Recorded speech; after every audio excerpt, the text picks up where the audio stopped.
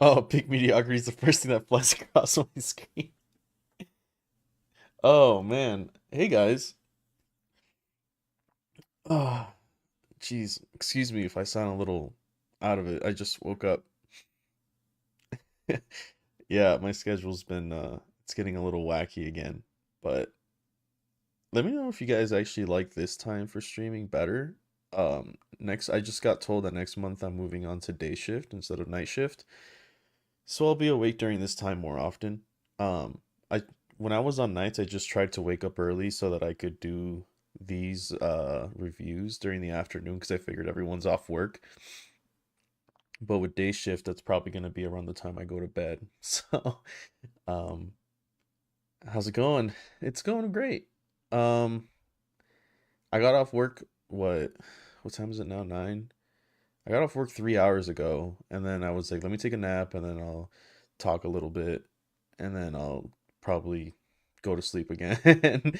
Um, because I have one more 8 hour shift to deal with. In So right now it's 9:07. So like yeah, in 12 hours I have to go back to work. So I took a little nap when I got out, so that I can do this. Um, how Zangors became worth taking is surprising to me. Well, there's a spoiler. I wonder. I remember Zangors were just kind of garbage. They gave you CP back, I think. I genuinely don't know anything about Thousand Suns. The only thing I know is that Magnus was auto take because he gave the +1 to wound Ara, and he had an ignores modif. No, that was Morty. What did he have? There was something about him, how he currently stands, that was really strong. I know the +1 a wound. I know he's a great sorcerer. Oh, he could blank his damage if I remember correctly. Like he's just yeah, he's strong. Zinch's Firestorm is pretty strong. And then I remember that you spammed basically sorcerers because you were able to just get a bunch of Cabal points, which I know that was the biggest contention, and that's kind of what I'm most excited to see, is if they actually fixed Cabal of sorcerers. So we'll see. But that's about all I know. I know Terminators weren't great because of that. They didn't give enough Cabal points. Um, Basically nothing did. The only thing that I've been spoiled with is that apparently somehow Rubik Marines can have -2 AP bolt guns, and I was like, wait a second, hold on, guys.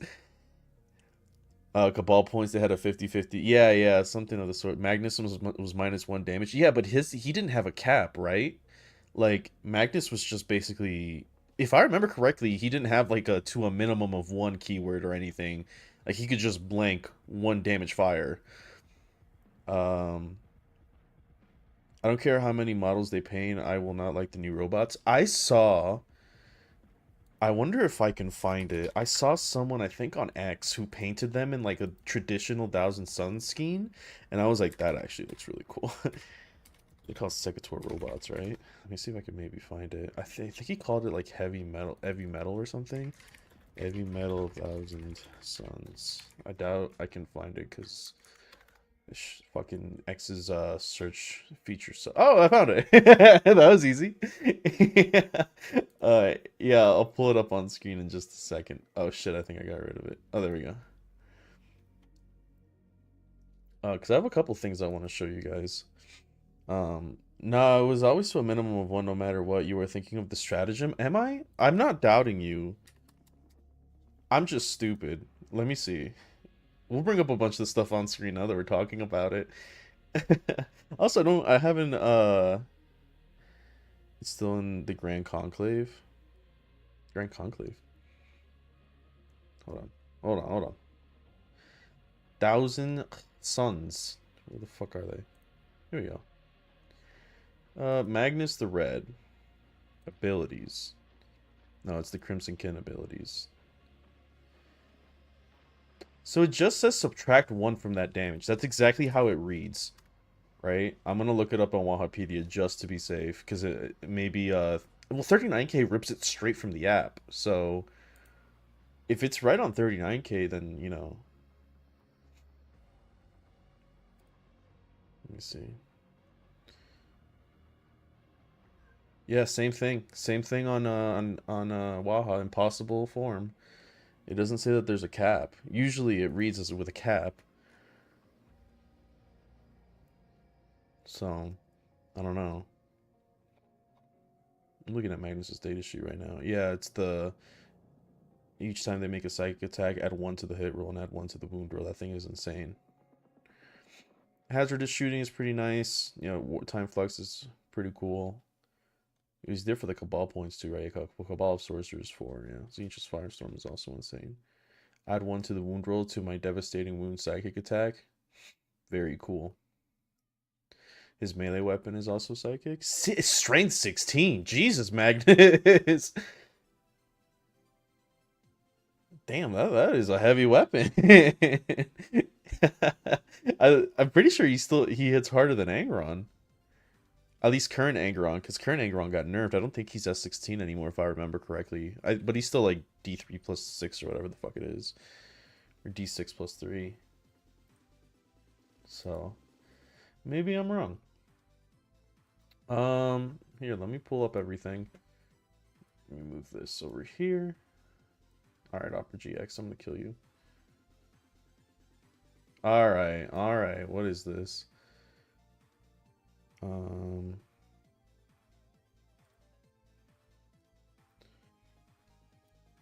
What the?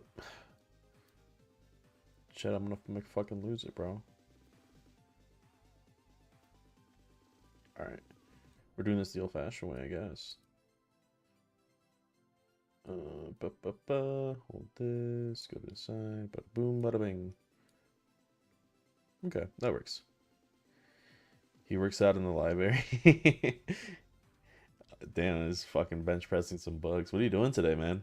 I was trying to go to the gym. My gym's been closed for like 4 months, and I've become a fat fuck lately. Um, no hate against fat people, but me personally, I don't like being uh above a certain weight, and I'm definitely just like not where I should be. To put context into that, I used to like want to compete in physique bodybuilding in 2025.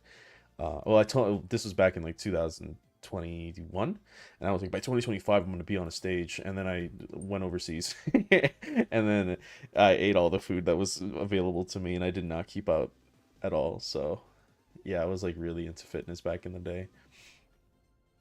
But yeah, so first thing I want to show, some of you guys know I put it on the Discord and I put it at the end of one of the videos, but I didn't really like, I guess, show it off much. So forgive me for showing, but I am gonna show a little bit here. Um, is it game scene? So yeah, I got a sponsor with this company, Advanced.gg. If you've ever heard of gamer subs, they're basically the same. I don't want to compare the two, uh, but I like this one better. So speaking of gym stuff, I've been using this as a substitute to pre-workout because it tastes good. But it's all these little flavors and stuff. You can get like focus, energy, hydration, sleep, and boost. I like energy because I'm a fucking caffeine addict, and hydration is nice because I live in a place that's very arid. But they just came out with a new flavor, if I remember correctly. Is it energy? That might be focus. This one, peach rings. I don't know. A lot of people have been freaking out about it. I don't remember how peach rings taste like, but it's like a candy. So if you're interested, use my code. I think the codes right now are 20% off, if I remember correctly. So if you want to get this or anything else for 20% off, my code works for that. If you could get your own flavor, what would you call it? I've had somebody ask, I think Lily asked me that, and I said I would probably make it something. There's two things I would do, right? Sour gummy worm. Wait a second. I did not know they had that. That looks fucking delicious. So if you guys know anything about gamer subs, they have like mega gooner stuff, right? And that's kind of like the purpose of it. So, you know. But I was thinking about this as like gamer subs because they don't really seem to have like too many of like the crazy names.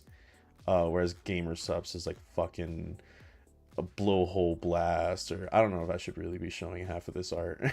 But um I was like, if I was in Gamer Subs and I had to make a Gooner one, I'd probably do like Mechanicus Mommy Milk or something, which is foul. Um but I would do just like, I would bring the meme to life of brain implosion energy. I don't know if you guys have seen. I've definitely linked this animation before. Brain implosion energy. I would bring this to life here. I would make this a real thing.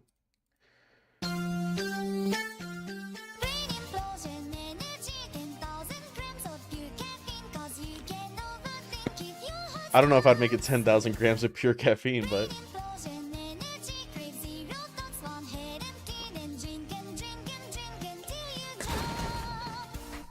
I love my brain implosion juice.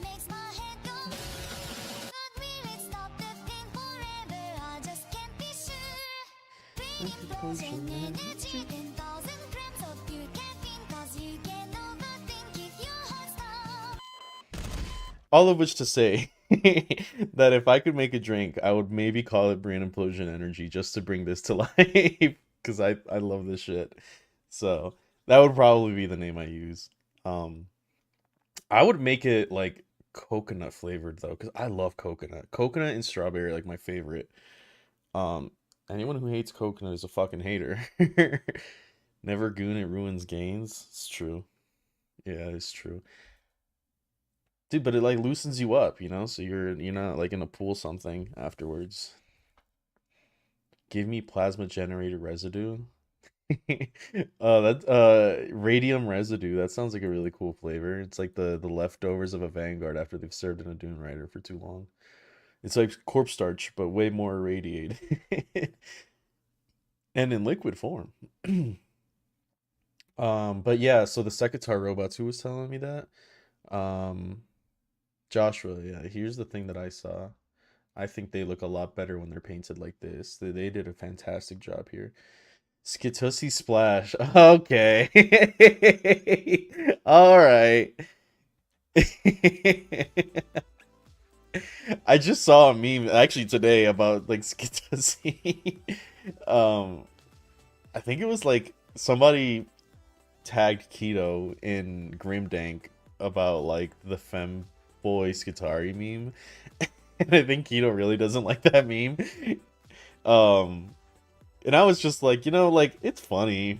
I think it's alright, but I'm sure Keto comes from the kind of the same position I do, where it's like it became so um it came so over its head that it was like the only joke that people were referring Admech to, and it's like, guys, it was funny while it lasted, but like you gotta let a joke die sometimes. You know what I mean? You gotta let it run its course. Um, because Keto was saying that like all that became of Admech during that meta was just Femboy Skitari being dominated by Iron Warrior, and I was like, that's kind of fair. I'm sure it's how like guard players feel about the shovel memes all the time. Yeah, we have many funny things to poke about. Yeah, yeah, yeah. So I kind of agree with Keto there, if that's the line of logic they had. I'm looking at these things a little bit closer. I kind of really like how they look. I like this claw. It's cool as shit. They do look like servitors, though, just like fancier servitors. I wonder what they do. I have to see what they do in the game. This trim does look fucking awful, though. God damn. It looks really easy, like here and stuff. But like right here, these little like armbands looks like a fucking nightmare, dude. I don't even want to think about that. They infiltrate. Don't ruin it, man. We're about to look over it. It's fine. I figured that they would play as kind of like a little like like enhanced cultist, like a little bit better than Zangors, but not like by much. Not like better than Marines or anything. The paint job is peak, but I don't know. The models give negative still ain't fixed. Oh, the model's negative still ain't fixed. I guess. It's an acquired taste. I like it because they kind of look like Chozo from Metroid. So I'm kind of a fan of it. But I understand. Like, the back, I remember people really judging. They were like, this just looks kind of bad. I just don't know why they gave it to Thousand Sons of all things. I feel like you could have done a lot better. But I don't know. Kitsune, hi. Feels too lopsided maybe if they were double claws. I mean, they kind of like servitors, right? They're like one giant like servo claw and the other like shoulder mounted fucking thing. That's the thing I see them. They look like more human proportioned servitors, even though they're full robots. Whereas like servitors look more like robots, but they're humans. um no, I personally like how they look. It's a little weird to give them to Thousand Suns, and the paint job that they gave them on release was really bad in my opinion. I don't like this gun though. It looks just like a nub. Something about that doesn't look right. But these guys here, these guys in the middle, they look sick. I like them. Yeah, sweet. Trying to see. You can't polish a turret, I'm afraid. Where was that? Oh, right here. At least the GK barrier carriers are now the second worst model in their lineup. I I really don't like the Nemesis Dread Knight. I used to like it, and then I saw that dude in the middle, and I'm like, oh, everything's ruined. It looks fucking awful. The models are just goofy looking. I might try. I don't think they're that goofy. They just look stiff. They just don't look very dynamic, but I don't think they look goofy. Uh, I don't know. Hot take, I guess. Would it be cool as variants of Castellans? Dude, the Castellanks are fucking awesome. I was looking at them yesterday because I intend to paint another like set of 4, maybe just a set of 2. I don't know, but I was looking at them and I'm like, God, these guys look so cool. Infiltrate, stealth, free Overwatch, heroic intervention. Okay. I don't. Does Thousand Suns really need that? I feel like Zangors are like Zangors don't infiltrate, but free Overwatch is probably okay. Heroic intervention is kind of annoying. It's kind of like old Hellhound or old Fleshhounds. Okay, my cats are just going insane. Cool. Makes sense lore-wise since they used Automata during the Great Crusade. Yeah. They gave me action figures vibe like a 90s G.I. Joe. I mean, okay. Whatever. Sure. Let me close these. Yeah, sorry, I didn't finish shilling here. Yeah, use my code Omni10 if you want 20% off until Wednesday. They have like ice shakers. I kind of want one of these. They're like sturdy. They're a little pricey, but like at first I thought they were plastic. Apparently they're like aluminum. They're like a shaker. So I was like, oh, okay. I think it's aluminum. Let me check. Oh, stainless steel. Jesus. Never mind. Yeah, so because I remember like looking, I'm like $44 for like a shaker. I was thinking like gym shaker, right? No, it's like a aluminum. These actually look really sick.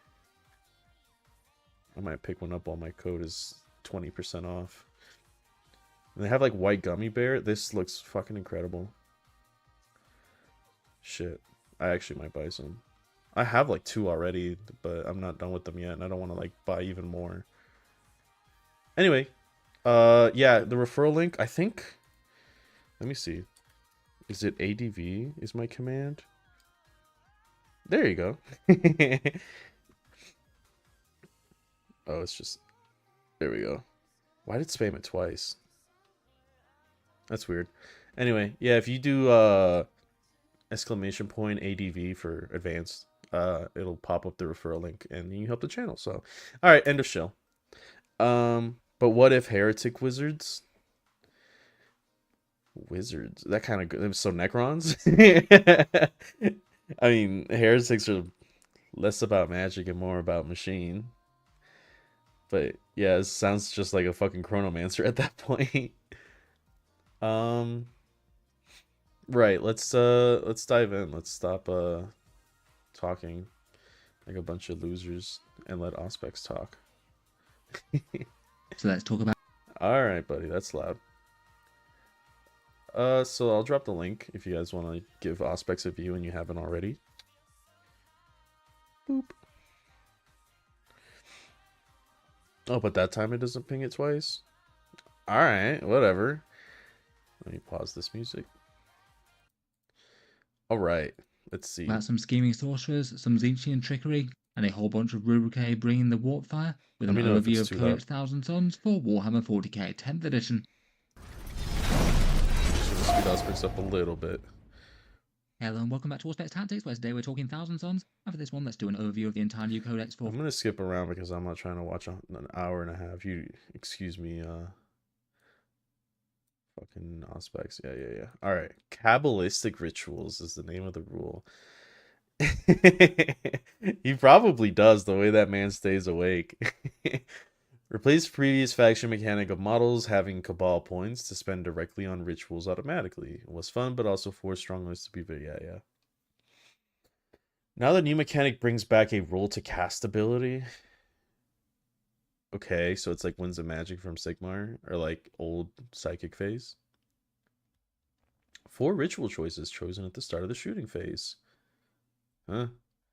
Roll a d2 or 3d6, or roll a d2, 2d6 or 3d6 to cast, and try to equal the warp charge needed to gain the effect. And if you get over the certain values, oh, that's cool. Okay, oh, that's cool.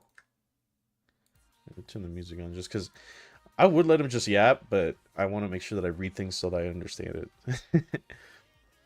So, roll a 2d6 or 3d6 to cast and try and equal the warp charge needed to gain the effect. Okay. If you get it over a certain value, you get a boosted effect. These ones are 10 through 12. But any doubles and triples on the D36 roll cost 3 mortal wounds to your Psyker. That sucks. I think you can see the results of a 2d6 rule before choosing to channel the warp by adding the extra one. I think it's around a 44% chance. Okay, so basically you either roll 2d6 or 3d6 and you have to try to equal a value. So like a leadership test. But if you get like above a certain value with those dice, you get like a super effect. The problem is that if you roll 3d6, any duplicates cause you to take d3 mortal wounds. So like you secure the fact that you're definitely going to be able to cast it, or more than likely going to be able to cast it, and you increase your chances of getting a boosted one, but you take D3. That's cool. It's like Dark Pact. The army rule is they have the psychic phase. Hey Don. Yeah. I think the unit can take the damage and not the psyker.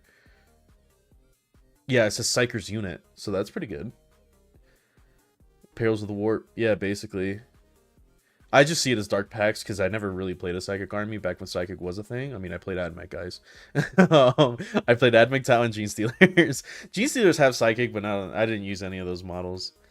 But yeah, it's like Dark Pact, basically. It's like Dark Pact to cast a spell. And then if you get a really good Dark Pact roll, then you can get a super spell. Okay, interesting. I like it. The rituals I shall cast. To be able to value, I feel like they have you rolled high. So after you've stopped, we have Destiny's Ruin, which is what. All right, let's see. Twist of Fate is still in the game. Great. Warp charge 5 or 10 for the boosted effect. Oh, it's super easy to fucking roll.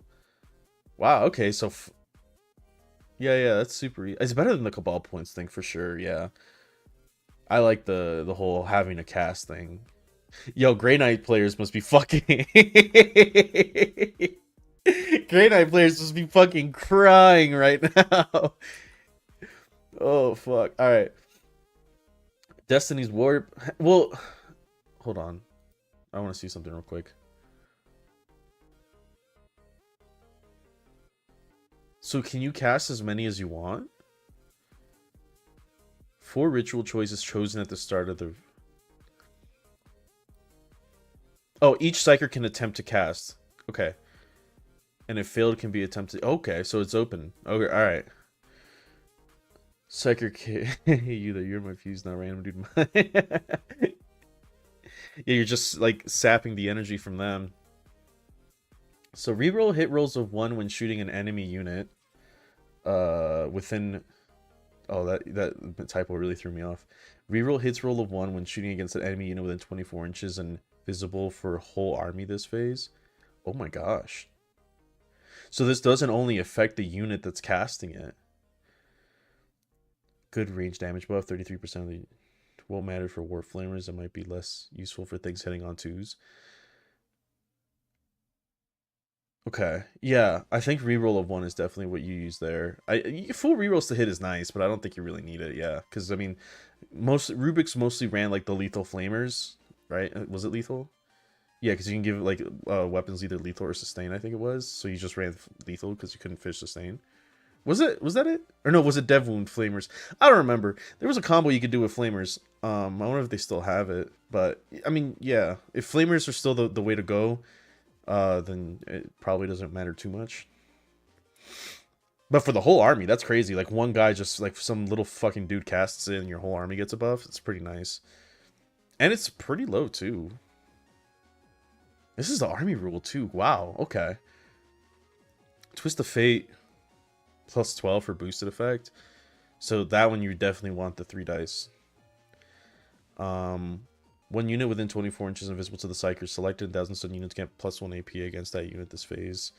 And then if you get the plus 12, it's minus 2. Yeah, yeah, it's strong because you basically tag something. It's like Chaos Sorcerer, basically.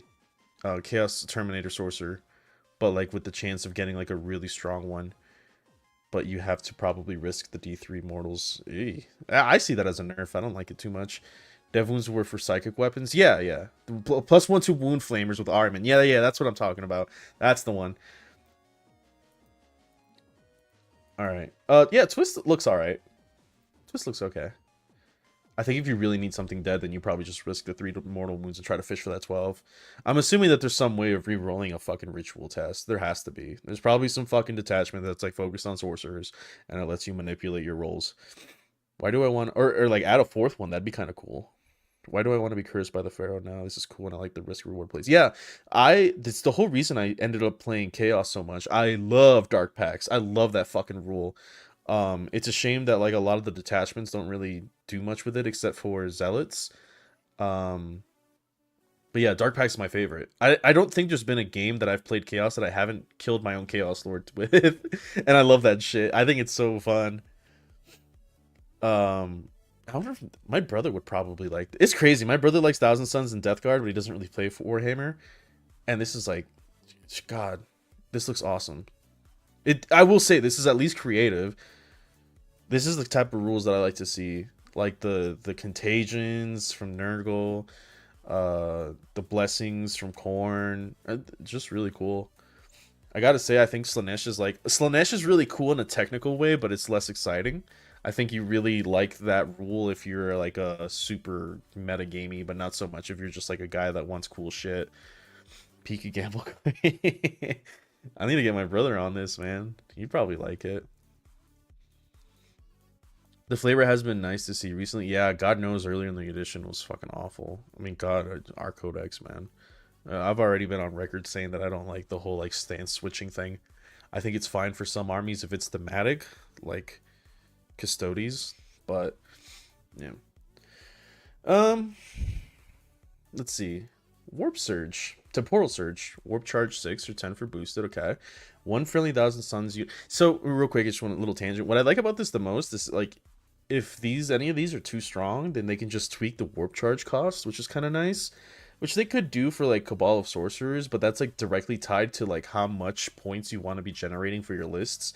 Where this takes that away because it's just focused on whether you have a psyker or not, and half your army is fucking psychers. So I think that is cool. It's a lot better for balancing. Um, Kind of like how what's the name of these fuckers? Gene Stealer cults got their rules changed, so they have like a set amount of tokens. Like, yeah, they can't like they don't reach as high of a peak, but they at least get something. Um, so one friendly Thousand Suns unit within 24 inches, not an engagement range, and visible makes a normal move of D6 and may not charge. If this gets boosted, then they may move 6. Okay, so reactive 6 basically. Not reactive, but yeah, pretty strong to increase threat range really. Well, shooting. No more Magnus swooping about 32 inches from more of this. Yeah. The may not charge kind of sucks, but you're also playing Thousand Suns, so you probably don't care. It's pretty nasty for like being able to temporal surge, push yourself, flame something, and then set yourself up for a really gross Overwatch, right? Oh, sorry, I got hiccups. Doom Bolt! Warp Charge 7 or 11 for boosted effect. Okay, so you definitely want a 3 dice there, I think. Um, one unit is selected and takes 3 mortal wounds. Was it 3 before? Wasn't it D3 plus 3 and up to D6? Or D6 and then up to D3 plus 3? Boosted effect gets D3 plus 3 mortal wounds instead. Okay. Can only target lone operatives if within 12. Pretty odds on damage somewhere, but likely needs to be rolling 3d6. Yeah, it's just, that seems worse. This stuff is command, psychic movement. I think this, if I remember correctly, this takes place in your shooting phase, right? Yeah, start at the shooting phase. So like being able to push yourself with some portal surge and then be able to shoot with the unit is pretty nice. I'm gonna open up 39k real quick. I thought Doombolt was a lot stronger than that. Cabal of Sorcerers. Yeah, it used to be D3 plus 3, and on a 6 it was D3 plus 6. That is significantly nerfed. But likely needs to roll. Yeah, I don't know about that. D3 plus 6. Yeah. I don't know. I'm not a fan of that. But it's also, I mean, it seems a little balanced though. The fact that you can just fucking doom bolt as much as you want was kind of annoying too. Oh, no move, shoot, move. No, I don't think so. Well, that's a good question.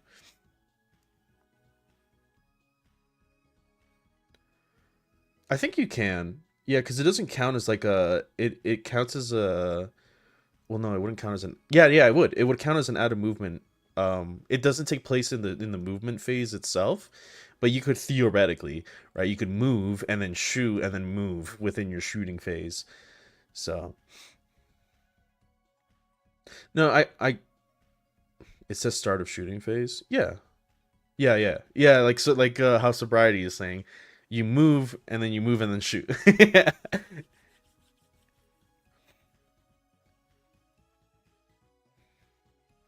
Move, shoot, move. I'm trying to make sure I'm understanding what you're saying.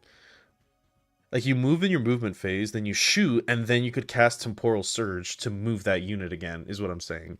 So like it's like a move, shoot, move, but like in a different way. Because you could also do what sobriety is saying, where you could move and then move an additional d6 and then shoot, right? But there's nothing saying that you can't move the unit after before it's shot. So I would imagine that you can move skip blast. Yeah. Yeah, if you want to put it that way. Hey Cringer, what's up, man? Haven't seen you in a while. And he can't charge after if you get the booster. Seems a little less crazy and less reliable than the past mechanic. Probably part of the reason why army points seem to have gone down across the board. Really? Okay. Yeah, Thousands used to be a pretty points heavy army, so. Yeah, it takes away a little bit of the power from the casting and probably gives it back to the data sheets, so that's pretty nice. We'll have to see. That's just what my intuition tells me. Yeah, so demons again getting slaughtered before our very eyes. Burning Chariot is gone. Okay, Lord of Change, Fate Weavers, Screamer, Flamers, Pink Horrors. Okay. What are the other leaders? Lord of Change. Wait, where's Kairos? Don't tell me they cut Kairos. I doubt it. All the other greater demons are in the datasheet. We'll learn when we can use the psychic stuffs. Yeah. They don't have the Thousand Sun keyword. Instead, they get the Scintillating Legions keyword. Add a bonus. You know, there was a lot of people talking about Scintillating Legion being a really cool army, and I haven't really seen many people play it. I still think that army, that detachment is cool as fuck. And a bonus rule that prevents you from selecting that keyword as a full faction keyword to most of your army with, so it really only interacts with the rules in the dedicated detachment. Most of it, yeah, okay. Yeah, that sucks, man. It's still not great. Fate Weaver is Kairos. Oh, you're right. Kairos Fate Weaver. Yeah, my bad. I told you I just woke up, guys. Give me a sec. Alright. Detachment lists in the Grand Coven Index style. Oh, is that what you were talking about when you said Grand Coven earlier? I didn't know what you meant by that. All right, index style balancing magic and sorcery focus. Warp meld, been focusing on Zangors. Rubric Phalanx, Rubric Marines, and Scared Up Cult. K. Change Host of Deceit, Allied Demons, and Warpforged Cabal vehicle focused. I don't know. Vehicle focused Thousand Sun seems a little dumb. I guess it's a great way to sell fucking Land Raiders or whatever. Chaos Land Raiders.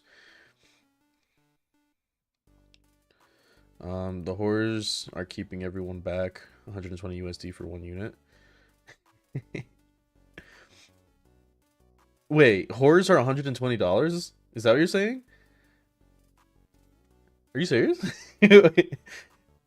Unless you're talking about Kairos being 120.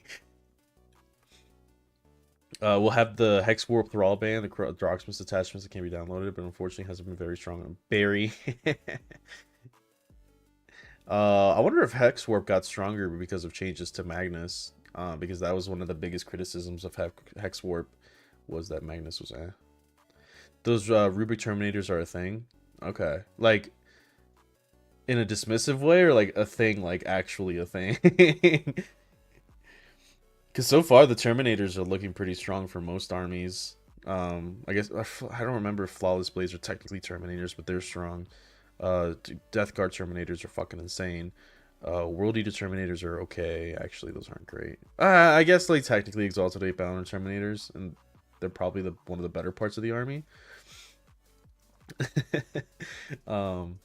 It just depends. No, Hex Warps is still bad. Okay, yeah. I mean, if you include pink and blue and brimstones, then I can see $120 for a blob of 10 pinks. Pink and blue horrors are needed. You need both to use as a horror, as a unit. GW 100% overprinted Chaos Land Raider. Yeah, probably. Flawless Blades are indeed not Terminators. Okay, I that's what I thought. But I was like, I don't think there's any Terminators that I remember reviewing, so. But aren't they like 2+, 4+, right? That's what I see as a Terminator. Let me see. Emperor's Children. Okay, yeah, they have their own Terminator. Yeah, there was something about the Terminators that was really strong.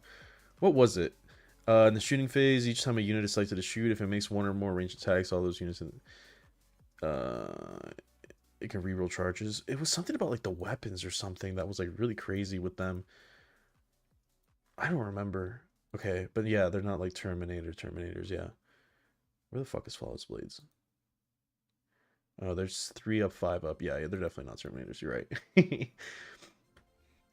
All right. Demons in, and then the Warpforged Cabal is the vehicle-focused one. Combat Doctrine. Theme is balanced with a focus on the sorcerers and their psychic damage. Okay. Core rule is Kindred Sorcery. In your command phase, choose one of the 3 buffs. Rule. Flawless Base gets a wound on 3, but they take wounds if they don't kill. Yeah.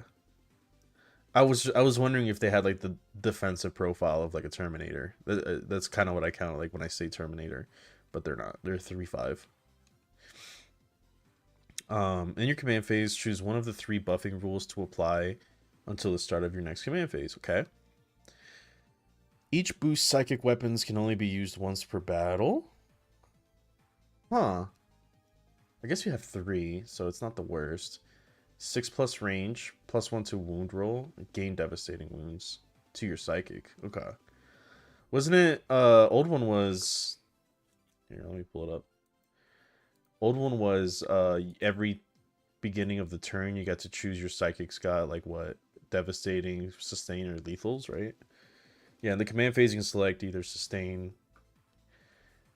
psychic, or lethal. I think this is a lot stronger. Like, sure, you probably can't tailor yourself that well because it's not like it only takes place on 3 turns of the game. But like with a lot of Thousand Suns, you don't really care about hits. So +6 range and +1 a wound is a lot better, and devastating wounds. All helpful enough boosts have pivoted away from the lethal sustain from the Indice, which you could get all game. And there you go. +6-inch range could be useful earlier if there's stuff earlier on, or if it's a specific unit that needs it.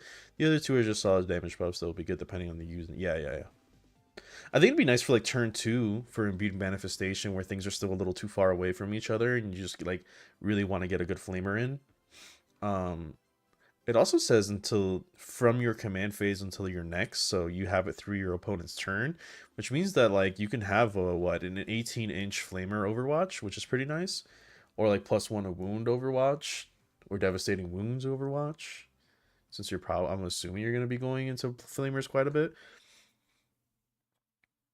It's less Magnus focused since you can't freely dev wound for eternity. Yeah. And as a one command point, 18 wounds could be pretty Yeah, I awesome. like it. I like it. Yes, it's not something that you can consistently use, but like the buffs are very strong and they're more tailored around what Thousand Suns normally cares about. So I like it. All right, Psychic Dominion. When enemy attacks a Thousand Suns unit with a psychic weapon, gain a 4+ feel no pain against psychic, and psychic attacks become hazardous against this unit this phase. Yeah, it's okay. Wasn't Psychic Dominion was definitely stronger. Uh, where was it? Let me see. Feel no pain 4. I could have sworn to give you like a 4+ invuln save too. Never mind. Yeah, it's still it's okay. The mirror match. Bolters are much better, so flamers isn't guaranteed. I like yeah, that's what I've heard is that bolters are pretty actually kind of insane. At least if you stack your shit right, but we'll see. Destined by Fate, after a Thousand Sun Psyker fails a save, change the damage to damage 0. Oh, okay. Yeah, you blink it. Guaranteed damage negation potential against a big attack, nice on Magnus or Demon Prince. It's after you fail a save. That's pretty nice. So it's like Necromechanic, except for it's a CP. No. Egotistical power. Your command phase, choose a different detachment buff to apply to your unit, and they get that one instead of any other that might be met. Yeah, it's helpful. It would have been insane if it was like add on top of. Oh shit! +1 to wound dev wounds or something. It's all right. Yeah, I like it. 1 CP is pretty strong. It lets you flex quite a bit. Desecration of Worlds. Jesus, watch it be like the most mid fucking thing. Sticky objective ruled by a psychic controlling it. Yeah, I was right. That sounds like an orbital nuke ability. And it's just like, nah, you get to keep your objective.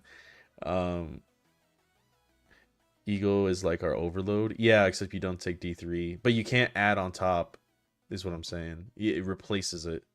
So you can't have it. You can't have both. You can only switch to another. Yeah, you just can't double up. T-Sun's Discord says Flamer is still better, but Bolters are useful in Phalanx detachments in one combo. That's cool. At least they're giving relevance to weapon types.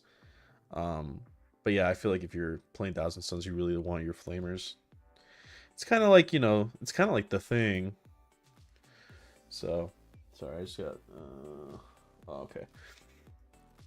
Alright, so sticky objectives rule triggered by a Psyker controlling an objective in your command phase cancels at the end of any phase if an opponent controls it. Alright, so as long as you have a Psyker on a point, you get to sticky it for 1 CP. It's good. I mean, you're not really moving out of midfield too much as T-Suns, are you? Anyway, Arcane Focus, reroll a Psychic test that channeled the warp. Yeah, I knew it. Adds a lot of reliability to a good chance to roll that -1 roll. Might be a factor in preventing damage to a Psyker. Yeah. I figured it would be an enchantment instead of a CP. Maybe it's another detachment, but devastating sorcery, +9 a psychic weapon range in your unit, and reroll hit and wound rolls. Can only be used in your shooting phase. Big for Magnus, likely too much for other things. Pretty pricey.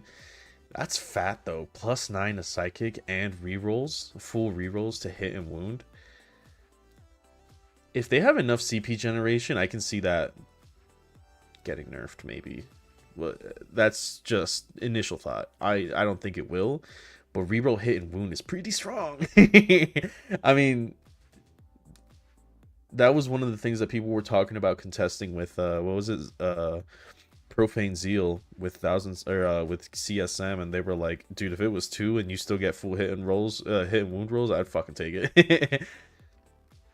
All right, changes from the index. Make Bolter Psychic Strat is gone due to the Rubric detachment, and +9 reroll ones got combined, lost the indirect fire one. Sure. And you can move off, reroll, you beat all. Finally, here are the enhancements. Lord of Forbidden Law is 20 points and is now a... God, these models. I like Thousand Suns with all their effects and stuff, and I like Zinch Demons, but I just hate this like Egyptian theme. I've never liked it. It's the same reason why I don't like Tomb Kings, even though they're like really cool. Pain, we have no command generation for Thousand Suns. Really? That's interesting. I thought that there would be at least a way to like refund it, because Kairos gives Kairos was a tool, wasn't he? It was like whenever you cast something, he would give you something. Let's see, Kairos, where are you? Kairos, Fate Weaver. I thought Infernal Master gave you guys something. No? Shit. Alright, never mind then. Where's Chaos Demons? I know that now you can't take them. I get that. I was just wondering. Kairos. You had a CP thing, right? Yeah, you take a leadership test and then you gain 1 CP if you have Kairos in the field, yeah. No, but you know, you can't have that even though you're very CP heavy, but the Asriel can just sit in the field and generate 1 CP for free with his 20 fucking detachments that he can be in. Omnipulous racist confirmed. Whoa! What did I say that was racist? Oh, I don't like Egyptians. Alright, you got me. He's only for the demon detach. Yeah, I know. I just wanted to make sure that I was remembering that correctly, that Kairos had something like that. Of course, he's like, you know, Thousand Suns adjacent, but I know, yeah. I need to do another pass on fixing Hex Warp now that we have a new army rule. I wonder. Yeah, I mean, I heard that it's still pretty bad. Plus 6 inch to ritual range. It's 24 inches. Do you really need 6? It's a bit niche for 20. Yeah. Oh, yeah. Yeah, no, I don't know about that one. Incandanium. Exalted Sorcerer can use Doom Bolt even if it's used somewhere already. Yeah, that's cool. That's cool. 15 points to double Doom Bolt. So I guess there is a limit to how many Doom Bolts you can use, right? Just you can only use one of them because it didn't specify that earlier. So you just double Doom Bolt. This guy's just fucking like lightning spearing from Elden or for Dark Souls. He's just fucking throwing them. That's cool. Yeah, 15 fucking points and you just go Doom Bolt, Doom Bolt. Because that was the thing in Index, right? You didn't have to. You could just Doom Bolt your entire army as long as you had the points. You can only manifest each power once. Okay, yeah, I thought so. Yeah, it didn't explain it earlier, but I figured it's like once per turn in a shooting phase, right? Umbra Malefic Crystal. Isn't this the one that used to be able to warp them? Once per battle in your command phase, if not in engagement range, remove Bear's unit from the board. Yep, and then return them with similar rules to Deep Strike. Yeah, you just free Deep Strike. Deep Strike your Flamer, guys. Boop. Okay, 20 points for that? It's not bad. I would take it. That was an error on Auspec's part. It's once per game. Really? So you can only Doom Bolt once in the entire fight? Ooh, yeah, that sucks. If I'm understanding that right. Eldritch Vortex of Etaf. +1 strength and +1 damage to psychic weapons, 25 points. Pretty strong damage buff for more sorcerers. Yeah, that is pretty good. Plus, wait. Ooh, +1 damage. Ooh. Depends on what has the psychic keyword, right? Once per battle for the enhancement, not the spell. Oh! Okay. Yeah, you scared the shit out of me for a second. Okay. That sucks, though. The Doom Bolt is kind of weak now, though. I don't think that would have been a problem to just fucking double Doom Bolts everywhere. I mean, fucking Typhus's Eater Hive is stronger. Ritual range. They're delivering Warhammer 40k over the last year or so. I do actually kind of want to look at this real quick. Gaming Store sells Warhammer at 50% off GW prices. Ships nationwide with free shipping over orders of 150. This is good because when I do my monthly giveaways, I try to use like local vendors like this if I can. So now I have a Canada one. I used Element Games for this month's. Yo, they ship fast. Those fuckers are quick. I was like, oh my goodness. The one from I think what was the other Gap Games in Australia took a little bit. And they have that stupid fucking Shopify feature. Just so dumb. And then Element Games was it, War Game Portal was pretty good. I like them. I should try to see if I can get affiliate links with them. I just don't think I'm big enough yet. But I do use their service to get the monthly giveaways to people. Maybe if I explain that to them, they'll be willing to give me an affiliate link. Yeah, I foresee a Doombolt buff sometime this year. I think so. It looks a little weak. Vortex auto take on IM, so nothing changed here. Vortex. Oh, yeah, an Infernal Master. Yeah, this does look really good. Either easier to cast D6 plus D3 plus 3 instead of D3. Yeah, I think it'd be better if, because Doombolt already has a high cast, a warp charge, and I think that's fine, especially if it's going to be strong like that. Doombolt reminds me of like kind of how old Twist of Fate used to be, where he gave armor save of 0, where like it costed a lot because it was really strong, and that's the flair of it, right? But now that it's up to chance, I think it's fair to make it stronger, right? To be like, it's up to chance, it's a little pricey to get there, but like, you know, when you do manage to cast it, it's the one, and you're only limited to casting it once. So I think it's fair if they buffed it. I don't think that would be a problem, considering that, yeah, like in the Death Guard, you just have fucking Typhus there going bop, you know. So all right, Warp Melt Pact. My brother would probably love this. I want to see if he's on. Be like, you want to talk about Zang? He loves Zangors. Discord.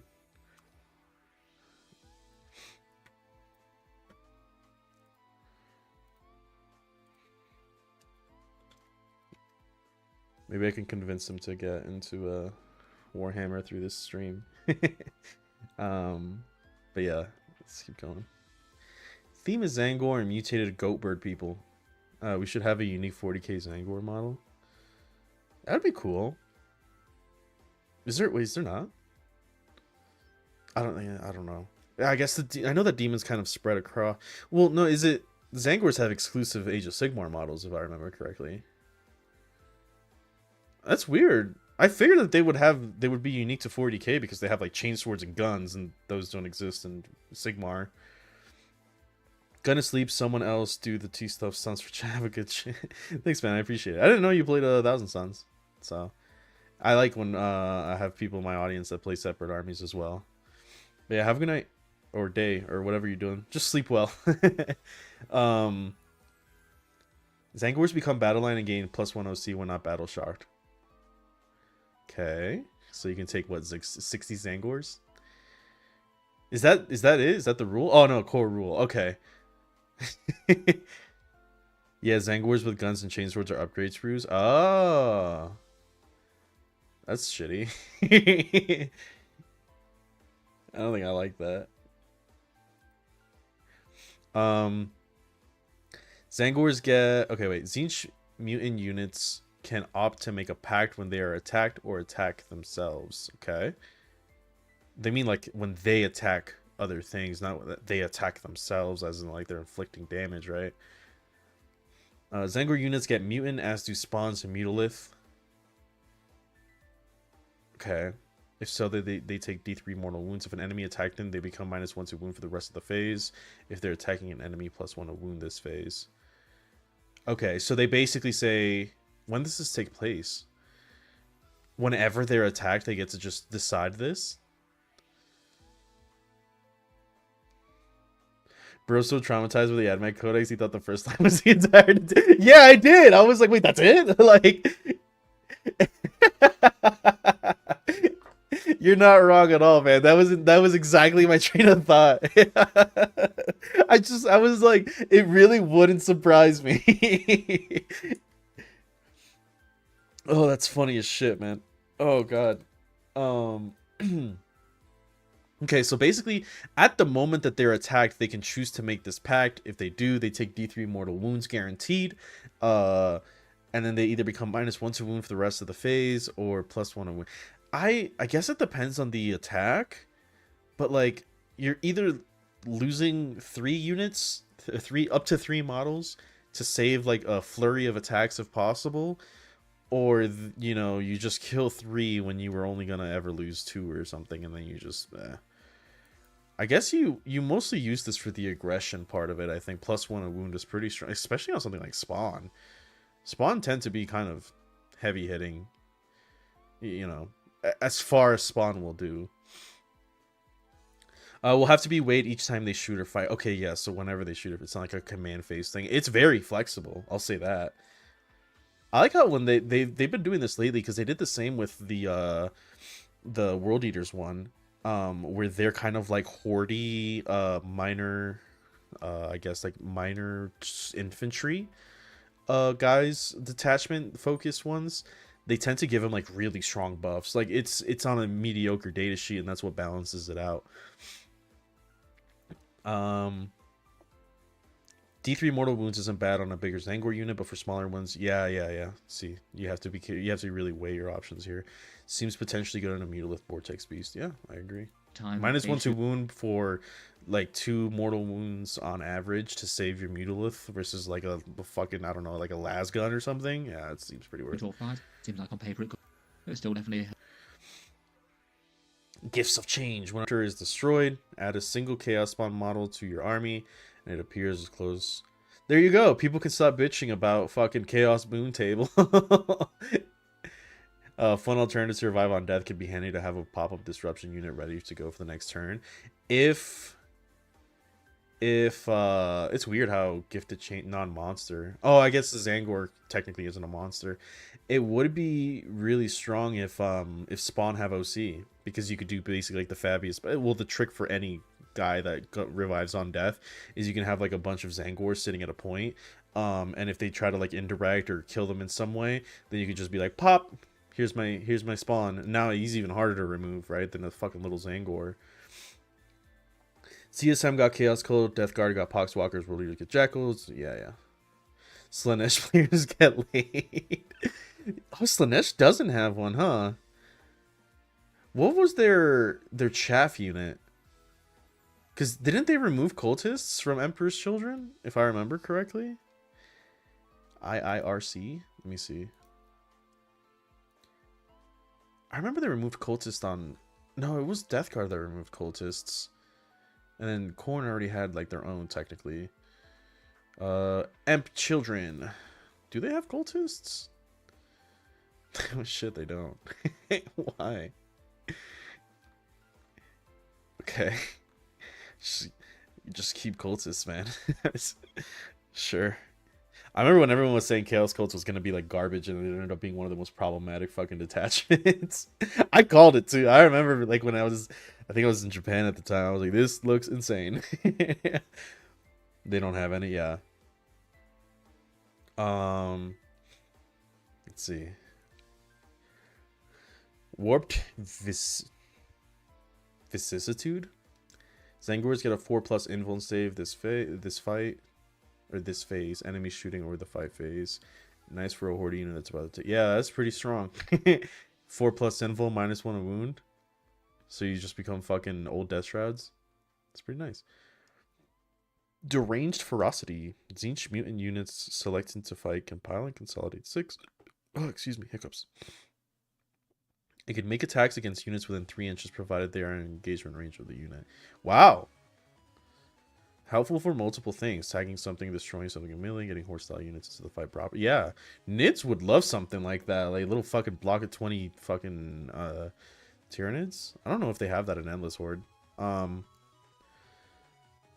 That's pretty strong considering that you can also give them +1 a wound on when they're selected to fight. So you can like consolidate 6 and then give something, or like fight something, give them +1 a wound.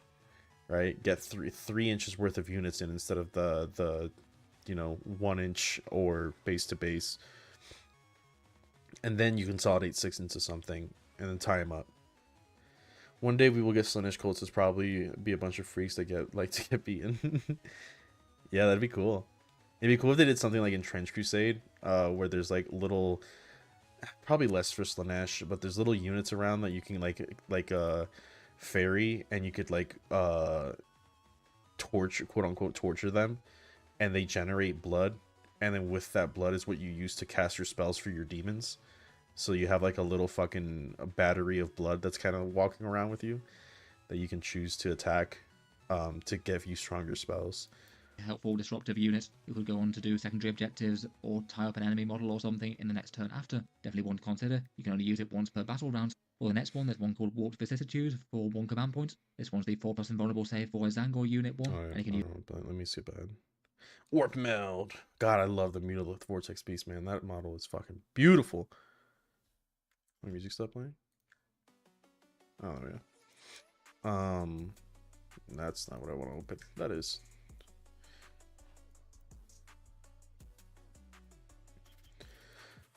Okay.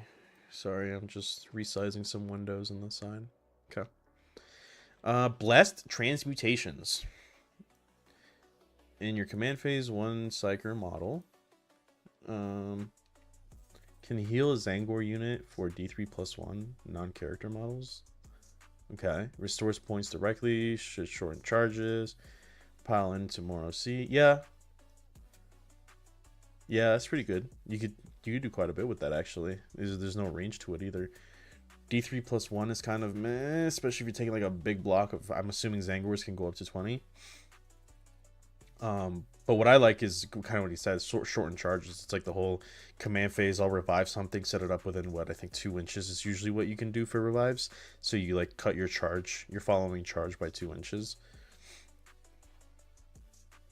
Touched by Zinch. Ooh, advanced shoot and charge for a Zinch mutant unit. Very good. Helpful for big units, mutalisks, or even just nuance charges for small. Yeah, yeah. Advanced shoot and charge for nuance. Yeah. Zangors on discs move quick, but I don't think normal Zangors do. I'm pretty sure they're just 6. Mutants arriving from strategic reserve can either arrive anywhere within 3 inches of an enemy from the enemy on the board, anywhere within 9 inches if it's a monster, and they can't charge. Will be the 6-inch deep strike, not a 3-inch due to the balance data slate. Yep. So it's less powerful. Yeah, it's the same shit with what was it? World Eaters, I think it was, is the one that has like the 3-inch deep strike on one. I think it's the Terminator or the Exalted 8-bound focus one. So they're just getting cucked. Yeah, so 6 for anything, for any mutant, or 9 if it's a monster. I mean, it gives you a deep strike basically for 1 CP. It's not that bad for things that I already don't have it. Especially because like Zangors, like you can basically Zangors are OC1 in Battleline, yeah. So like you can just fucking drop like a bomb of 20 OC on something, provided that you can get within 6 inches of it. All right, Warp Meld Dagger. When Zangor Shaman does a psychic test, take D3 mortal wounds on the bear, but +1 to the test per mortal wound suffered. Oh, because the shamans can do the sorcerer test too, right? That's cool. I didn't even consider that. Take D3 mortal wounds on the bear, but +1 to the test per mortal wound suffered. That's pretty sick. It depends on how much wounds the Zangors have. Yeah, like imagine you just like fucking take 3 mortal wounds and then you're just like, oh, I got fucking 6 dice. Doomble, die! That's pretty cool. 10 points ain't bad too. And I think I think it's a May. I would hope that it's a May. Beastman finally making a 40Ks. Thank you, Zangors. Rest in peace, Beastman, bro. I fucking love Beastman. I made my choice of picking an army in AOS a lot easier though, so you know there's that. Diamond of Distortion, 20 points. Zangor Shaman grants his lead unit -1 to hit. Not unhelpful of leading a big unit. 20 points is a bit steep. But you could do -1 to hit, -1 to wound, which if death shrouds are anything to go by, though, they were really fucking annoying when they did that. Granted, you don't have a 4+ invuln save, but Braylord. Whoa, I know that word. Brayherd Shaman. I gotta go. See you around. Thanks for coming by. Appreciate it. Sorcerer Infernal Master can attach to Zangors and gain Scout 6. Ooh, yeah. I'm assuming that Infernal Master still gets sustained. Interesting. Flowing Flesh. 10 points. Zangor Shaman has a +4 feel no pain and 5 wounds.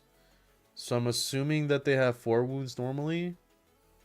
Makes a weirdly tanky shaman. Could potentially run solo. 4 plus feel no pain and 5. Yeah.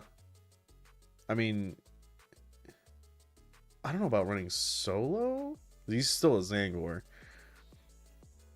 But it makes it so that your tests, if you were to take the D3 mortals, you're just like, yeah, it's fucking whatever. Interesting. It looks cool. It looks like a really fun attachment. It depends on the data sheets, obviously. Rubrique Phalanx.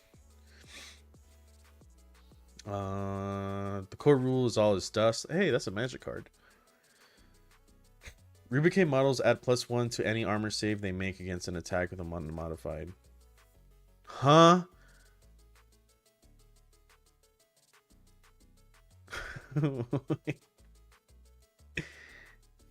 You still fail on a 1?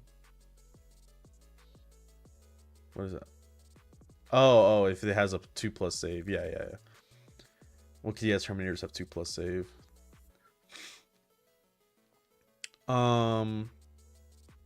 Weird. I. It's just a weird thing from Thousand Sons of all things, thematically at least. It's not what I expected, but it does make your Rubik Marine save on 2 base. Not nothing, but not huge. Usually damage 2, damage 3 is what they really need to fear. Yeah. Hey, you know, Admech's gonna fucking hate it. Particularly Scarabs, given when they get -1 to wound against weaker attacks now too. Oh, do they? The return of a previous rule there. Okay, interesting. Yeah, so +1 to save versus D1 damage, D1 attacks. I mean, it's not the worst. What is it that I think it's chosen have like AP2 damage 1, so you could just kind of negate that type of like bomb. I mean, very specific. I'm just kind of reaching here if I'm being completely honest. All right, fallback shoot and charge for a Rubique unit declared in the movement phase. God, give me a second, guys. My nose is kind of like stuffed.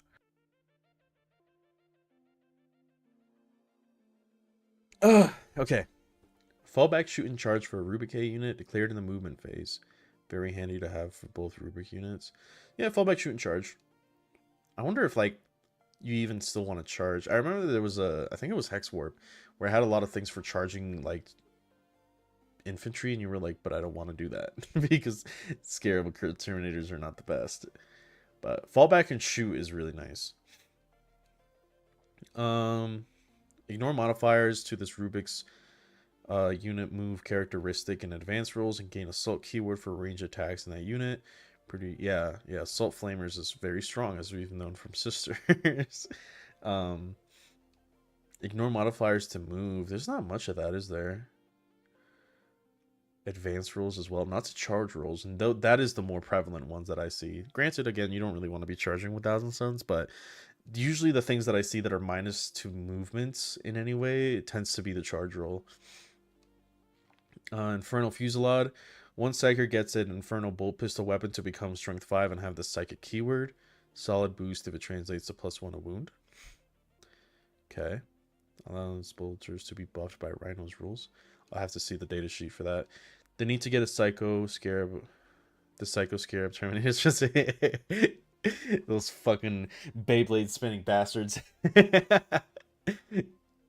Yeah, those guys are fucking terrifying. They're easy to kill, but when they get a hit in, you're just like, oh shit. Revenge of the Rubique. When a Psyker unit is shot and killed in the enemy shooting phase, a Rubique within 6 inches of that destroyed Psyker can immediately shoot a unit that was... Okay. When a Psyker unit is shot and killed?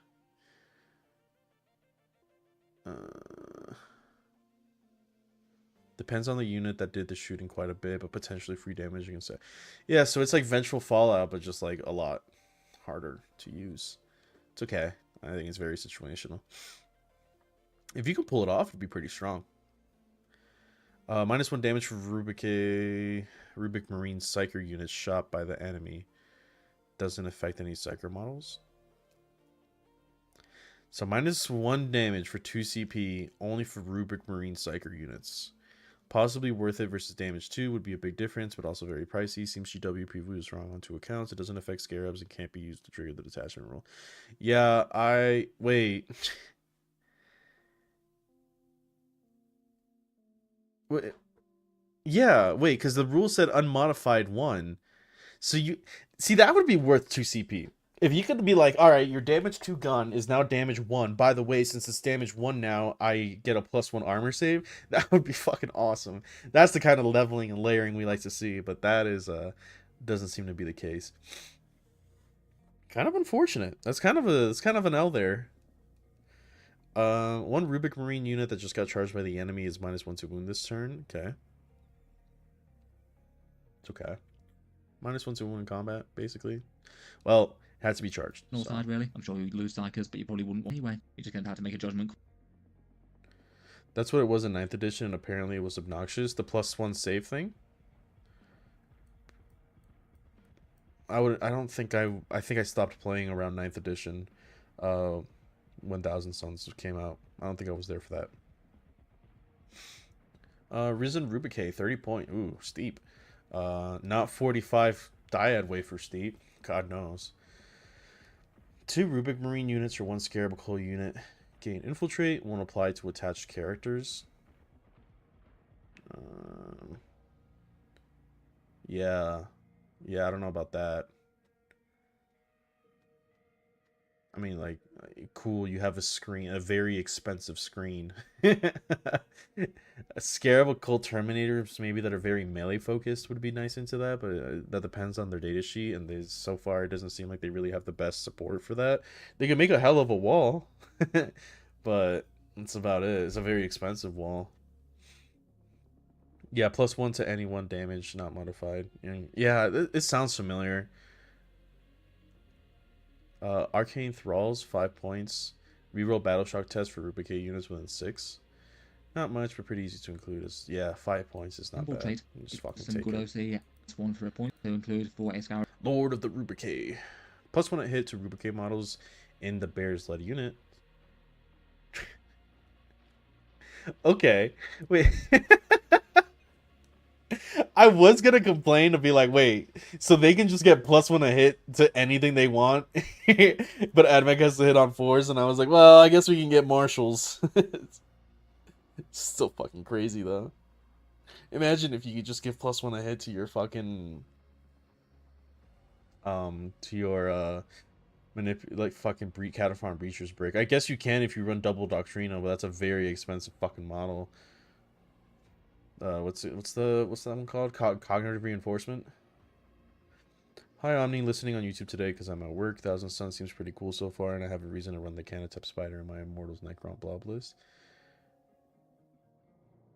What does the Canatep Spider do? Does it do something against Psychic? Also, hi.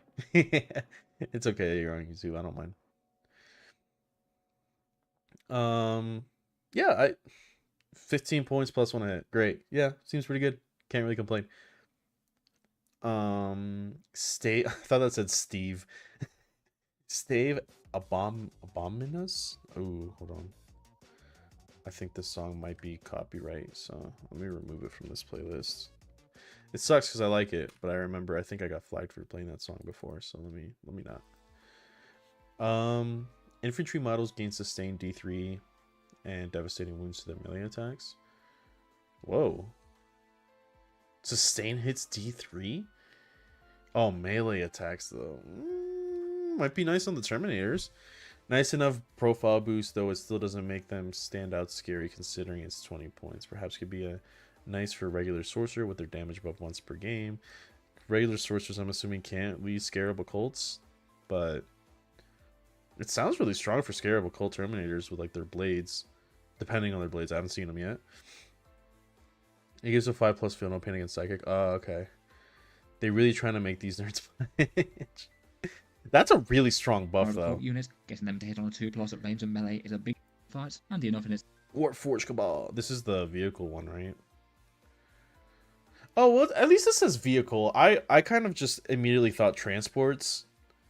At least, like, it works with, like, you know, obviously Hellbrutes. What other vehicles does Thousand Suns have? I guess Secateurs now, if they are. Um, Probably not because they're infantry. The sorcerer's charging up the vehicle with warp fire, it seems. Okay. Kind of, okay. uh, Reroll a hit, a wound, and a damage roll whenever a vehicle unit shoots or fights. It's not bad. Or, if that vehicle is within 6 inches of a friendly psyker, you can reroll a hit and a wound and... Oh! Okay. While within 6 inches of a psyker, Deadly Demise triggers on a 5+ for these friendly vehicles. Interesting. Pretty massive buff rules for damage. Units with big profile attacks will get some serious reliability. Yeah, yeah. Might be a little hard to make units balance for this, but also be okay in other detachments. Okay. The Deadly Demise thing could generally cause some problems, though. You have to think about spacing them out a little. Well, I mean, if you're within 6 of the psyker, then... That is cool. I like that. It seems really strong, though. The T-Sun's robots are vehicles? Really? I guess explosion. You guys are vehicles? I guess maybe the base is just throwing me off because it looks like a fucking 25 mil base. Imagine like calling Skitarii vehicles. Worsened AP against this vehicle by 1 when attacked in the shooting or minus. Okay, so armor of contempt. Balanced data state will mean this only applies versus 1 unit. Yeah, it's not bad though. Well, balanced data state did make armor contempt a little bit worse. Mutate landscape. Attack your unit that controls an objective in your command phase that's marks that objective as sticky will remain yours until the end of the phase. While the objective is yours, when an enemy ends a move within it, they take D3 mortal wounds on a 4. That's cool. So it's just like a damage, like throwing a landmine basically on your sticky objective. They're classified as vehicles because they want them to work in his detachment. Crazy how these stupid fucking robots have the army rule and a detachment that helps them out, but our robots don't. Can you imagine if this fucking detachment said like Sekitar robots have the vehicle keyword and how people would just be like actually outraged at that shit? God, man, it's so dumb. It's so fucking stupid. I don't know why they don't do something like the fucking Zangor detachment where it's like, or like the Shamble-Rot Victorium where it's like Poxwalkers become battle line and they get a rule where it's like Castellans is just like, yeah, they get a keyword. The suffering never ends. It's so wild to me that it's been more than a year since that fucking Codex has come out and they still haven't touched Cybernetica. Like, there's no reason why they can't just fucking slap something on top of it. The Castellans are strong when they get the army rule, but they're not like, you know, they're probably just as threatening as a fucking Dreadnought. A Dreadnought? Well, yeah, probably a Grey Knight's Dreadnought or a Dreadnought. Like, I mean, like, fucking, have you seen the, I don't know about the new one, but the Old World Eaters fucking, Old World Eaters Dreadnought or Hellbrute, where it just like fucking can infinitely fight? Anyway. Psyker unit that control. Yeah, I don't know that. Cyber Spirit Machinations. Vehicle units can fall back, shoot, and charge, provided it's within 6 inches of a Psyker after it makes a fallback move. That's pretty good. You have to be within 6 of a Psyker to use it. But you're already aiming to do that anyway, so not bad. This will only affect you take a chunk vehicle that's within 6 inches. It looks so out of place. One vehicle that is within 6 inches of a Psyker unit in your command phase. This vehicle is malevolent and ignores modifiers to hit rolls, ballistic skill. Okay. And any roller test made from it aside from saving throws. Okay. Handy enough if a vehicle is either degraded or shooting versus stealth. Maybe a little borderline value given you already get some rerolls. It's okay. Ensorcelled Infusion? The fuck? One vehicle within 6 inches of a Psyker in your shooting phase gains the psychic keyword of their ranged weapons and +1 to wound when shooting. Wait, what? Oh, gain psychic keyword on their weapons and +1 wound. Okay, that's depends on the gun. If you can like make a break a I don't know, break a break point with like a last cannon, it's pretty nice. 1 CP too, not bad. Nice CC damage buff, pretty solid value. Could be nice for Vindicators or Secatars potentially. Is there something that the site that gaining the psychic on that gun would benefit you with? Not that I remember. I don't remember anything in the army rule benefiting psychic keyword.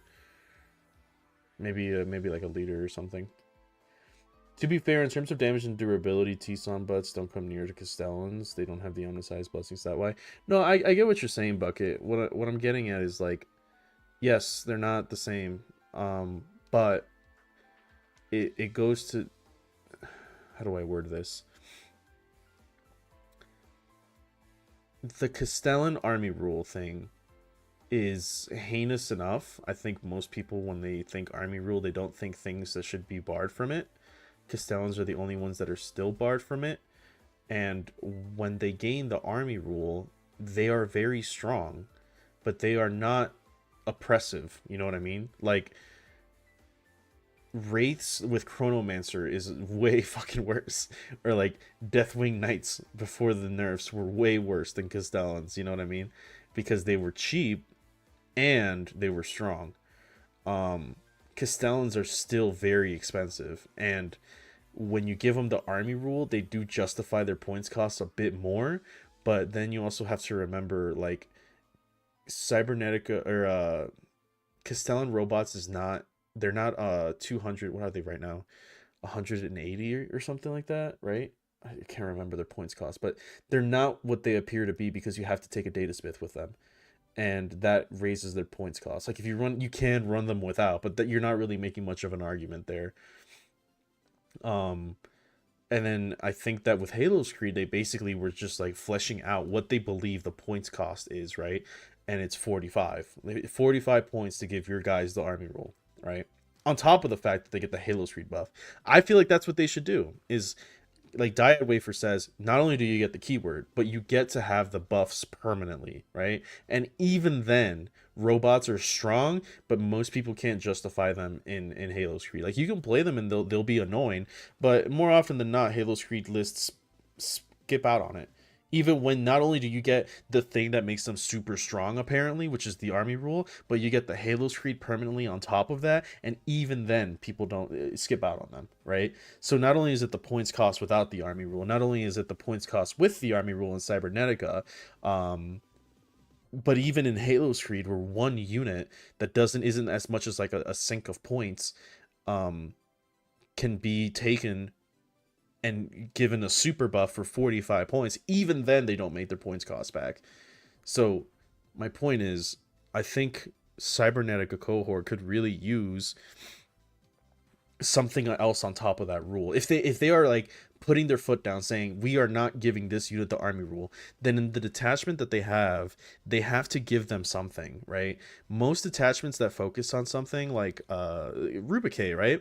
You're not taking away a rule from them only to give it back. A lot of the detachments that focus on a certain type of archetype or a certain type of unit are adding to something on top of it. Whereas with Cybernetica, the reason I think it's so heinous is that it is actively removing a rule only to give it back, rather than giving a rule to something that already has its full rule set to make it stronger and more specialized. Your Castellans are not becoming more specialized inside of Cybernetica. They're the same fucking unit. They just have the army rule now, and that doesn't do anything for them. Like, well, it does. What I mean is like it doesn't do anything for them specifically, right?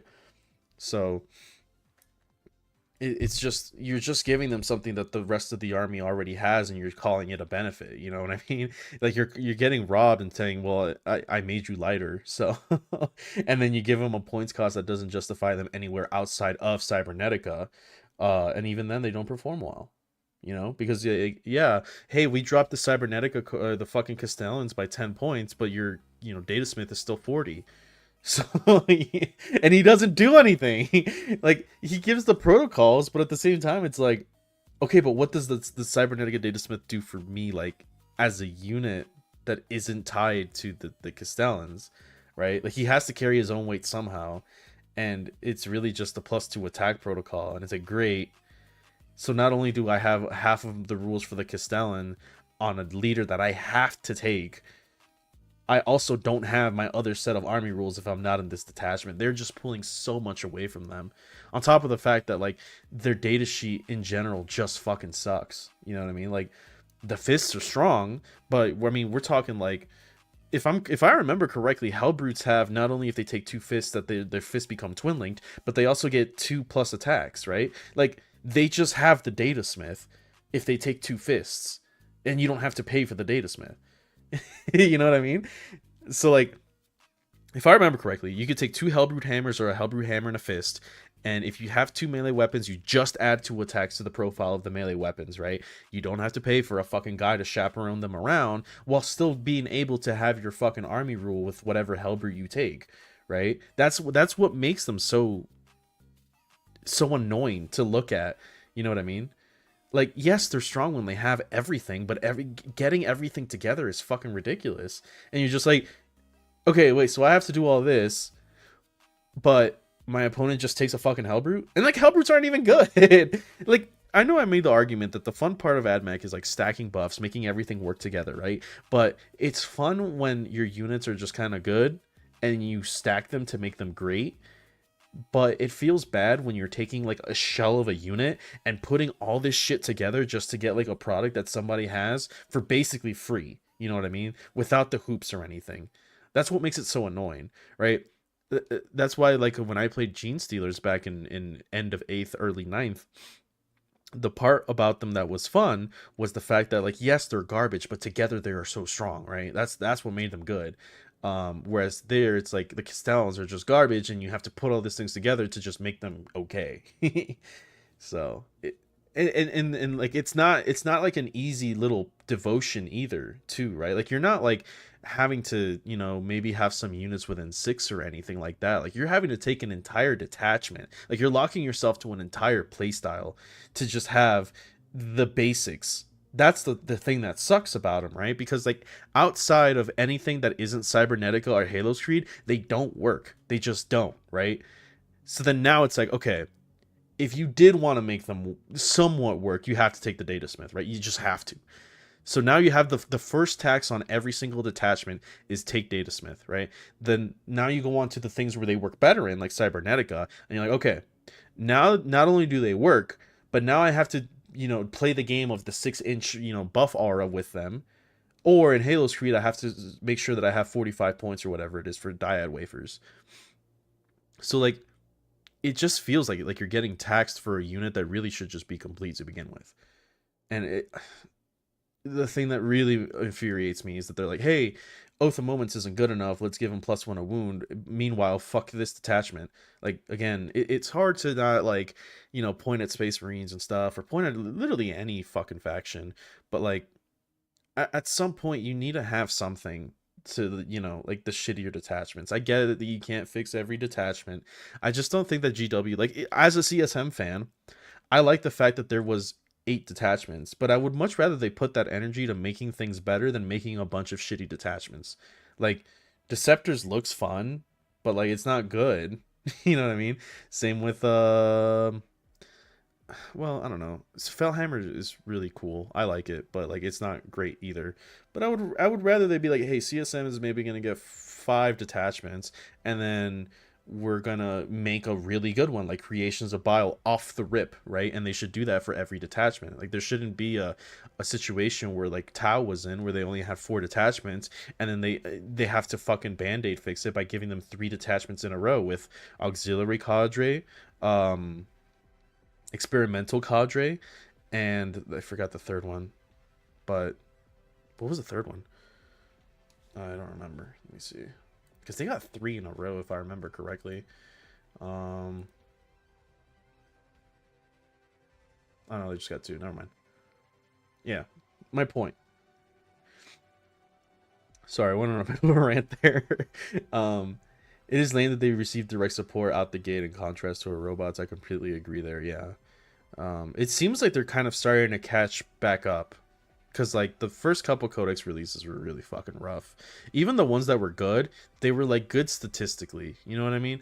Like Necrons, like they were just good. You know, like I don't wouldn't say that there was anything creative about Necrons, but it's like, you know, if you deep strike 3 inches with a Catan, like you're just gonna win games. Like generically good, as I say, right? But now you have things like, you know, bringing back like a loose little psychic phase, or like the bubble of rot within the Terminator detachment. What is it? The Death Lord's Chosen. You know, like that's cool. I like that. They're adding a lot more flavors to things, I think. A little late, but you know, here we are. They don't have the Omniscience blessing, that's why.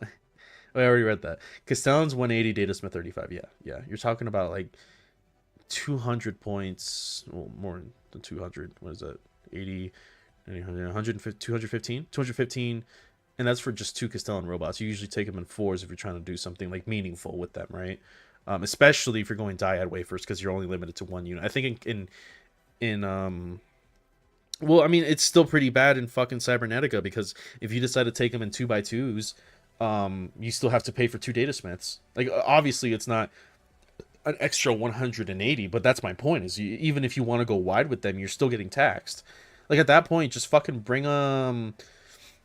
Cataphrons, you know, because like they have better shooting and they have pretty good melee, and you don't feel bad when you take them in threes.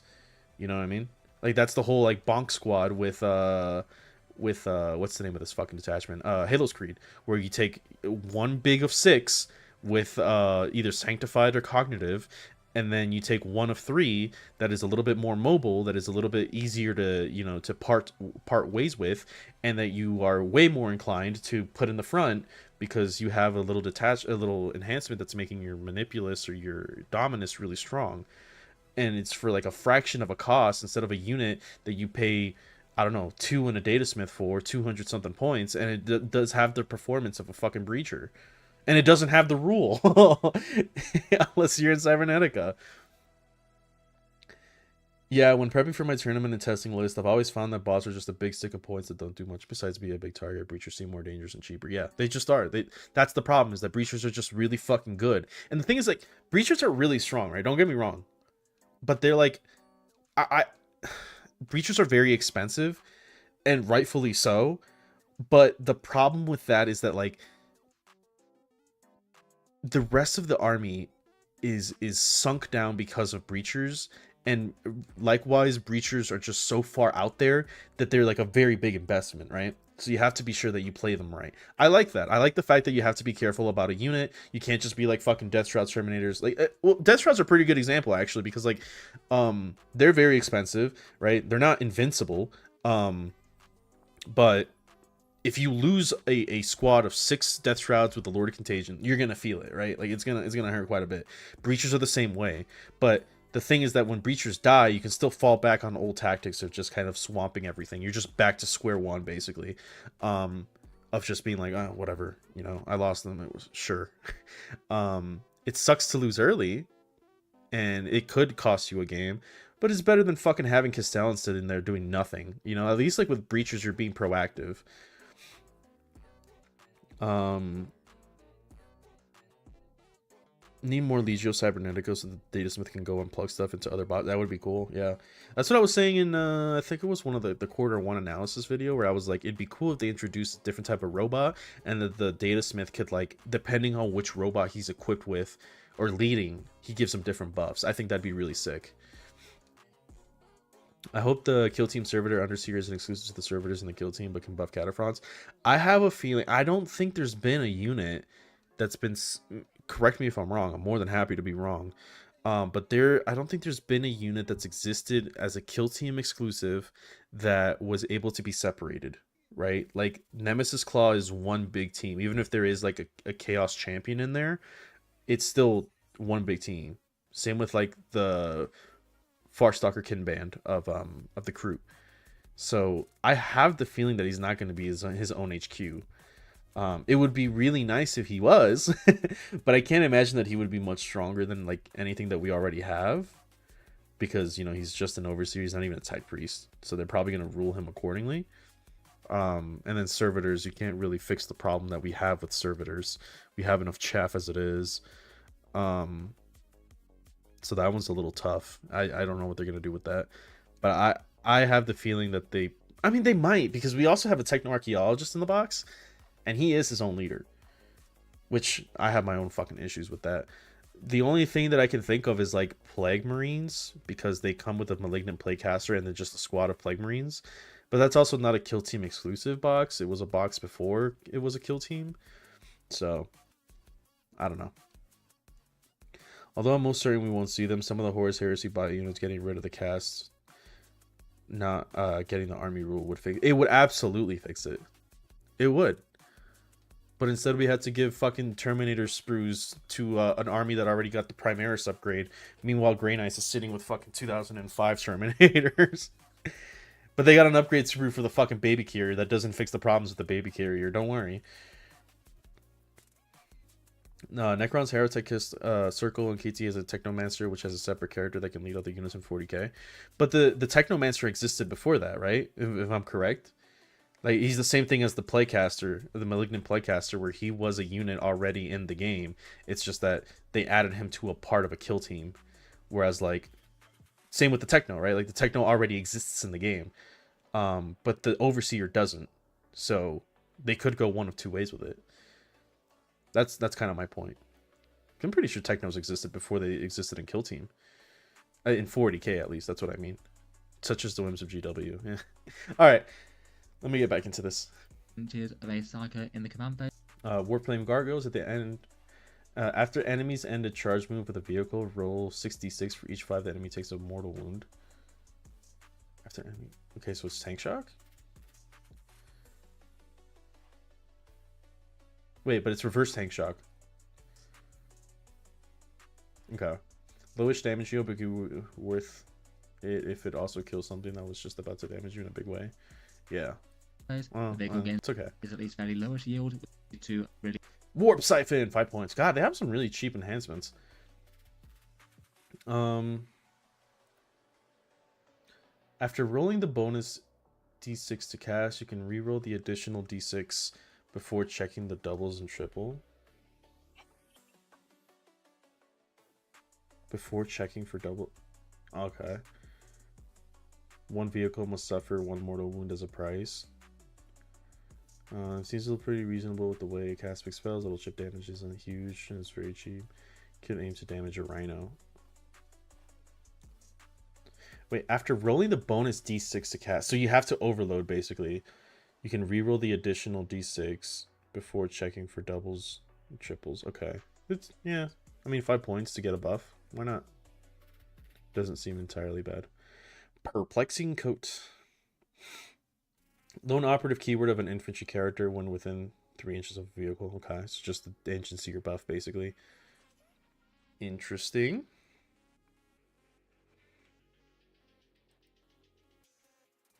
Biomechanical mutations. In the command phase, one vehicle model within 6 inches of the bearer heals D3 wounds.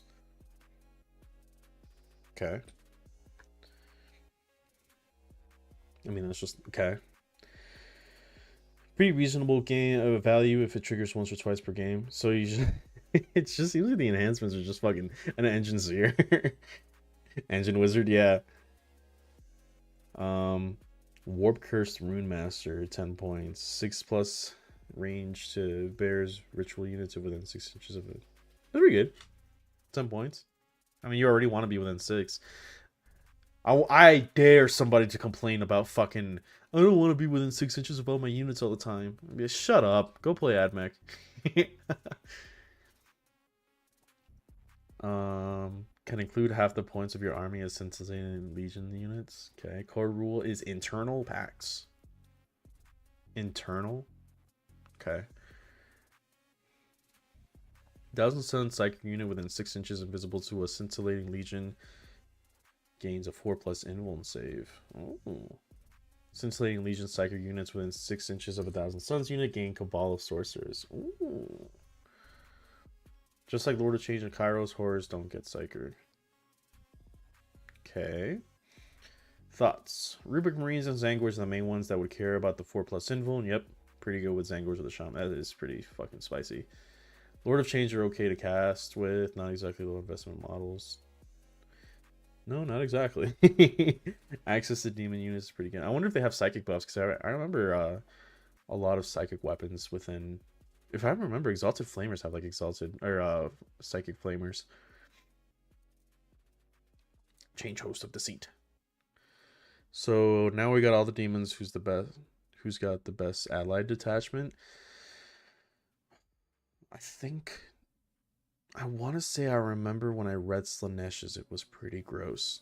But it's been a while since we did the Emperor's Children review. The corn one didn't impress me too much, but they did have some pretty good strats. The Nurgle one, I don't even think I looked at. Note they don't benefit from the army rule. They can just cast the spells. I'm expecting that to be patched eventually. Like, you can't, like, give them the buffs, like Time Warp or anything, right? Yeah. That seems like an oversight. -1 to hit for 1,000 suns or scintillating Legion unit in enemy shooting or fight phase for 1 CP. Okay. That's pretty good. Deceptive Glamour. 1,000 suns unit can only be targeted in melee this phase if there's no scintillating legions units that an enemy mark. Oh. Means a small, cheap demon unit could tank all the damage for a big single fighting model, leaving 1,000 suns untouched.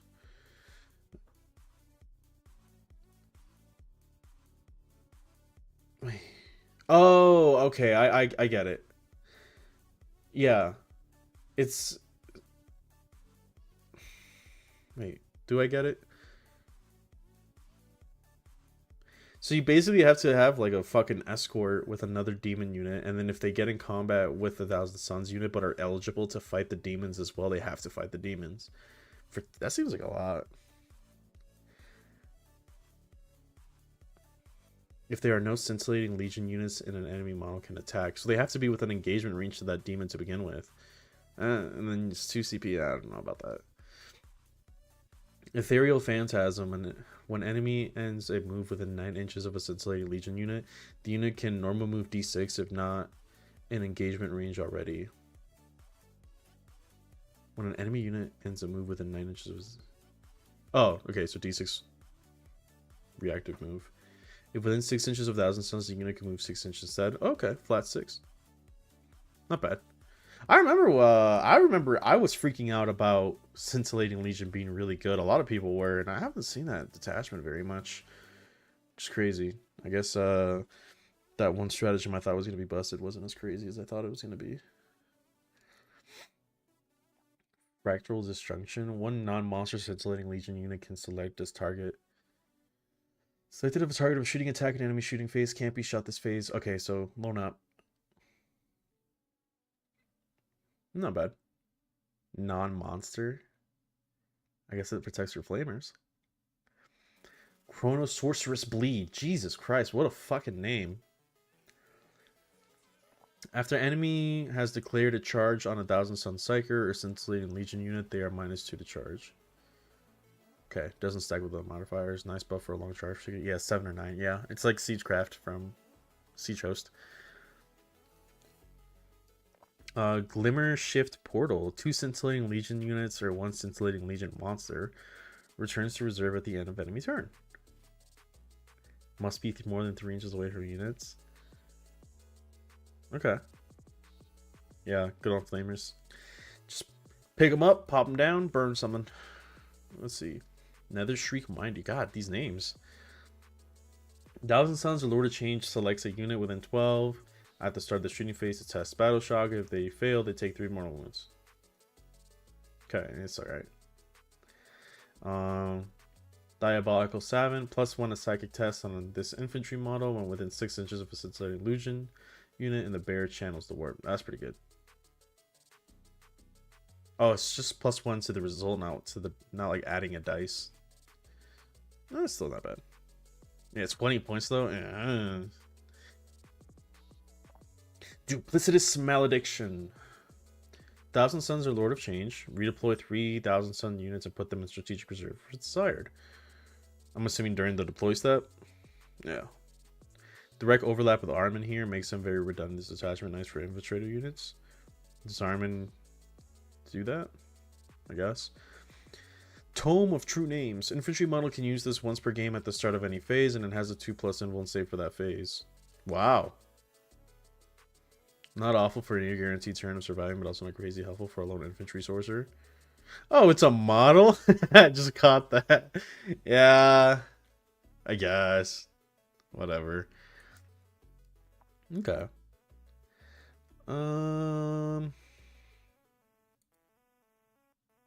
Data sheets added or removed. Sangor and Lightens are split into 2 units. Okay. Alternative unit is with Fatecaster Great Bows. Interesting. Secretary robots added in. Demon data sheets added. Okay, cultists are gone. To split them into 2. The other lost attachment is the extra Armin one. There was an extra Armin one. Interesting. Points. Don't care. Secretary robot. They look sick, man. I don't know. I kind of like them. I don't really care about the lore if I'm being completely honest with you, chat. All right.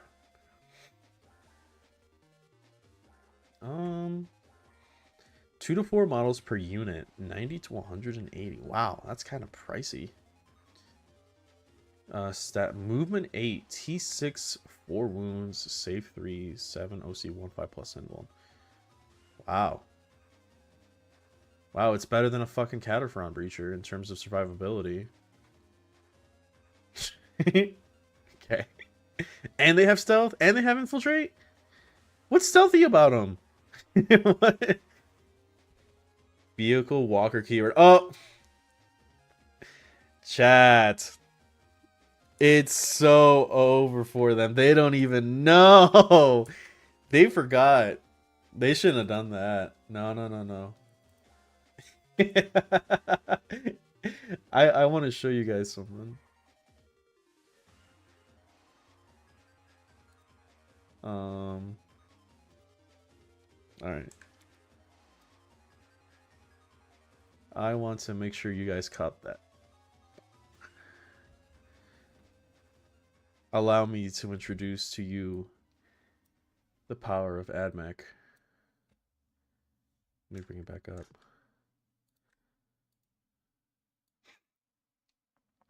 Right there. It's so over for the Thousand Suns, dude. It's so over. It's there. It's done. They have the same defensive profile as the fucking Iron Strider. I just realized that. 3 5 up invuln. Yeah, 3 5 up. Get the Dragoons if they infill a turn 1 charge would be sick. Yeah, it's over, dude. It's over for them. Go ahead and infiltrate. 10-inch move, advance and charge, and I'm gonna instantly fucking wound them. Nice stealth, by the way. Don't care. What are they? T6? Our weapons are what? S7? Oh my god. There you go. So we wound him on 2s, and we... Oh, well, we already wound him on 2s. Lance doesn't matter here. And we hit on 4s. Jesus. But we have the same too. I immediately thought of that when you mentioned the Walker here. Yeah, I saw Walker and I was like, it's over, dude. And their vehicles, buddy. Where is it? Not that it's actually gonna matter much, now that I think about it. Where the fuck is it? Where are we? Oh, there we go.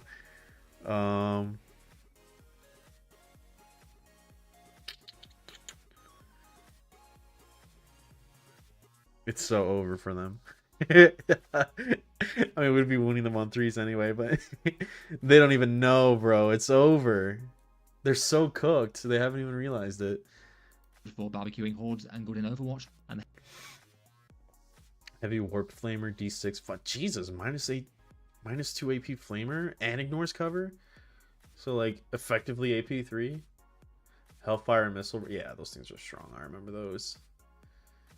Ballistic skill 4, 10, -2, 3. Damn. Oh, and they get a gun on top of that? Holy fuck. Wow, these guys are kitted the fuck out.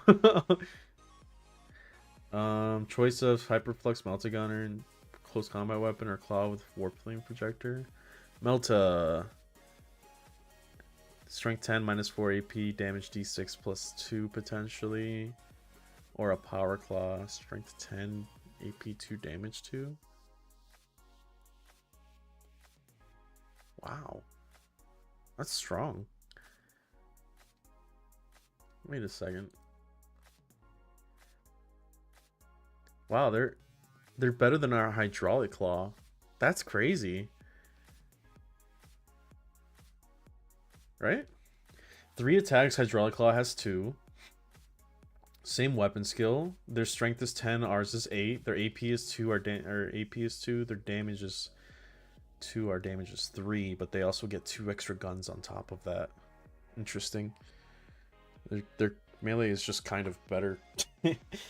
S10 is kind of insane. That's a pretty good break point with like a lot of 9 out there. I don't remember. Lehman Russes are 9, aren't they? No, Lehman Russ might be 10.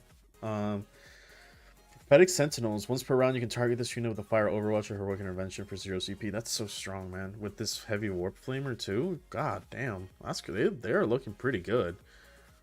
Looking pretty interesting, quite between the threat of Infiltrate. 90 points don't seem unusable for a utility unit. No, they're pretty tanky. I mean, 4 wounds. 2 of them are 8 wounds together. That's basically almost a block of 10. Interesting. They look good. They look good. Rubik Marines. Let me get some water. Sorry, I've been yapping a little long. One sec.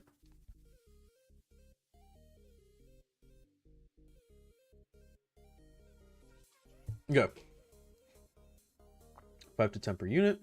Pre-code 110. Wow, they're kind of pricey. Oh wait, no. Reported digital 100. It's still kind of pricey.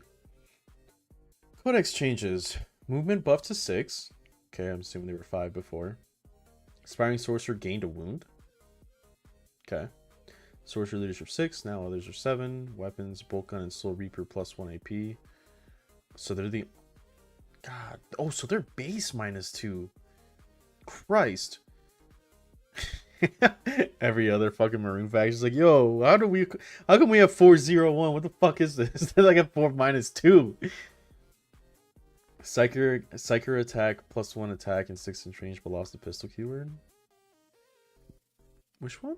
The force weapon? No. I don't know. Lost plasma pistol option? Oh no. Icon of Flame no longer grants extra AP on 6s, but now ignores cover. Ranged weapons equipped by non-characters have ignore cover. Oh my god. So your bolt guns also have it? Ranged weapons equipped by non-character models have ignore cover. Yeah. Wow. Holy. Yeah, no, I see why bolsters are definitely a thing. Warp Flamer is basically minus 2, but auto hits. That is a decision to make, certainly. Wow. Okay. Soul Reaper Cannon, minus 2, 6, 2, 1. Could have minus 3 because they can ignore cover. Being able to cast spells seems good. Oh, because it has a Psychic keyword, doesn't it?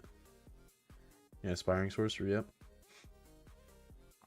Bolters and Soul Reapers got a lot scarier, often effectively plus 2 AP compared with previously, yeah.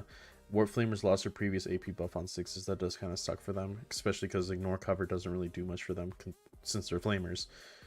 Kind of weird way to put it. I don't know why they did that. Looks pretty great though. All their increased points cost and broadly buff damage durability slightly. The reroll rule is still awesome for attached characters. Each time a model makes a unit, reroll a wound roll of 1. Within an objective marker you do not control, reroll wounds instead. Yeah, so I mean, Flamers still work really well. Auto hit, reroll wounds if you're fighting, and it's really helpful for the bolt guns because they're only S4. Minus 3 AP effectively though. So you can take a whole bunch Royst. to a psychic for the other buffs that can support them. Psychic profile tweaked a bit. Alright, it's the big one. I love me my Terminators. Gain Scarab Sorcerer whose leadership 6 and plus 1 wound. Okay. Weapons. Also gained AP on Inferno and Soul. Infernal Combi Bolter. Rapid Fire 2. Doesn't have anti or devastating. Normally the... Oh no, combi weapons are the ones with devastating. 4 minus 2, 1 is pretty good. Pretty good. 4 attacks and rapid fire. 6 plus range to psychic attack, now the same as rubrics. I'm assuming they're talking about warp smite. Yeah, okay, it's warp smite. 6 plus range. Special rule lost criteria for strength to be greater than toughness, so much stronger against small arms. When this unit contains one or more psychic models, each time an attack is made against it, subtract 1 from the wound roll. Okay, so they basically got silent bodyguards from what's the name of these fuckers? Death Guard, Index Death Guard. Well, it says when this unit contains one or more Psyker models, it always has a Psyker model because the fucking Scarab Occult Sorcerer is a Psyker, right? So, I mean, I guess if they snipe the leader out, they lose -1 a wound. That might actually be a good justification for trying to snipe the leader. Well, he doesn't have the leader keyword. He's just a model within... So you can't even get around that with precision. Interesting. Rubik keyword. So they're just -1 a wound at all times. Okay, yeah. With the boosted AP. I'm surprised they didn't increase the Kopesh more. 5 minus 2, 2. Force weapon, 6 minus 1, D3. Yeah, I don't know if they're still good at melee. Gaining more AP when shooting is a solid enough boost and very resistant to S5 or lower weapons. Now, yeah. Yeah, now that it's not like a transhuman. Maybe with Cabal points, less critical. Might be more draw to use something else. Still competing against excellent Rubik Marine. Yeah, I think Rubiks are maybe a little bit better just because of that fucking potential AP3 and they don't cost as much. Huh, interesting. I'll have to see. It's kind of hard to make a decision on them. Zangors! Angor. Zangors. 70. Okay, so they went up quite a bit. Lost special rule to generate Cabal points. Swap to reserve. Return to reserves. It's probably better. Gain Scout 6. Blades lost 1 AP. Now AP 0. Ew. I guess if they're going to get +1 a wound, then that's the cost. Why take that away from them? Herd Banner swap from reroll morale to +1 if on an objective. Probably still shittier. Drop to OC1 and lost battle line if they're not in dedicated detachment and game mutant keyword. We were battle line before? I didn't know that. Scout is nice for some bodies in the midboard. Yeah, return to reserves is special. Not a lot of threat, even less than before. Won't be competing with cultists anymore. True, I mean, there's just their cultists. This unit is over 6 inches away from an enemy unit at the end of turn. It can return to strategic reserves. That's really good, though. That is pretty solid. Because, like, if they're, like, doing nothing in the midfield after you... Or let's say you, like, I don't know, you somehow get area denial with fucking Zangors. You can be like, okay, let me return them to reserves and set myself up for containment or something, right? It's not bad. From OC2 to damage 2. Zangor Enlightened. Is he a leader? No, they're just a unit. Split into 2 data sheets, so now you can take more. Great. This data sheet gets mortal wound impact as a special rule. Chainsword's buffed. By 2 attack. Jesus, 6 attacks with a chains. I thought Chainswords always had AP though. Am I wrong there? No. Spears gain damage 2, but drop from AP2 to AP1. That's probably better.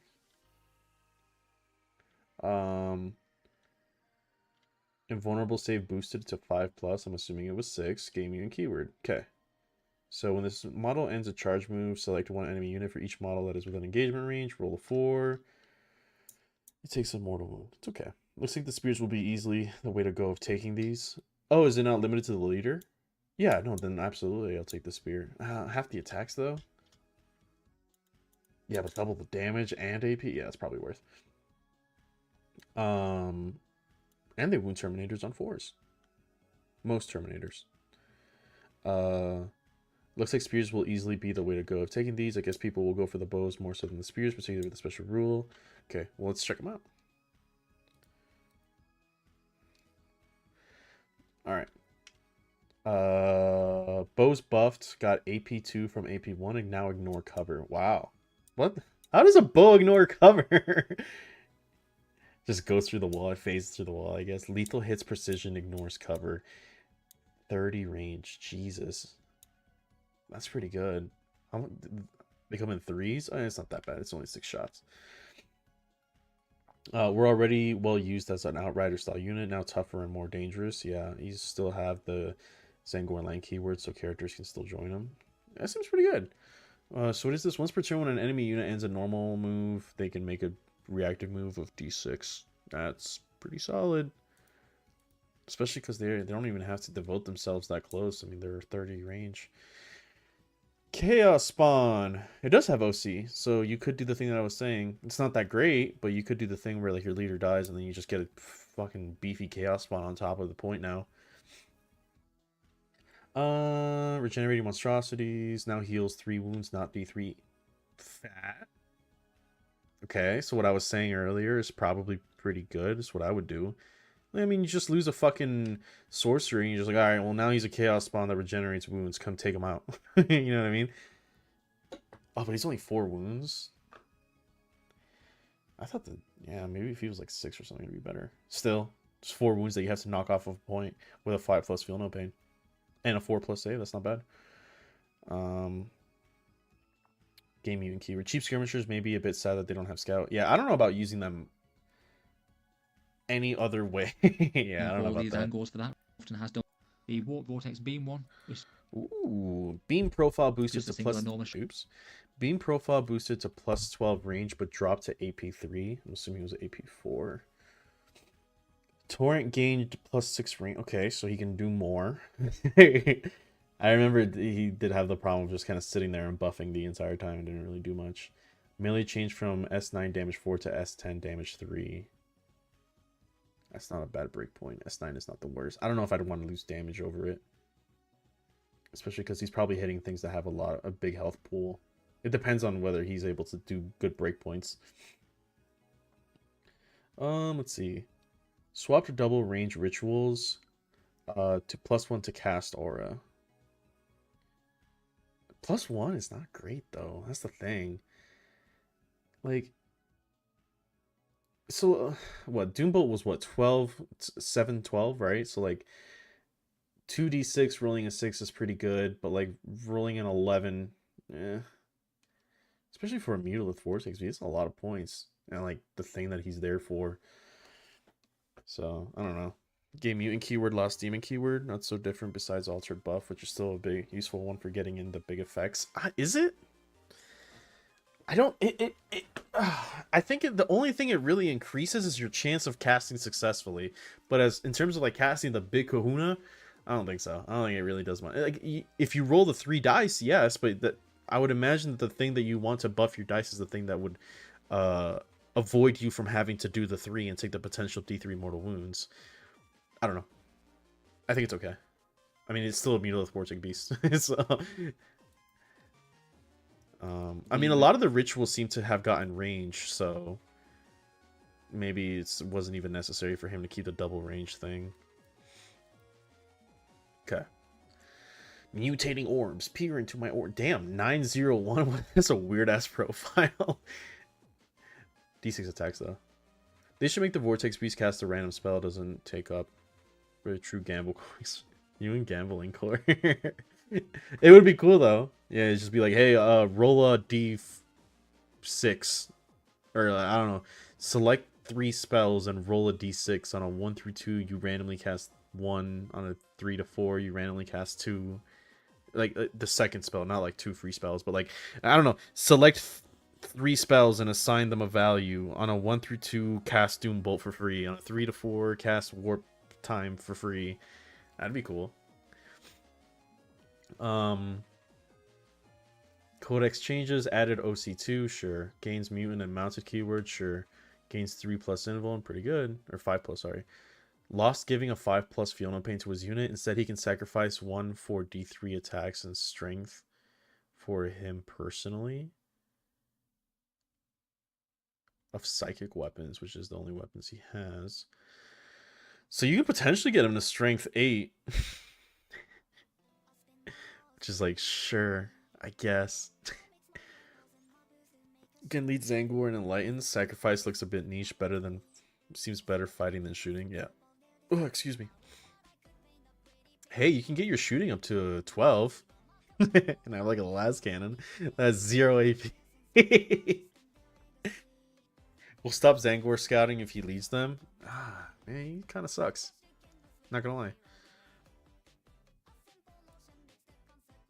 Sure. Imagine like if he kept the 5+ feel no pain on top of that -1 of wound. And then I think it wasn't weren't you able to give him a 4+ invulnerable save too? Like wow. I just realized Thousands doesn't have that many data sheets. Magnus! Alright, Lost Arrow of +1 to hit and wound with psychic attacks. Yeah, I saw that one coming. Oh, he's a lot cheaper now though. Instead, gain ability to cast 2 powers and cast on a 2+ psychic. See, that's I wish the Mutalith Vortex Beast gave you 2 and then Magnus gave you 3 or something. Lord of Planets of the Sorcerers. A model can attempt up to 2 rituals and instead of 1 and adds 2 to psychic. Yeah, I don't know.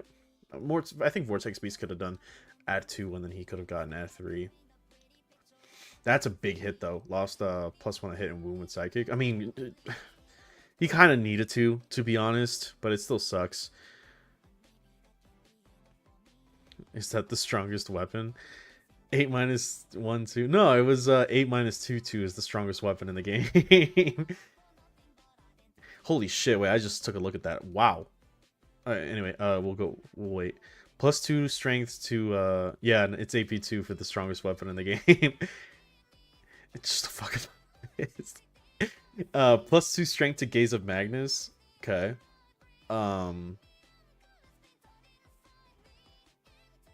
Wait, I lost my train of thought. +2 strength. Okay, so it used to be 9, now it's 11. +1 strength to Zinch's Firestorm and now ignores cover. Not bad. Ignores cover's pretty fat. And it's 6 now, so it... Okay, it's not bad. Wounds Terminators on 3s. Melee sweep profile gain damage 2 from damage 1. That's what I was looking at. Treason with Zinch no longer needs to be visible to me. Okay, so I want to look at this. That's still crazy to me. 16 minus 3 3 and for his strike. Devastating wounds. It's pretty sure he hits harder than Angron. Am I tweaking? Are the new rules out yet for let me see. I know if Blight Lord Terminators are yeah, they're T7. Okay, so the new rules are out. Let me see Angron World Eaters.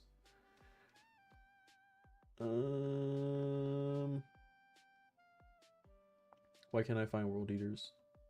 There they are. Angron melee. Yeah, he hits harder. Strength. Well, Angron has 1 more attack. He has 2 less strength, but he is damage D6 plus 2. So Angron does more damage, but Magnus has way more strength.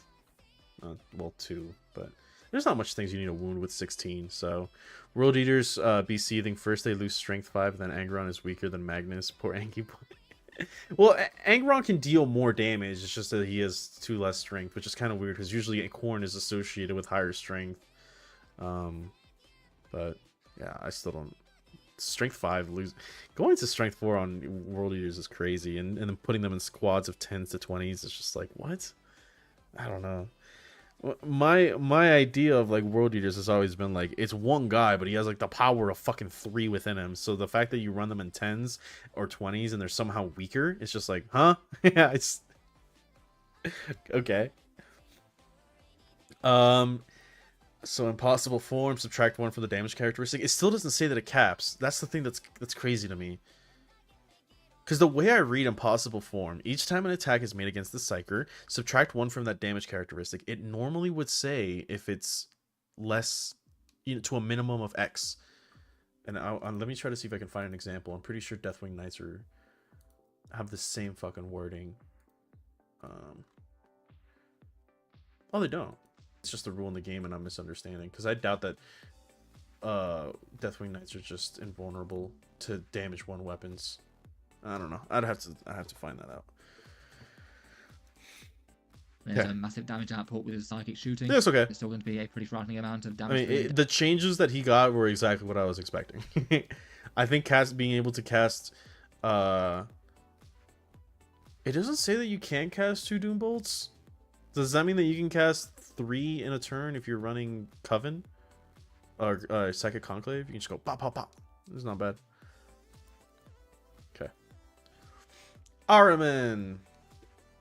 Lost second data sheet only used for the option to take. Oh, that's what it was. It was Armin or Armin on disc. Lost free ritual and +1 of wound abilities. Yikes. Gained for redeploying 3 units and +1 to cast. No, I'm saying also Armin should have been +2 to cast and Magnus should have been +3 in my opinion.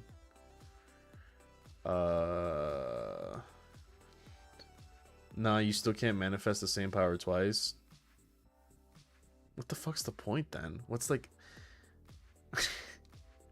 That's a little weird. I'm not sure I'm the fan of that. That's like a significant downgrade. Traded them for redeployment +1 a cat. Yeah, sure. Psychic attack changed from a precision shot to a more general purpose attack. Okay. I'm assuming it's transmogrifying. 18 d6 +1 to 6 -1 d3. That's okay. Yeah, it's pretty good. Can now lead Zangors. Sure. Has both infantry and mounted. Can lead Rubik Marines or Sangor Enlightened. Redeploy seems fairly good with Sekatar, Rise, and Rubike.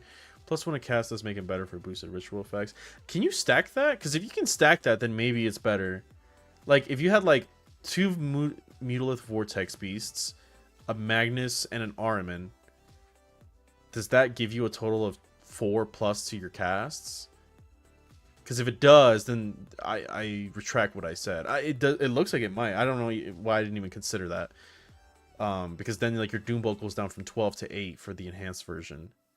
So, not bad. Okay. All right. Yeah, if it stacks, then I can see it being why it would only be 2 and 1. It also depends on if other sorcerers have this ability. It feels like he's less interesting overall. Yeah, I mean, having flat +1 to wound is kind of uninteresting in itself as well. Because it's just like, yeah, I just significantly stronger with no interesting aspect to me. But yeah, redeploy is, it's okay. I think you take him for the cast. I'm not saying that the redeploy is bad, it's just not exciting. Lost option for Warp Flame Pistol or Plasma Pistol. Kopesh hits on 2, broadly unchanged. So they just took shit away from him. Now he just has a bull pistol. Okay. Makes for a tanky Rubik squad of wanting a 10 strong one overall. Could be nice in the detachment. He gives him a 4+ invuln save and then can return. It's okay. Doesn't look like he has the rule to increase or boost. Exalted Sorcerer. Movement 10 down from 12, gains 2 AT, OC, swapped, grants 4+ invulnerables for illusions of Sinch. Well, I mean, the other sorcerer does that, so. Binding Tendrils now has no chance to cause damage to himself. Lost options for Warp Pistol, Plasma Pistol, now leads Zangor Enlightened, Kopesh hits on 2. Okay, so Binding Tendrils. 1 infantry unit shot by the model's arcane fires and snared a -2 to move and charge. So within 18 inches. Isn't that just better than our fucking... What's the name of these stupid bitches? Corpuscari? Because Corpuscari's, I think, is hit on 12s. Interesting. Wait, I want to look it up now. Corpuscari. Abilities. In your shooting phase, after it's shot, select 1 enemy unit. Hit by 1 or more attacks until the end of your next turn. The enemy is shocked. Subtract 1 from move and subtract 2 from advance and charge. So this doesn't do advance. But our guys are 12 inches. Interesting. Okay. Thousand Sun Sorcerer. Psychic attack gains 12-inch range and becomes 6 attacks rather than 2d6. It's probably... That's okay. It's probably worse if I'm guessing.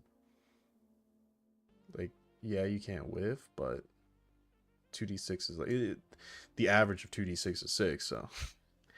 all shooting hits on 3s now? Did it used to hit on 2s? I'm assuming it probably did. Lost can't be shot at 18 inches. Okay. Which exalted.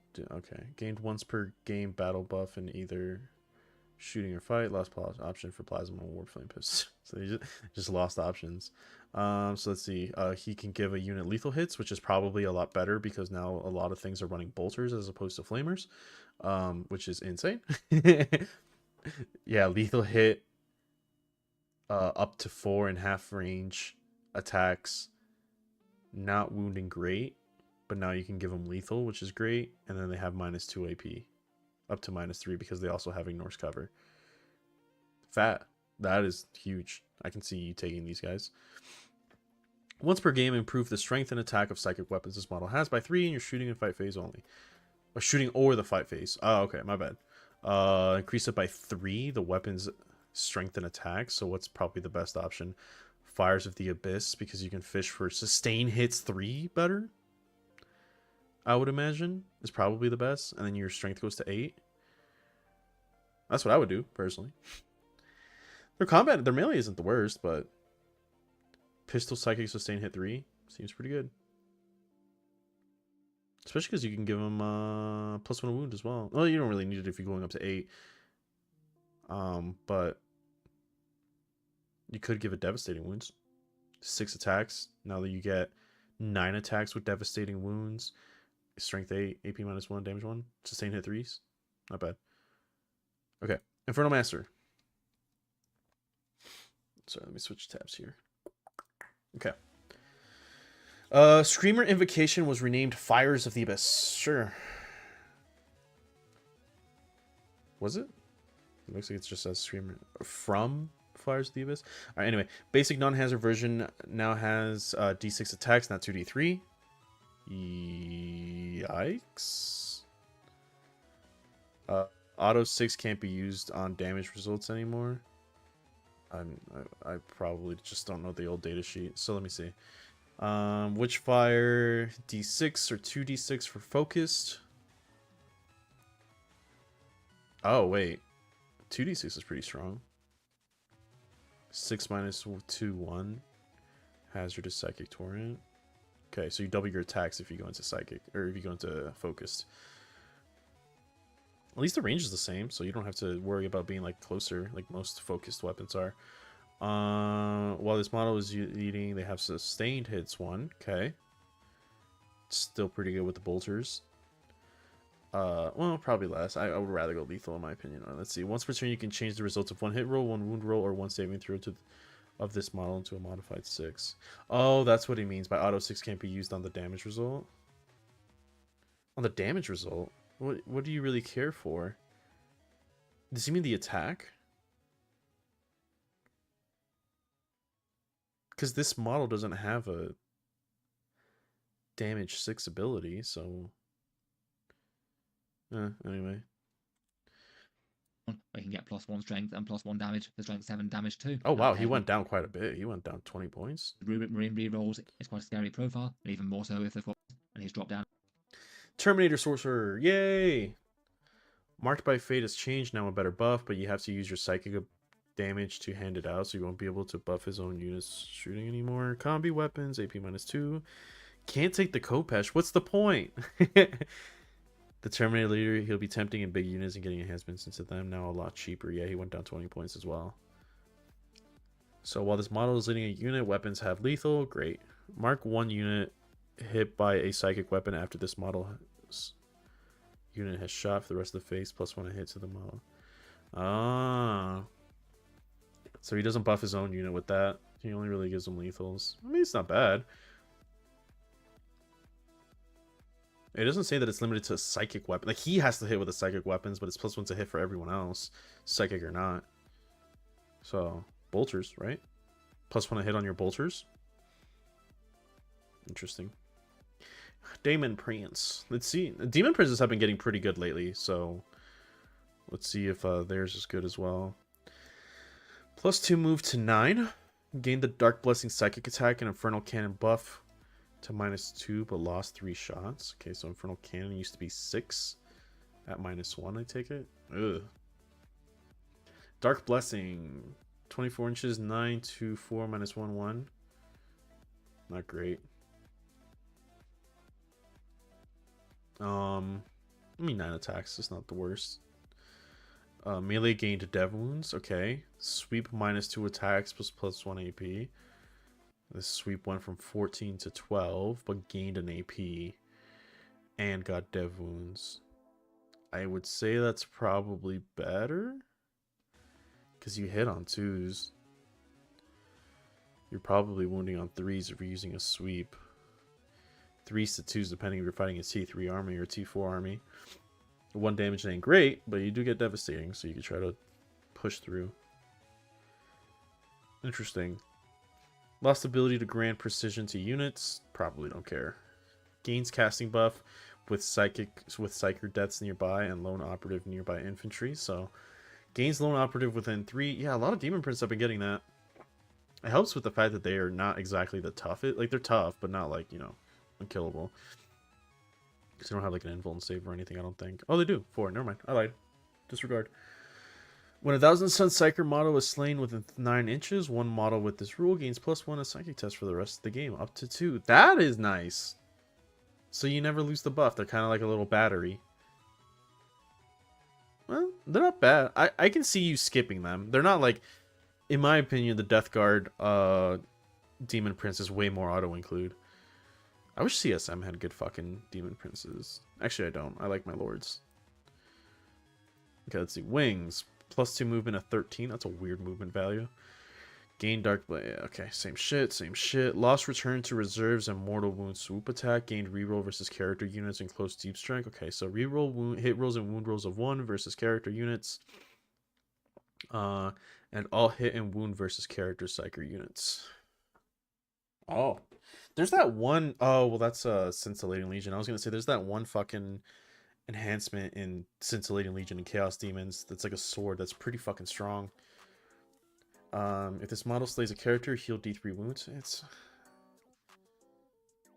I don't think that's very good.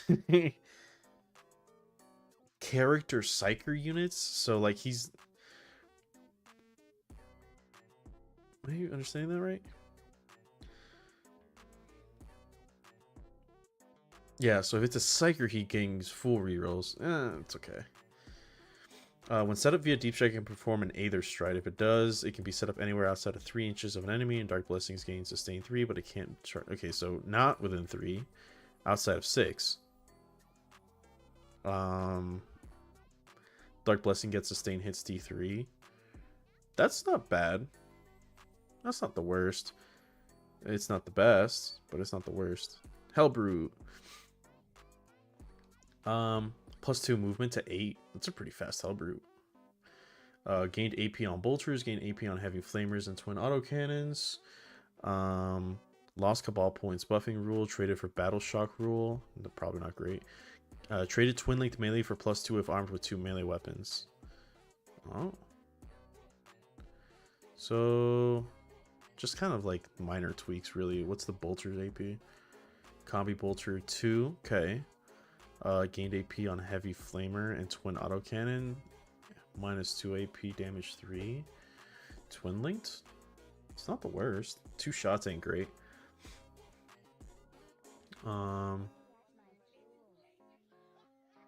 Yeah, they're okay. Maybe good enough in the vehicle detachments. Both range and melee can make good use of reroll. Seems a bit niche elsewhere. Yeah, being able to reroll the damage roll on things like Hellbrute Hammer or Twin Last Cannon is pretty good. After this model shoots and fights, one enemy unit must take a battle shock test. -1 to the test of within 9 inches of a psyker. Okay, yeah. Hellbrutes aren't the best anymore. They really have to upgrade their model. I kind of hope they don't, though, because I have 3 CSM combat patrols, all with, you know, like the old ones that came with a Hellbrute. So if I got like 3 combat patrols with 3 Hellbrutes and then they just fucking change them, I'd be happy and sad at the same time. I'm still mad at Emperor's Children don't get a Hellbrute. I don't know how I feel, but I'm gonna be. I really don't care for Emperor's Children at all, so I don't feel any which way about it. I do think it kind of sucks that there's a lot of things that they didn't get, but I feel like that's more GW. Like, I would want them to not have a Hellbrute if they had more shit, you know? but they were like, give him a Mauler Fiend. And it's just like, what? Oh, speaking of the Mauler Fiend, Mauler Fiend gained rules to allow it to reroll charges if target is within range of a Psyker. You can use heroic intervention for 0 CP and can do so even if you already use a stratagem. Reroll charges if target is in engagement range with 1,000. Okay, so they're basically like, get off him. A little bit cheaper. Seems usable for what it does. Reroll damage rolls with them is a lot more important for that the vehicle detachment. So, and then you can blank wounds on them and shit too. I don't. I mean, I don't think you should run. You have warp time too. You can get them a lot closer. That's the problem with Mauler Fiends is getting them in. Like movement 10, rerolling charges is nice, but the problem is they usually tend to get caught in terrain. So Defiler, I don't care about these things at all. But if I remember correctly, the World Eaters one was fucking insane. Either that or the Death Guard one. One of them was just like, okay. Gain AP on bolters, heavy flame, gain feel no pain. Gain boosted Overwatch.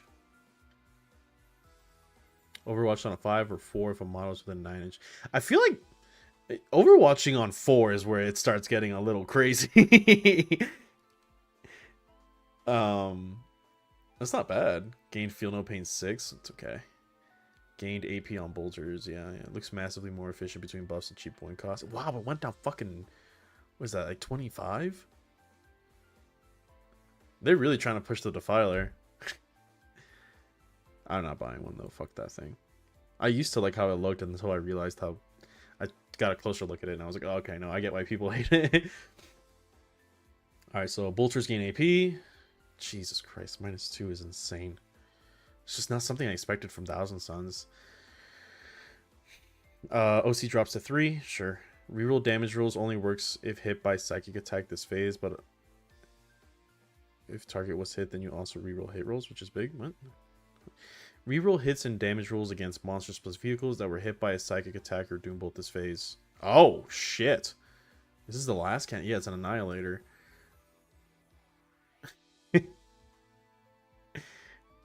Wow, that's pretty big.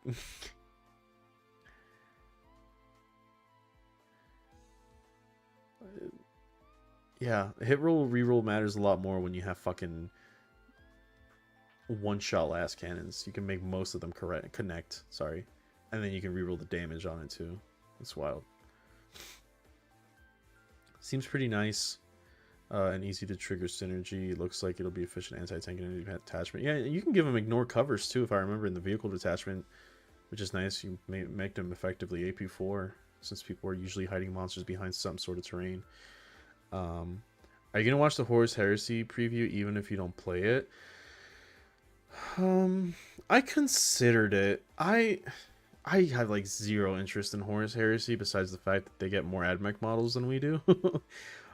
I should probably gauge if the community wants me to. Ideally, I won't stream it. Because I'm way more invested in Warhammer Skulls.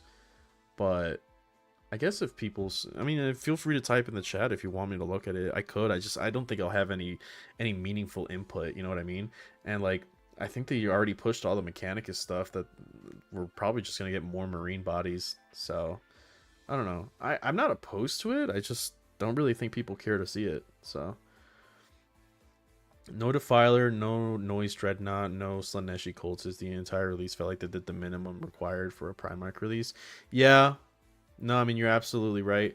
I don't associate Defilers or like Hellbrutes with Slanesh because they seem a little bit more chunky than they would typically like, but I'm also, you know, not caught up with what they take and what they don't. A Noise Dreadnought would be really cool though. That is a missed opportunity. And the Cultist, yeah, like, come on, guys, like, that's basic shit there. I agree with you. Rolls and damage rolls is a pretty serious damage buff, provided you do have Yeah, this thing something looks like gross though. This Annihilator. Bolters gain AP. Yep, so -2. AP buff against non-heavies only triggers if units were hit by Psychic this turn, but now also has Strength plus. Okay, so each time a model makes a range attack against something that was hit by a Psychic, yep, improve the Strength and AP by 1. Oh, for anything. Usually it specifies the autocannon. So what do you get? You get the last cannon goes up to 13, which is a pretty good break point. Auto cannon goes up to 10, which is pretty good. Um, Havoc launcher goes up to strength 6. Interesting. Pretty good. Probably a little worse overall due to debuff being conditional. Debuff. Oh, the fact that they have... Yeah, that's true, because normally it's just as long as you target a non-infantry, you get the AP. But now you get the strength and the AP, but you need a hit. It's alright. I think that Thousand Suns can do without it. Vindicators? I forgot these things existed. I would watch it. I'm starting to get into Horus Heresy a little bit simply for the AdMech models. I just don't think they're going to cover AdMech because it's so soon to release. You know what I mean? They're just going to be like, oh, it's, I don't know, old Death Guard and old Dark Angels or something. And then that's it. It's probably just going to be a release set. I'll see. Like I said, I'm not opposed to it, but... Bolter's gain AP for Vindicator. Looks like it was made for the triple reroll of the Warp Forge. Did they not used to have Vindicators? I wouldn't know. Demolisher Cannon. Triple reroll is pretty fat on that thing, though. Yeah, d6 plus 3. Reroll the wound roll just in case, and then get a damage d6 reroll. Yeah, that's pretty fat. Gained AP on bolters? Bolters. Can now transport 14 models rather than 12s, but it doesn't matter too much for that. Yeah, I don't think you really care. Terminators take up 2 slots. That's it? Okay, yeah. Uninteresting. I don't expect much, but I can appreciate the art of what's put out. Yeah, their art and their boxes look really cool. This is the fucking stupidest looking rhino I've ever seen. Oh my god, that looks fucking funny, dude. Lost self-repair rule, gained AP on bolters, gained +1 to hit and wound with psychic damage. So in the shooting phase, one model hit by this model's attack is marked. Models that disembark from this transport get +1 to hit with psychic attack only. Wow. So it's like... reroll wounds is probably better than +1 a wound. But it also gives you +1 a hit. And it's only also with psychic. That's okay. Can hold Terminators. Very punchy psychic damage between this and Rubik and rerolls active. Yeah. Seems murders for 2 Rubik squads with attached characters each. It depends on whether you're running the psychic weapons on the... Rubiks don't have psychic weapons, do they? Between, like, short of, like, the special weapons. Yeah, they don't. So you're not really getting much. It's more for your characters. The target with psychic attacks only, yeah. I don't think you really care. Helldrake, does it matter? Yeah, okay. I'm just gonna skip that. Lord of Change, no changes. Okay. I'm just gonna go by one here. Kairos, no changes. Okay. -1 OC, so OC1 and OC0. That sucks. Can't hold points if they die anymore.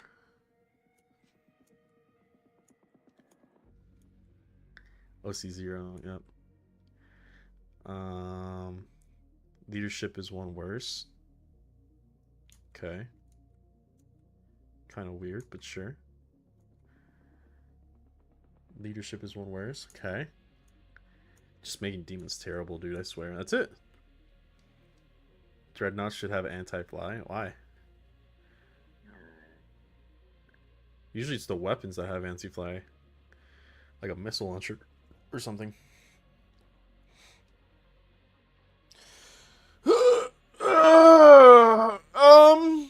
It looks good. It looks okay. It's just like a solid 7 or 8.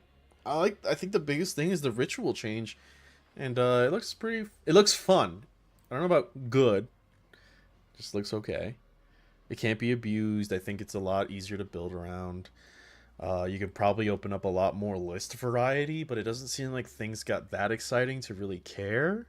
The detachments look okay. They just look solid. I think the army rule is definitely the biggest change here.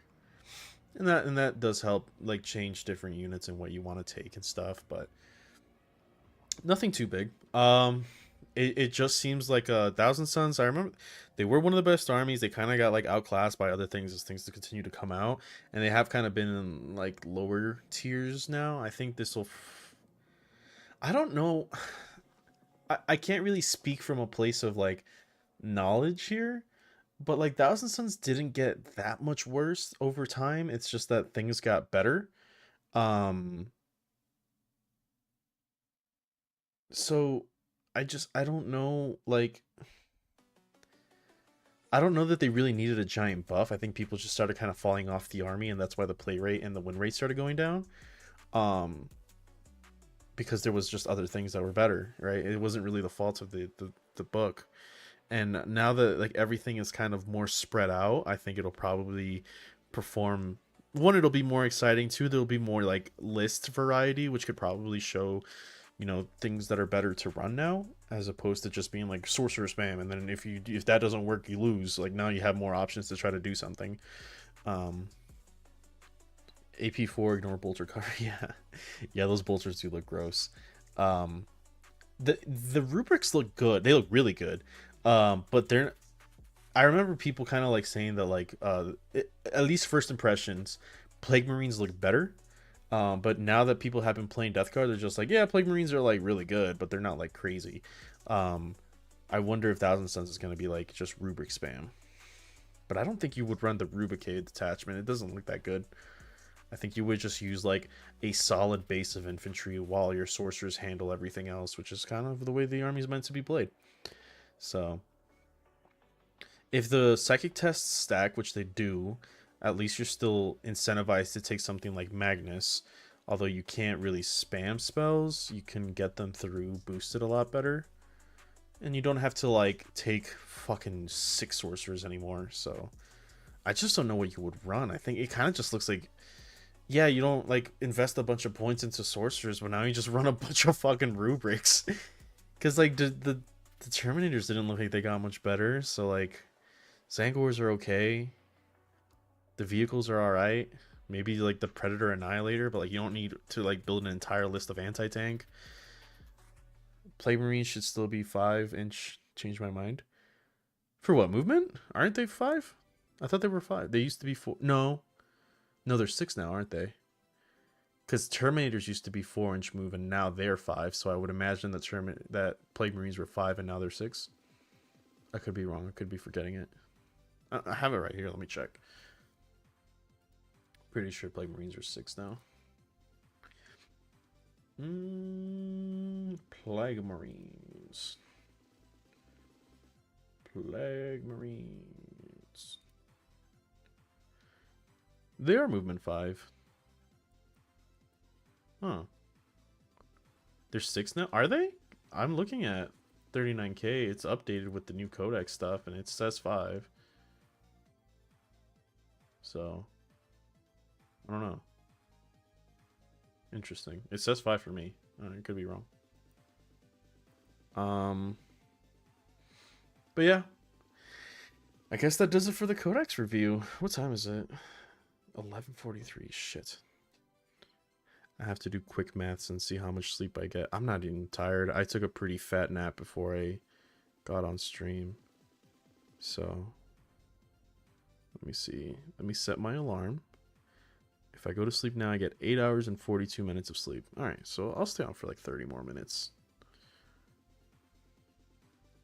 I think that's fine. I'll be okay. But yeah, they look all right. Yeah, I don't know. There's really nothing much else to say. Um, but yeah, I'll chill here for a little bit longer and then I'll get out. I have so many pings on Discord. What's going on? Hell yeah, a new video to watch on my break. I guess. I see you, Discord. Don't worry. All right. Well, now that we're done with this, and I want to stay on for a little bit, Omnisci is most EPS soldier, dude. It is so bad. I like the night shift 12 thing that I was going through was pretty bad. I was getting tested, not tested. I was trying to get a sleep study done because I've had terrible sleep patterns for like the last 7 years. It's just a matter of fucking working the job that I do. Um, but lately my sleep's been doing pretty good. So I wonder if I even need to. I know that they tell you like, oh, you probably don't have like some sort of sleep apnea or insomnia. It's just your schedule shit. It's like, yeah, but like my schedule's been shit for 7 years. I wouldn't be surprised if I fucking got it somehow. um, because the problem is that I just can't fall asleep or I can't stay asleep. Usually it's can't fall asleep. That's the big one. It's like I'll just like kick and turn. I'm like feeling like garbage. There was that one video I released. I think it was the Agrippina video where there was like 2 edits of me just like fucking dying, and you could just tell my voice was not there.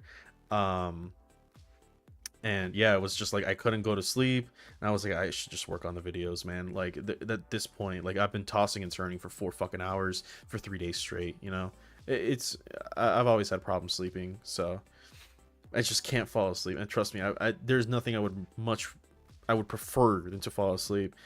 I love how sleep is. I don't like how I feel like I waste time sleeping, because usually when I'm like not getting those sleep days, I'll have one day where I just crash and then I sleep for like 13 hours and I'm mad at myself because I'm like, dog, I'm going to work like with 2 hours of sleep for 3 days straight, and then on my off day I basically lose it. I don't have an off day because I just ended up sleeping all day, and it's fucking bullshit. Um, but yeah, anyway, I'll be going to day shift next month. I just got the news, so I'll probably be doing streams a little bit earlier, and I'll be able to actually see the sun for once. I've been on night shift for 5 months, so I get to see the sun like every once in a while, but like I don't get to really enjoy it. And I like right now I actively try to avoid the sun because I know it fucks me up when I try to go to sleep eventually. um so yeah, I don't really get to enjoy the sun. Or do sleep studies because I'm in fucking awake at 2 in the morning, and it's like, I can't like go to a consultation when they want me to show up at 9 a.m. when I have a fucking shift in like 3 hours. But anyway, I like the T-Sense Codex. It seems like it's pretty good, not bad at all, but not busted like DG seems to be. I look forward to playing against it. The thing is with DG is I don't think it's strong, but I feel like people are playing it now and they are noticing that it's strong, but they're also noticing that it's not as crazy as they thought it was. I think, thankfully, I think that Death Guard can get away with just a couple of points changes, and they won't have to make any sweeping changes to the things. Like, because, excuse me, one sec. Fuck. They don't have to make sweeping changes to like, like sustained lance. What is it? The sustained lance lord of contagion sort of thing. They probably won't have to change him. They could just increase his points, and it'll probably be okay. Even though that seems pretty gross. Oh, excuse me. I'm sorry. So we'll see. Yeah, DG, I think they're just gonna get points nerfs, and I think that's great. I think that's exactly where they need to be. I hope they add some more thematic Zangor stuff. Maybe a Zangor kill team would be a nice way to introduce them to 40k. Is there not one? No, it's Felgor, Beastman, and kill team. It would be cool. I think Warp Coven is about to drop out as a classified team, so there's more reason for them to make a new Death Guard or a new Thousand Suns team, and it could be Zangors, and I think that'd be pretty cool. I think that if I remember correctly, Kill Team is looking at getting a new mission pack after Typhon, so they might introduce something new. You know what I mean? It's busted to me. I've already struggled into T5 and T6 Plague Marines and Terminators. It's been rough since the Codex drop for me, because one of my friends is a DG player. See, the thing is, it's tough. You're right. It's tough. It's busted to you because you play AdMech, and we are known for our extremely low damage and our extremely low strength, right? We don't have very high strength weapons. I mean, hell, you saw the Sekitar robots have higher strength than the fucking Cataphrons. Like,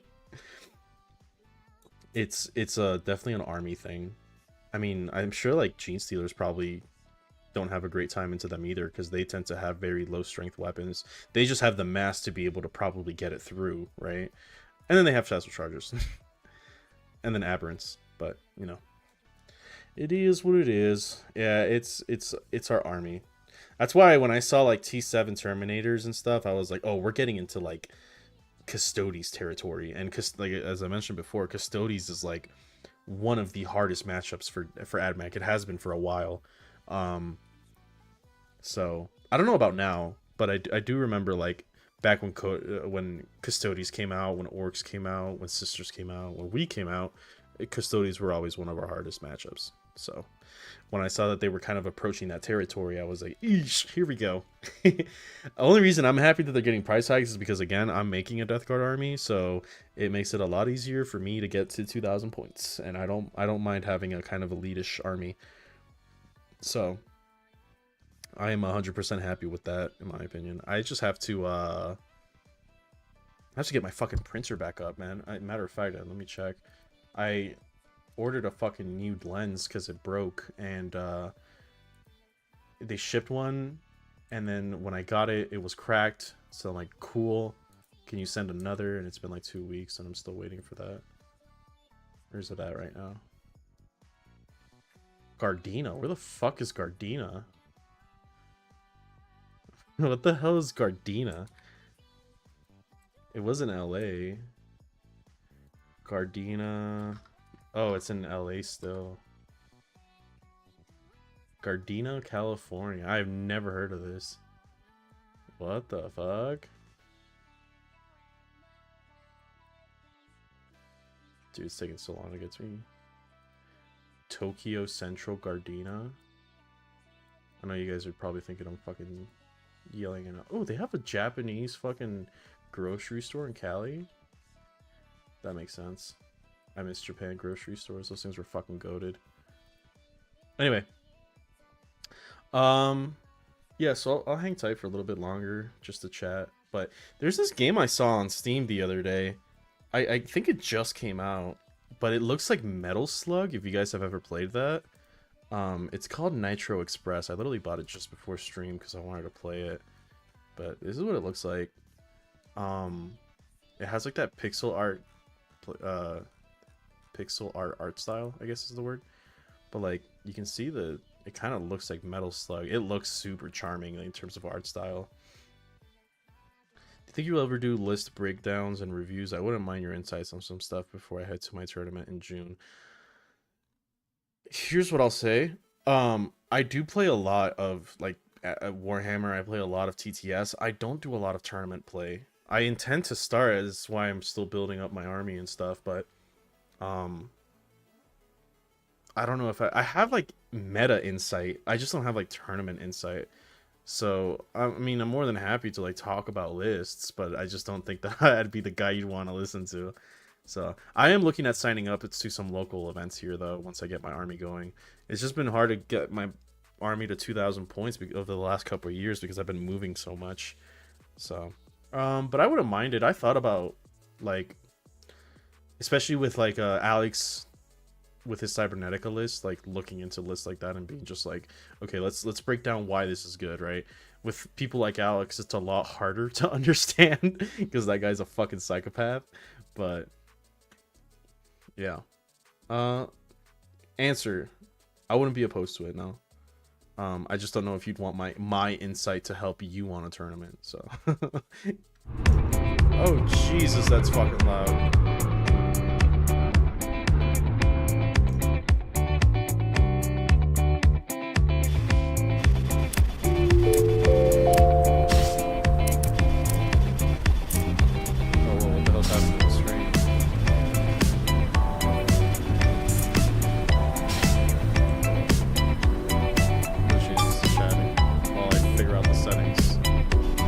Damn, that's loud.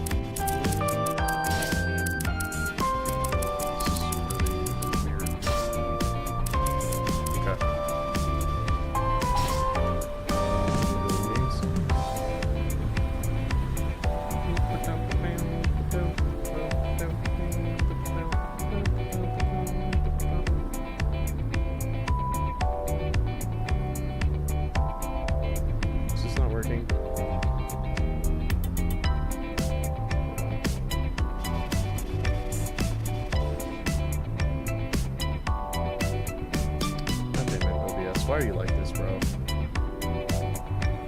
The game capture fucking OBS feature sucks. Game capture. Capture. Specific. Window.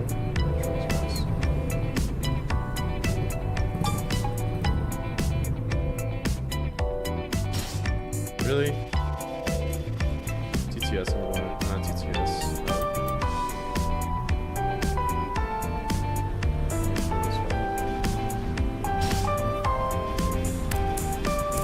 Why is it glitching out like that?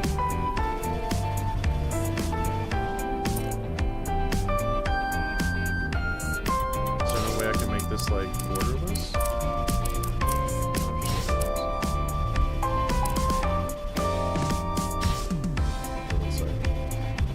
Technical difficulties. Why is it doing that?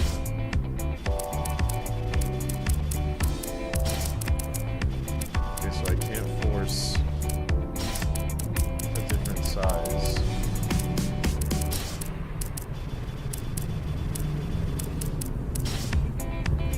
There we go, now it's working. Oh, that's fucking weird.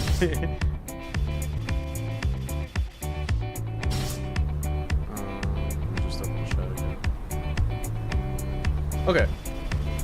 Tournament experience or not, I'm just a fledgling Warhammer player with only 1 year under my belt, so getting some insight for factions. Aficionado unit there, and it's turning would be nice. Yeah, I mean, yeah. Well, I'll look into it for sure, man. I'm not opposed to it whatsoever. More ideas for streaming, right?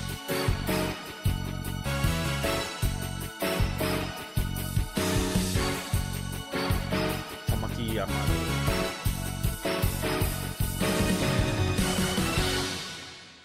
Great. I know their names now.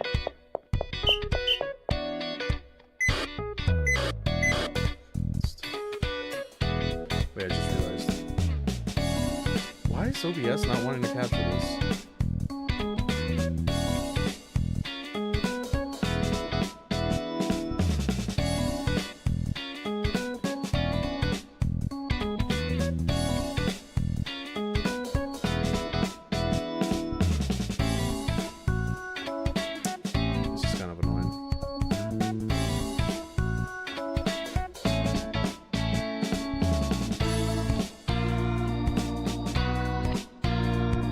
Wow, it really doesn't want to fucking capture this, huh? I might have to just, yeah, do like Helldivers or something instead.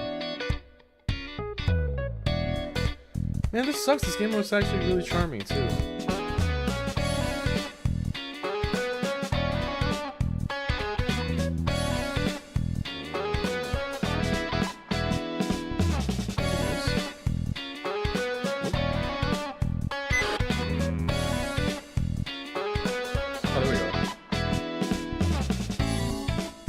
Blocking literally everything. There we go. Okay, I think it's working now.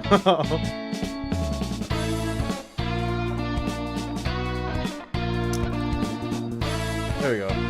Yeah, there we go. Now it's working.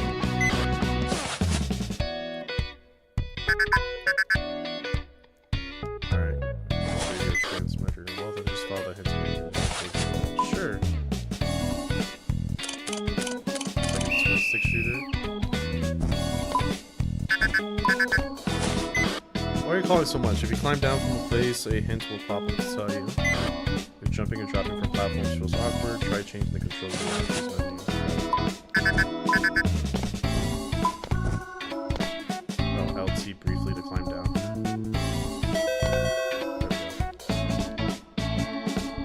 Roll through. LT while crouching, roll. Oh, okay.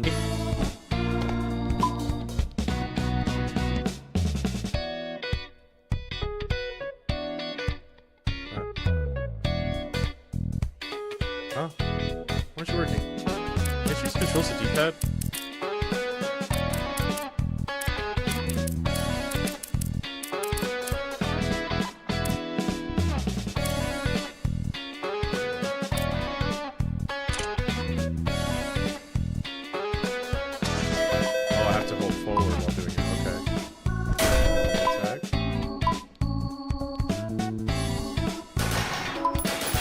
No, actually, I should probably play this with fucking mouse and keyboard. It might be easier.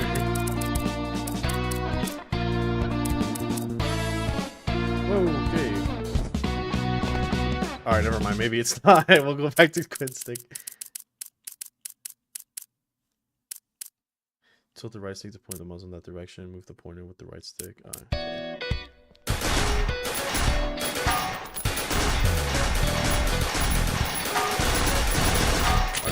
I thought it was semi.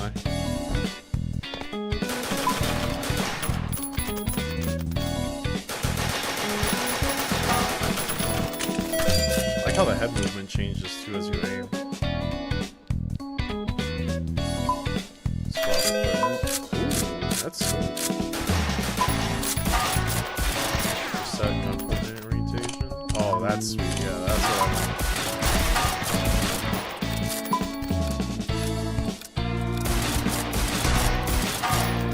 What happened is taking left leg taken over. No. I will in a little bit. I want to stay up so use gadget. I love this kind of like I don't know if you think what 16-bit I guess style. The reflag. No, I just saw that there was a game that's like a Metal Slug kind of inspired you. I'm like, dude, I love Metal Slug.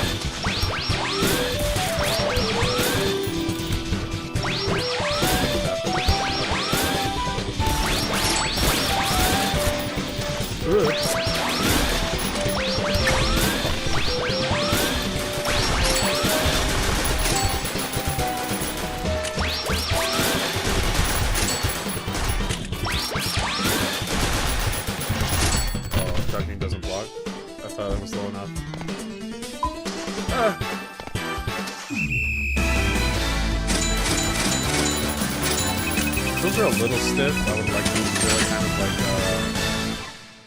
I don't know, they're not, yeah, stiff is the best way I could describe it.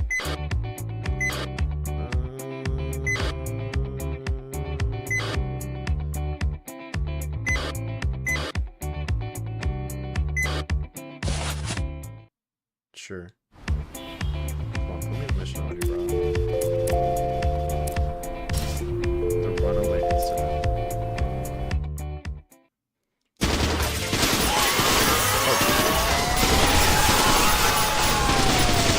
7-Eleven. Miles unknown. Several central lovely details. Don't look at the cute girl's democracy as its state. My brother was telling me that like that Super Earth is in trouble, and somebody said something about Mars, and I was like, is Mars in the world? Affirmation confirmed by the government. Okay, so robots are destroying the city. Great.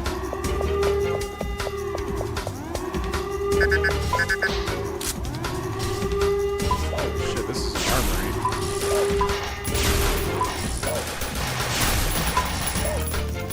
Assault carbine. This is what I have right now, right? How much is it? 40,000? I don't have that.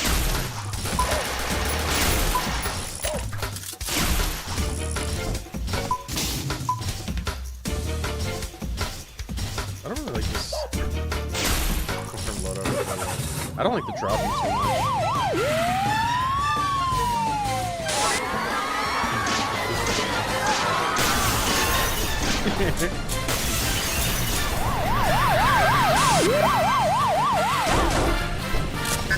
Oh, this is cool.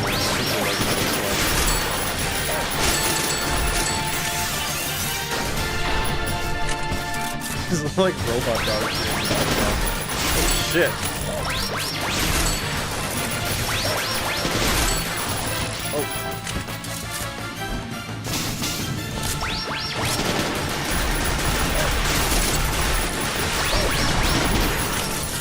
What the fuck is this thing do? Oh, it's a taser! Oh shit!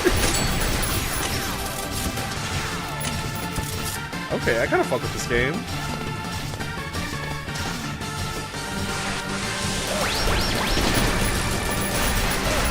Okay, I'm picking up the card.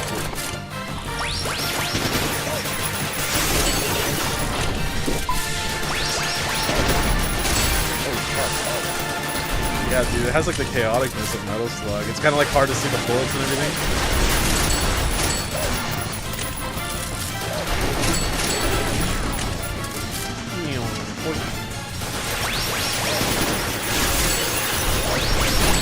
I don't know if you guys have ever played them in your childhood, but there was these games called... Oh, shit! There was these games that I grew up with called Contra. Like, I always am sucker for like side-scroll shooters. Twin-stick side-scroll shooters, they're all fucking awesome. I don't know, there seems to be a general disdain for twin-stick shooters. Whoa, why are you calling?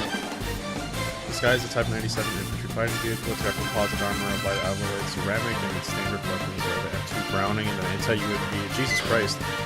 It has not too many weapons with a tight speed armor. You get a big threat. Be careful not to let it run over. You can neutralize a controlling vehicle. It'll stop it from moving weapons. Okay.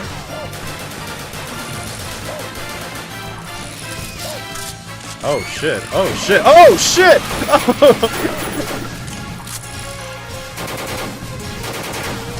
I don't remember how to use the name. Oh, I have a throwing knife. Fuck!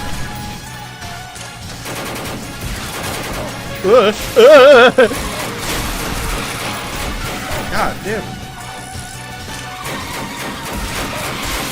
Can I even jump over this thing?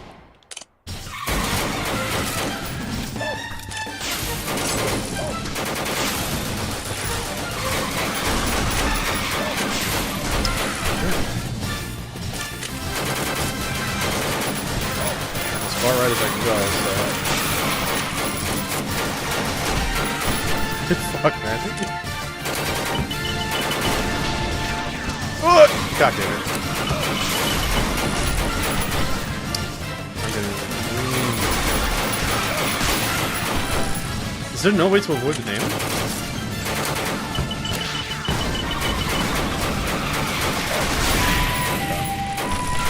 Damn, bro! I wish... That's funny. Is there a way to just roll without having to hold down? Okay, there is. Alright, well I want something to destroy that fucking thing. They're all locked. Great. Oh, this game. I just realized this game was as brutal as Metal Slug. It makes you start all the way from the beginning.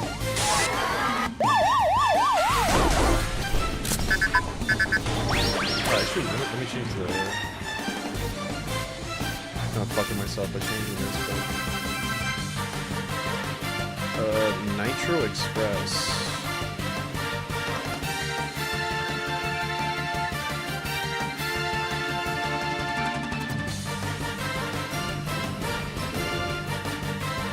So I'm changing the stream information. Alright. Oh shit.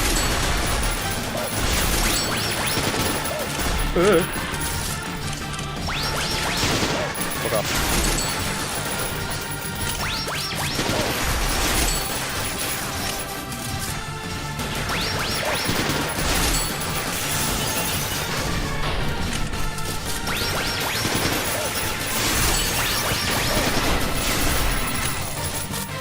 Ba, ba, ba, ba, da.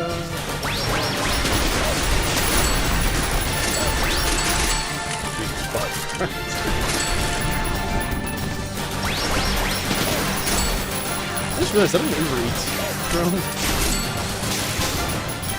What do you give me? Oh, Uber Eats.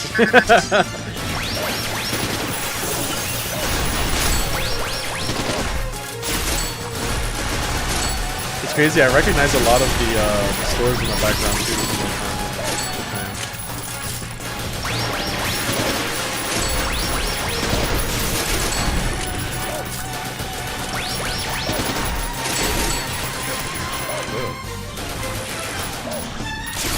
God, go down. Like that store behind me, it's called Dotor if I remember correctly. And it's like a coffee place that's obviously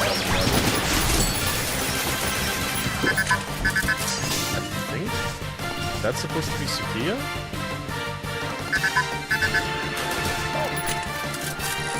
Yeah. I think I'm just gonna like lob grenades at it.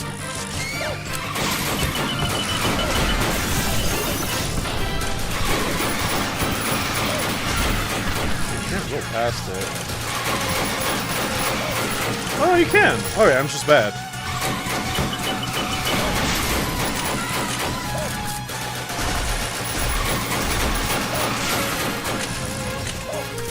Oh, that makes it so much easier. Wait, got it? I heard the music change. I was like, what the hell?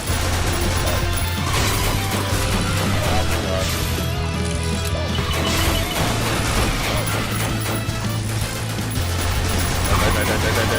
Ah.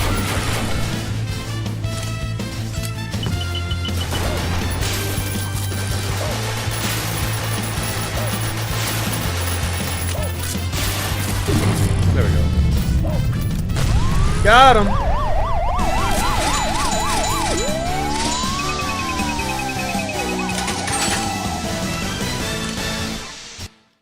Is it? Good job. Companions for the semi-autonomous UAVs and ULVs have been granted our dirty lives on a paper they registered as special defense driving vehicles, but Road Traffic Act doesn't classify them under vehicles. Okay. It's a lot of yapping, dog.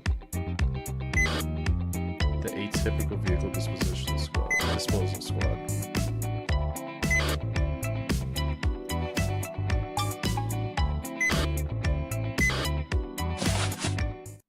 Cool. Great.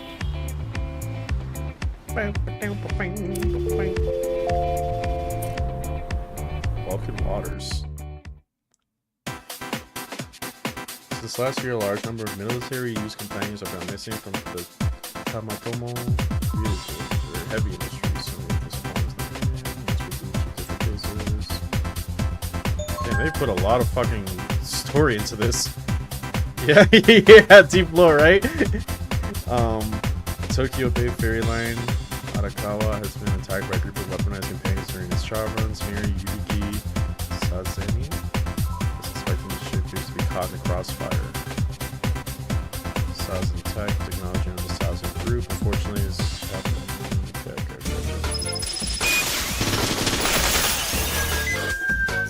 For the news center move up, the group of Arakawa has all been evacuated safely, but the mayor started the observation deck. Probably filming for a Garo 2 video. Very subtle. Her official channel has 80,000 subscribers. Chat, why aren't we there yet? 80, not even 800,000.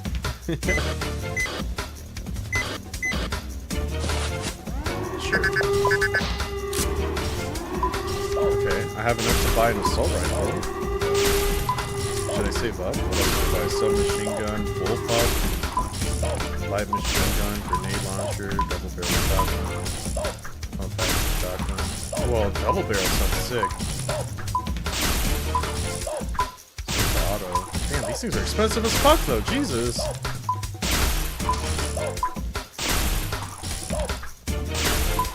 What the hell is this?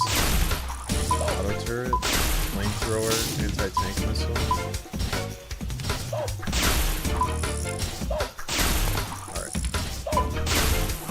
We'll save our money for now. Wait, she's in the ocean. How the fuck are we? Okay. Alright, that makes more sense. I was like, are we just gonna drive there? They thought of everything.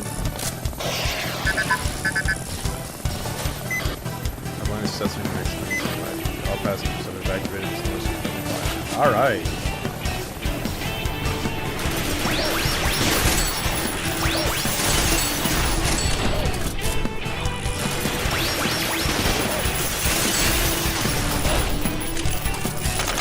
Oh, fuck!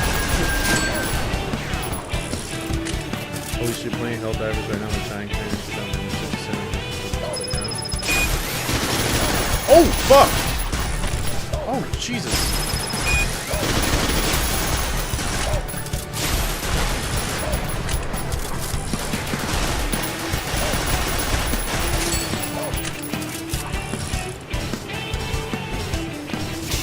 I don't know what the fuck that thing was shooting at me, but I didn't like it.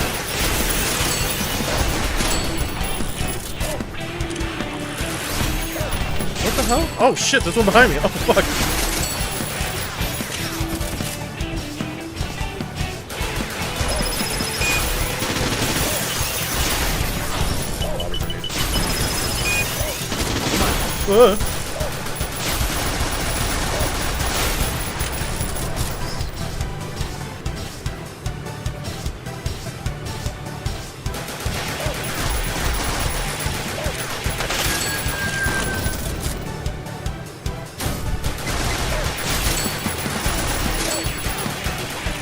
What is that little dog shooting? It's like shooting a little laser.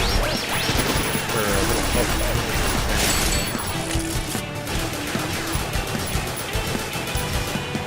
You already don't have ammo in this game, though. They went a different way with doing loadouts instead of like receiving special weapons that you can pick up.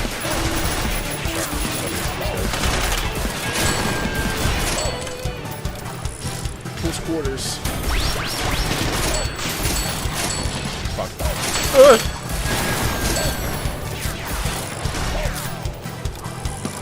Reload, reload, reload.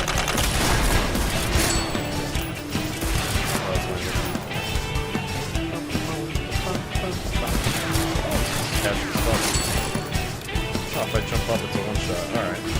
I go in here.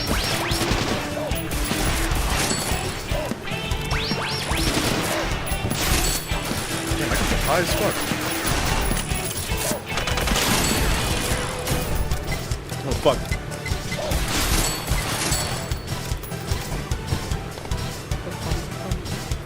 I wish I could move with the D-pad. It'd be a lot easier, I think. Oh boy. My rescues arrive. Only planned to film a short vlog, but I ended up becoming a true life documentary.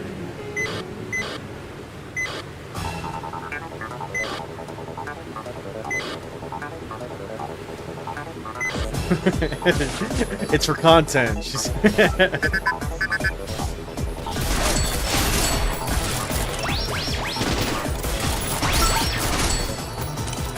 like a horde fight, basically. Yeah.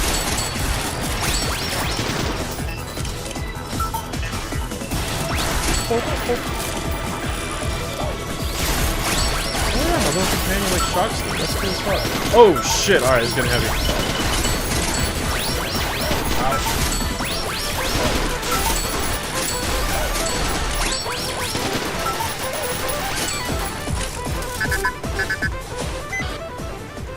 That's it?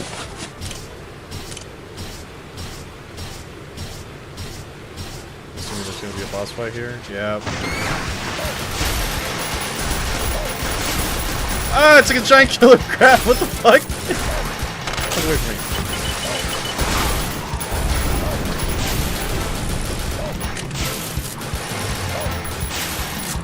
Bam, bam. I was trying to snip me. Get away.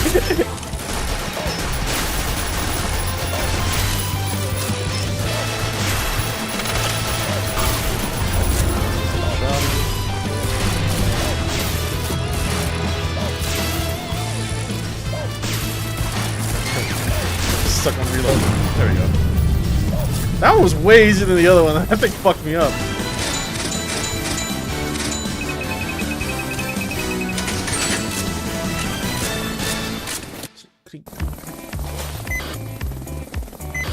Heard that the police department's newly established companion civil task force for operations.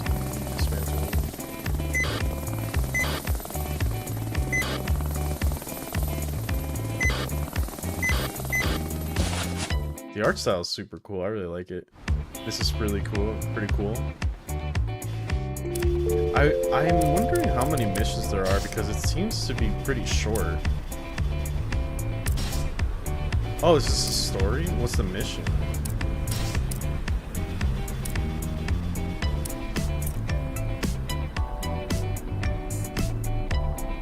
Okay, so there's like separate... Okay, let's try it out. 14,000. What can I buy with that? I don't want a submachine gun. Wait, light machine gun? Oh, baby, we're saving up for that. Never mind.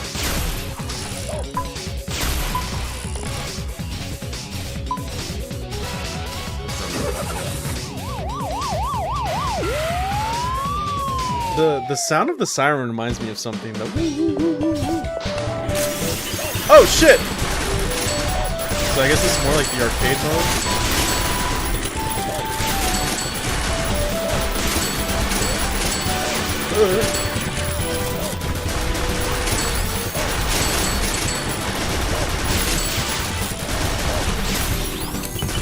God, whoa, there's way too many of you guys. Oh, they can hit me while I'm down.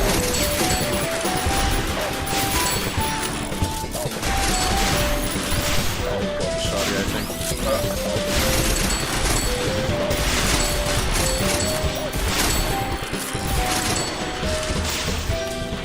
Oh, getting stuck in a reload enemy fucking sucks though.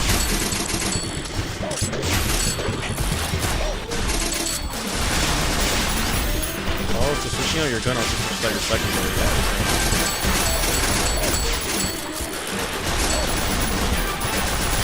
Yeah, brother, how many of them are there? Jesus! Is that just like a survival mode or something? I like how when you go down, you go to the hospital. That's cool as fuck. It's just a really charming game.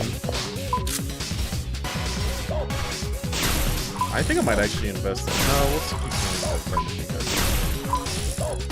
Throw a knife or a knife stab for enemies. Okay. Do I have to keep going? Because I feel like I was just stuck. No, destroy all enemies. Okay, I just have to survive and destroy them.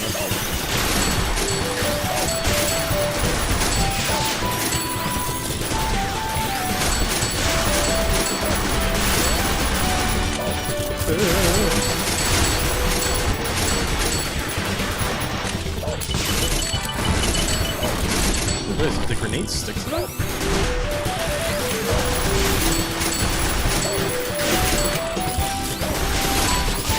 Oh, these robots are fucking sneaking up on me. Holy shit.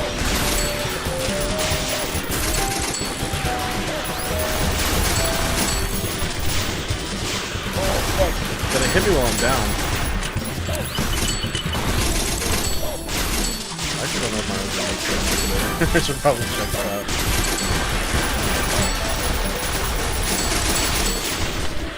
God, how many of these fuckers are there?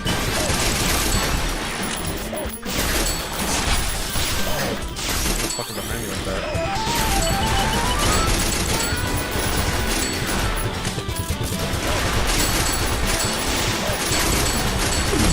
Okay, there we go.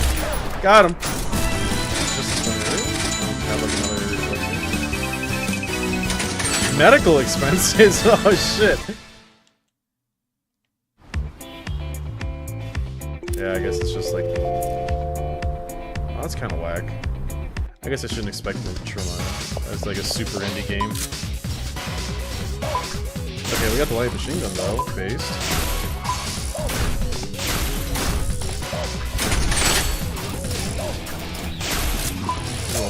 Probably the assault carbine.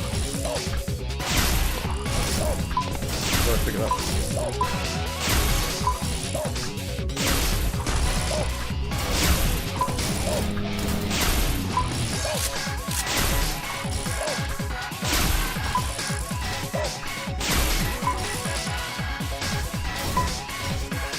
Melee attack, pick up weapon. Okay, there we go. The American experience. We're in Japan, buddy. But sure. I understand. LMG.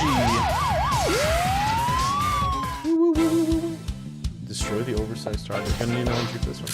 I wonder if this Kakura restaurant it's either a DMZ reference or it's trying to talk about Toko's restaurant. Okay.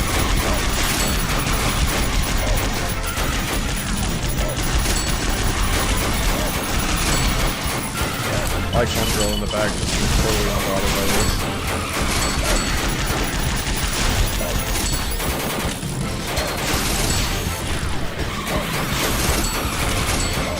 I can't get a shot of me like the little cord because it's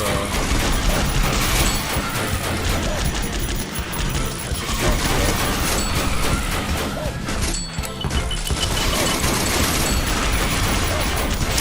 God damn it.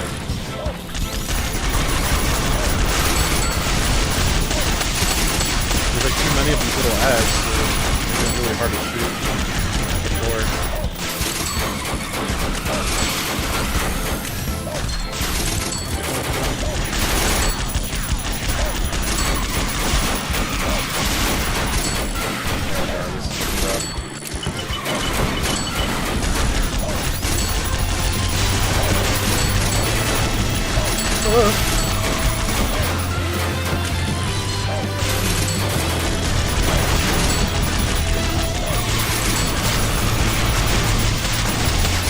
Yeah, it's really hard to shoot this fucking thing.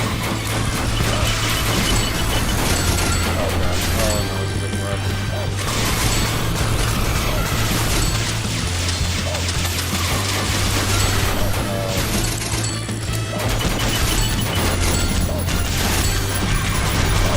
That's the bullets are, yeah. Damn, this bitch is hard. Do I have to jump and shoot it? Maybe? Alright, let's keep going on with the story.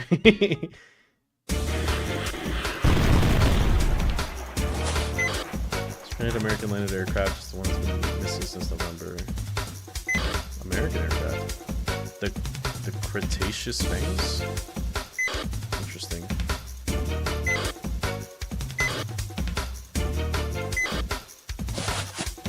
They really put a lot into the story of this game. This cannot be good for the economy. What do you mean?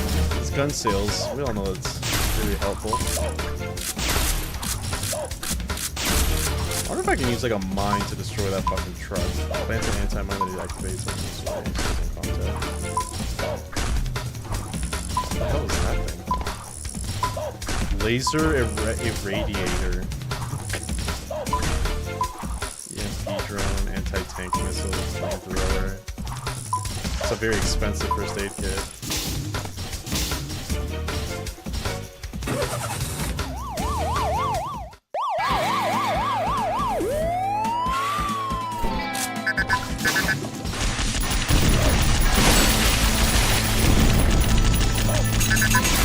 Oh shit, that thing reflects the shots?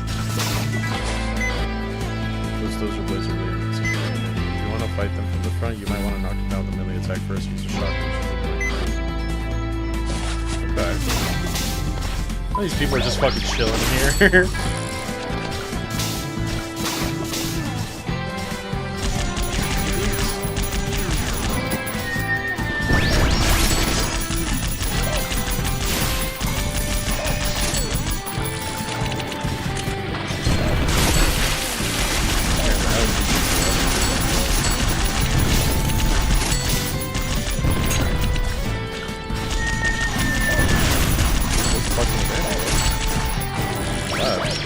Oh, you're right.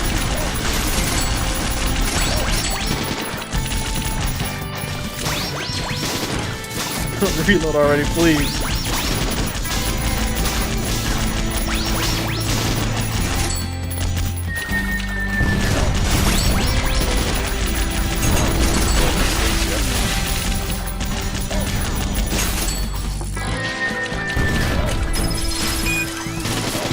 Oh, fuck!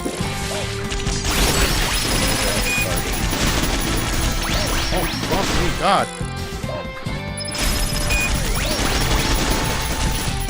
God, bro, I'm rolling. What the fuck?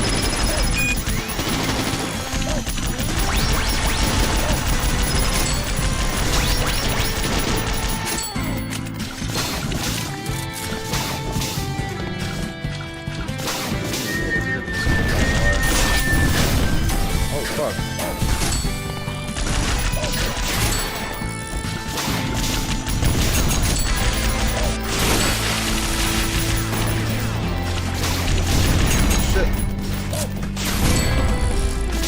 Oh, I could jump in the water? That's good to know. I did not know that.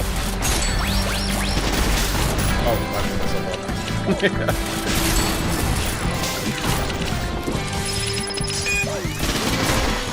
up. God, this fucking thing is so annoying.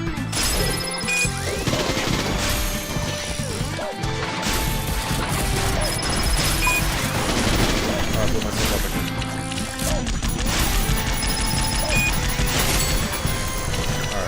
Well, I'm really low on health. I can totally fuck that. Go, LMG, go! Alright, hurry up, reload. Thank you, dog.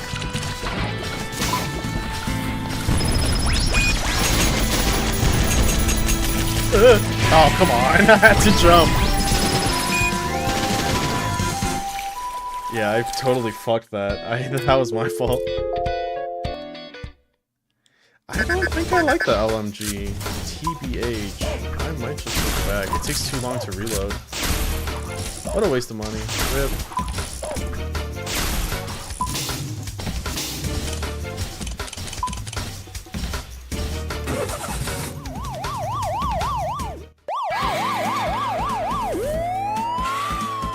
Wink.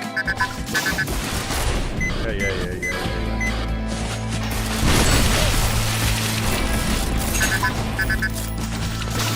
Lady, what do you want? Why are you calling so much?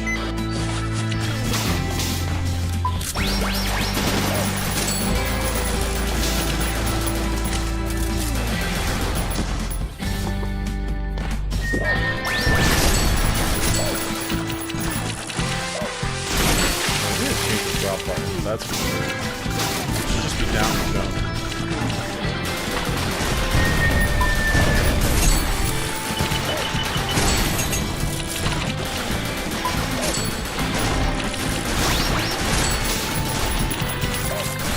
Fuck off.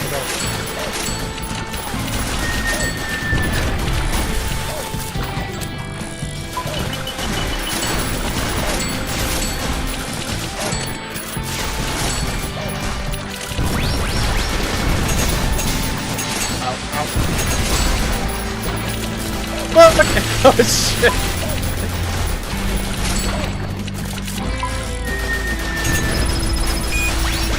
Come on.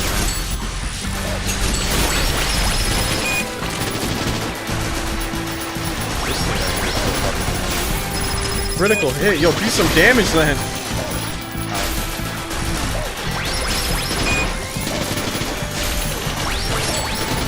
I get this thing like kind of out level there. There you go.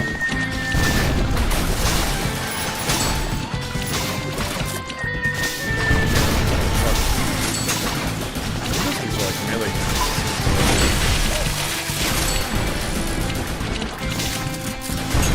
Oh shit. Ah. Where'd he go? Oh. He just threw a grenade to the bitch. Go away. Oh, it does like 0 damage. That hits me. Okay, sure.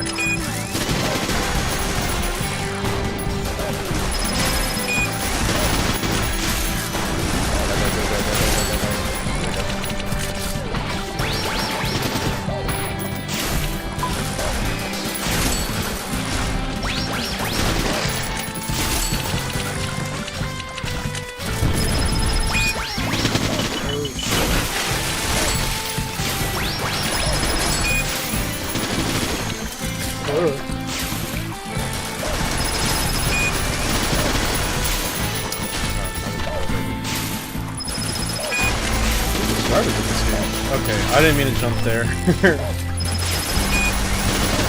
Ah, there we go.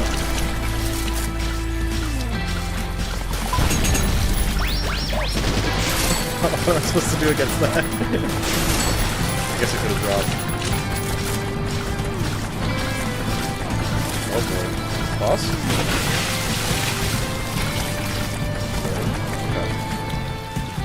Japan is not as safe as people make it out to be. Yo, if it was like this, it'd be fucking crazy.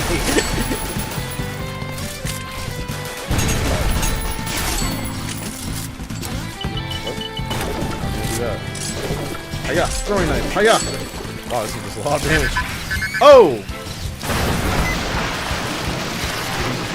Keep the distance at the same time. Remind us attacks most people start off depleting the slave right off. It's hard to deal with it. Holy fuck. Oh my god. It like reflects everything. Oh shit!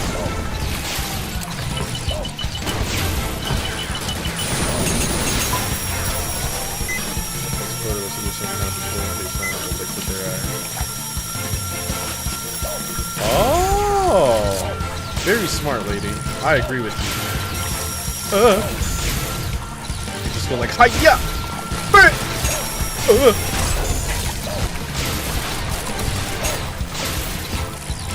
It's scary that it sends like so many fucking bullets flying my way. I don't know if that hits me on the way back.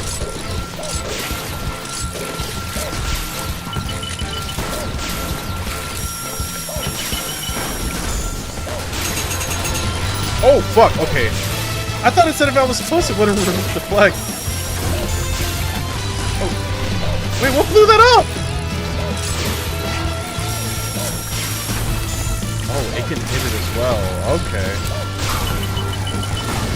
I'm like one hit away from dying. I have to be fucking super careful. Oh my god. Oh wait, I'm good. I'm good. I'm still alive. Oh! It hit me midair. That's some ass, bro. Alright. I need to get off. I need to go to bed. Alright. Switch this to chatting. Alright. Alright, so what did I say I was going to be on next? What is it, 2 days from now? Tomorrow? Some other day? What's going on with, like, Super Earth right now? Because everyone's freaking out, and I don't know what's going on. I feel like I played Helldivers, like, 2 days ago, and nothing was happening. You know what? I want to hop in real quick just to check. I'm not going to play around. I just want to see. Where the fuck is Helldivers?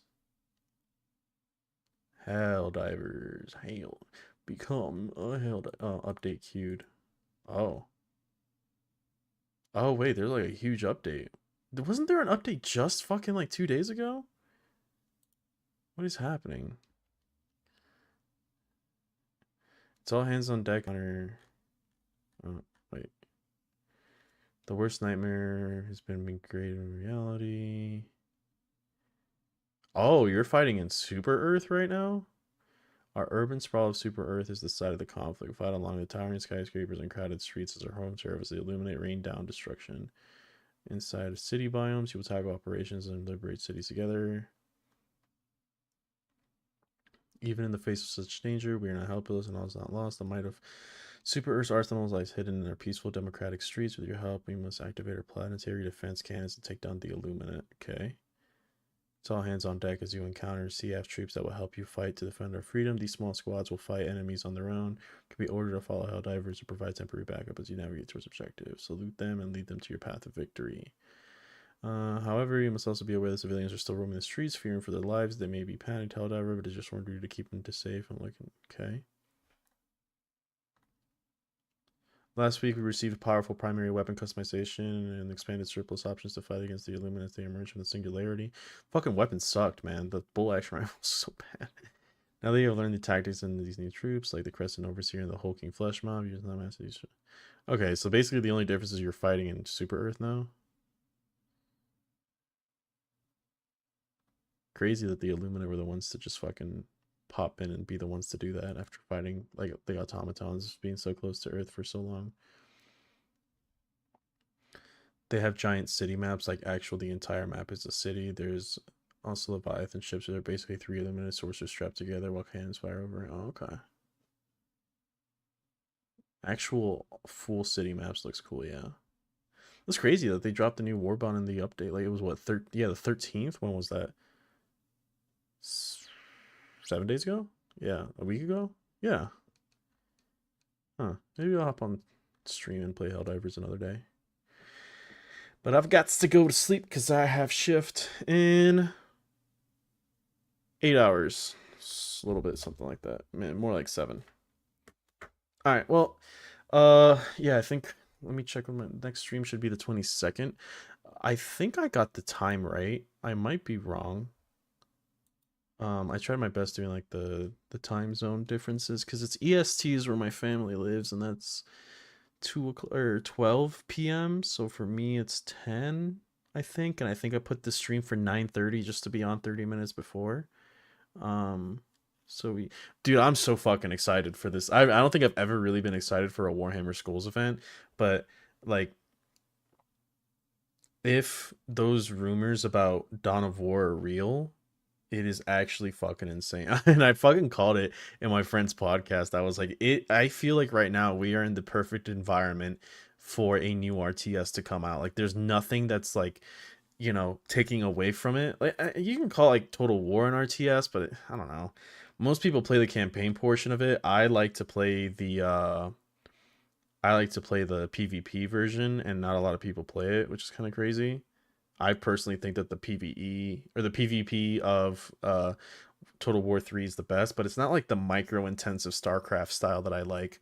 So, I mean, not to say that Total War isn't a bad game, it's definitely a good one. They're probably just going to introduce a new faction, is my guess, or a new DLC. People are saying that there's rumors about 40k, Warhammer 40k, or Total War 40k rather. I don't really think I care. I mean, it's cool. Don't get me wrong. I'll probably like soy jack and play it, but if I was to choose between a Total War game and a new Dawn of War game, I would choose Dawn of War. I think Dawn of War is perfect. Um, but I don't know if I really trust Creative Assembly anymore. And I know that like even if I was excited for a new Total War, they always put their focus towards campaign, which is the thing that I give the least of a shit about. I want PvE or PvP, sorry, and they don't really ever support that. That's never been like the strong point of the game. So, you know, Mechanicus is probably gonna have some news. I'm hoping for a date. It'd be cool. I'm gonna assume that maybe it's like October. But I hope that they drop a date. The Dark Tide stuff, man, I don't know. It's really hard to trust Fat Shark. You know what I mean? Like I will believe it when I see it for the most part. Cause I mean, hell, look at versus mode, man. They've been teasing versus mode for years, and they finally implemented it like not that long ago. You know what I mean? And like they had things to show for it. Like until it's in the game, I don't trust what Fat Shark says. You know what I mean? And I already feel like Darktide just is kind of still pretty weak compared to Vermintide. So if they introduce like everyone's saying like Cyber Mastiff, and I'm just like, okay, until that thing is in the game, I don't care, right? And even then, if it is like a RBD's class with a Cyber Mastiff, it's I would be more excited for the Gene Stealers, like you were mentioning, Joshua. Um, I just don't know if that's the case.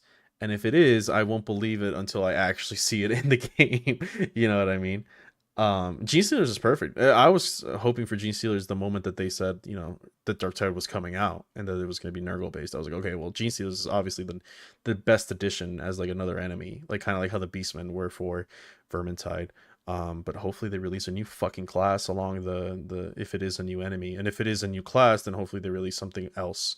I would prefer a servitor class, maybe. I don't know. I don't think I would rather have like a Skitari personally. I know people are saying like Skitari doesn't make sense, and it's like, well, neither does an Ogrin.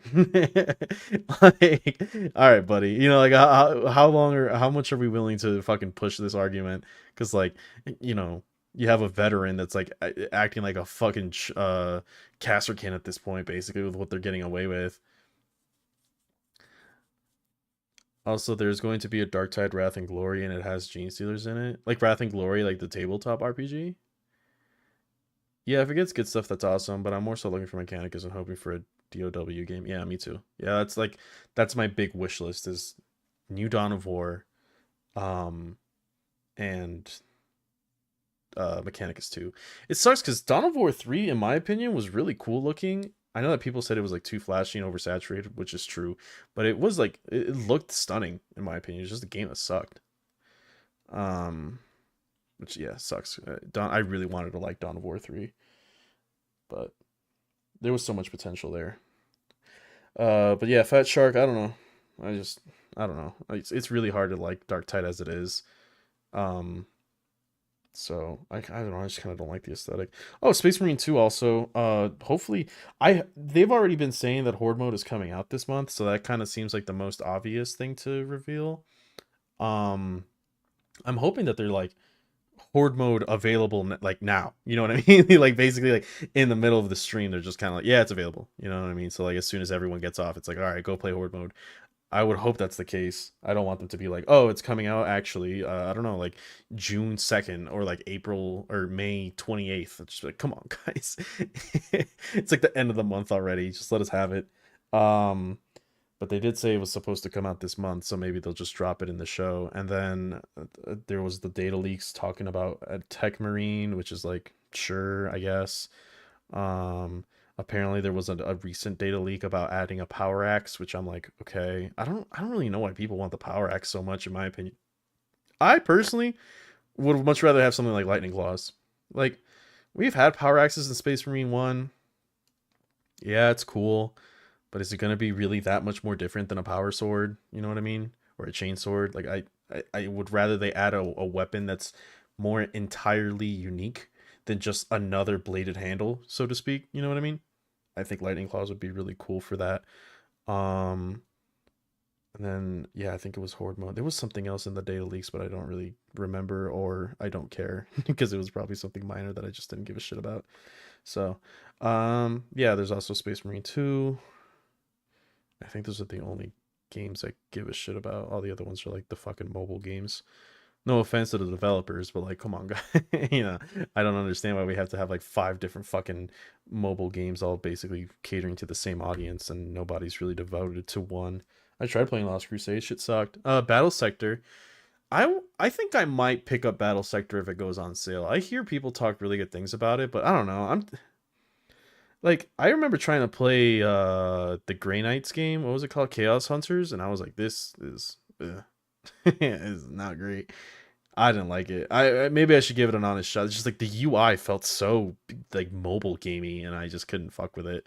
And it was just, I don't know. I didn't like it. It didn't have that much polish in my opinion.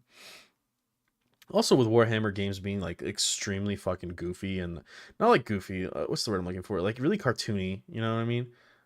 And like Demon Hunters is one of them. Like Mechanicus is kind of like, yeah, it's a little bit more rounded. It isn't as graphically great, but it is trying to be serious, especially with like the art and stuff. Um, Whereas like I don't know how Battle Sector plays. I'll have to try it out. If it goes on sale, I'll try it. Um, but they also kind of seem to be like those DLC kind of farmy games. Because I saw the DLC for every faction. It's like that's a lot of DLCs. Not gonna lie, I play Tacticus on my phone regular. Tacticus looks not good, if I'm being completely honest, but I'm sure maybe it's fun in a way. The Tech Priest and Chaos Hunters looks ugly as hell. Chaos gave us such a weird Saturday morning cartoony thing. Yeah, yeah. Great in to check out when I'm in the office or something. I played Lost Crusade for a while, and then I saw that Tech Priest lady, and I was like, oh, I love you so much. You're so cool.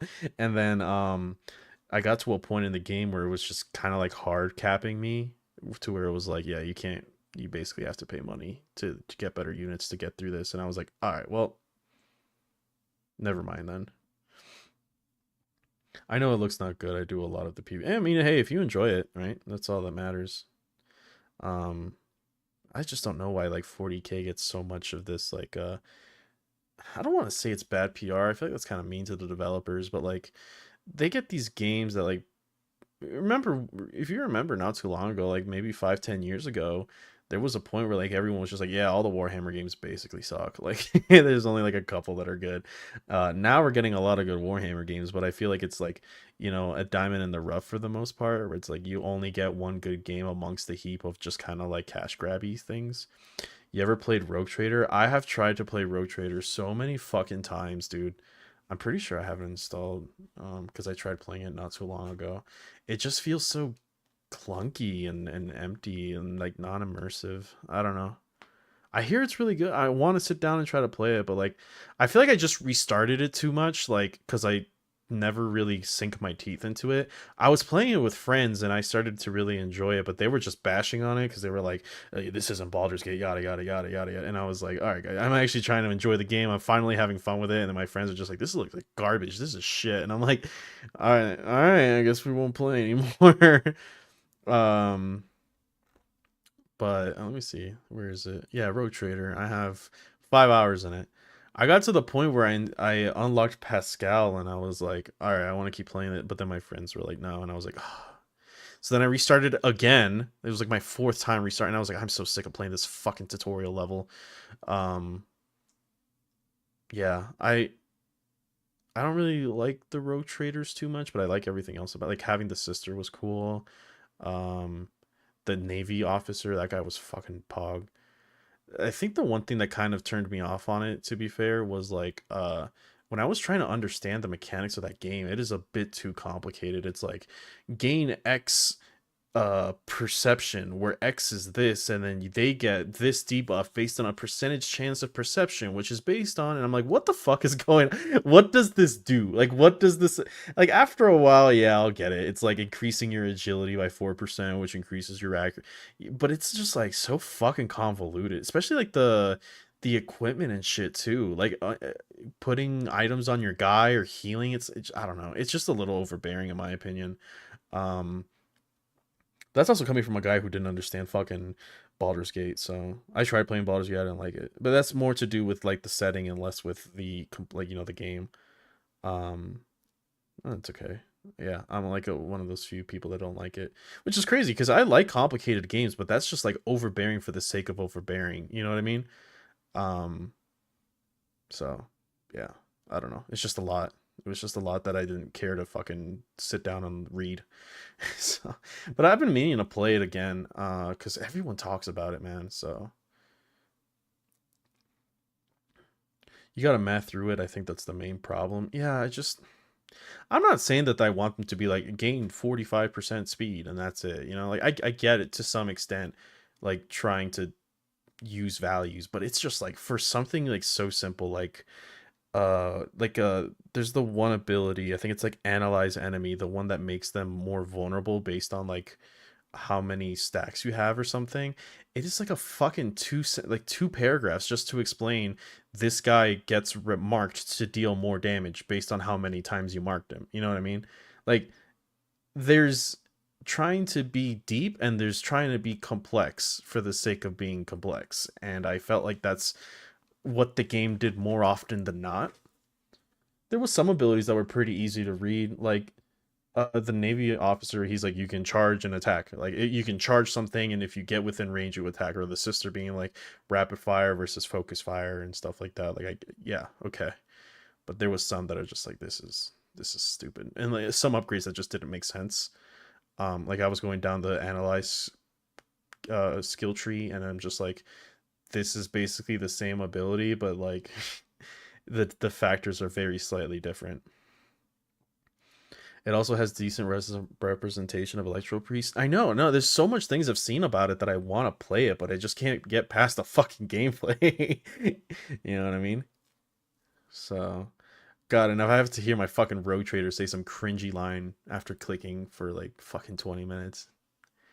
But no, I think I'll try it again. It's just it has like the parts of 40K that I don't care about, which is like the greater Imperium, you know what I mean? Like the rogue traders and stuff like that, like the more nobility side, I guess, is what I'm kind of looking at. I just don't give a shit about that type of stuff. When I think of like Warhammer, I think of like mass war, you know, not so much like the little squabbles of seeing guys in high colonial outfits shooting lightning and talking about stupid shit like politics of the Imperium. I just kind of don't give a shit. You know what I mean?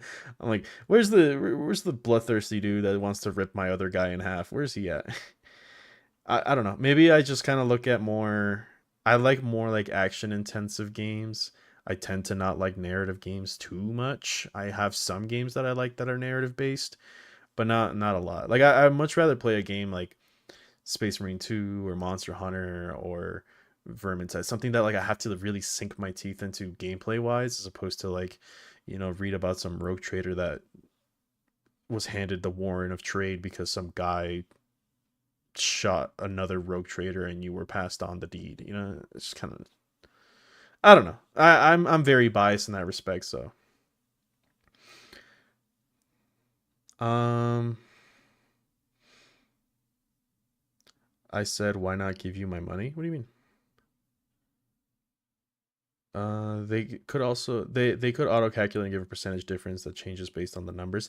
That is sometimes the problem I have. I'm just like, okay, I understand how you're coming to this conclusion and what this ability does, but what's the value? Like, is it worth using an action point on exposing this thing's weakness?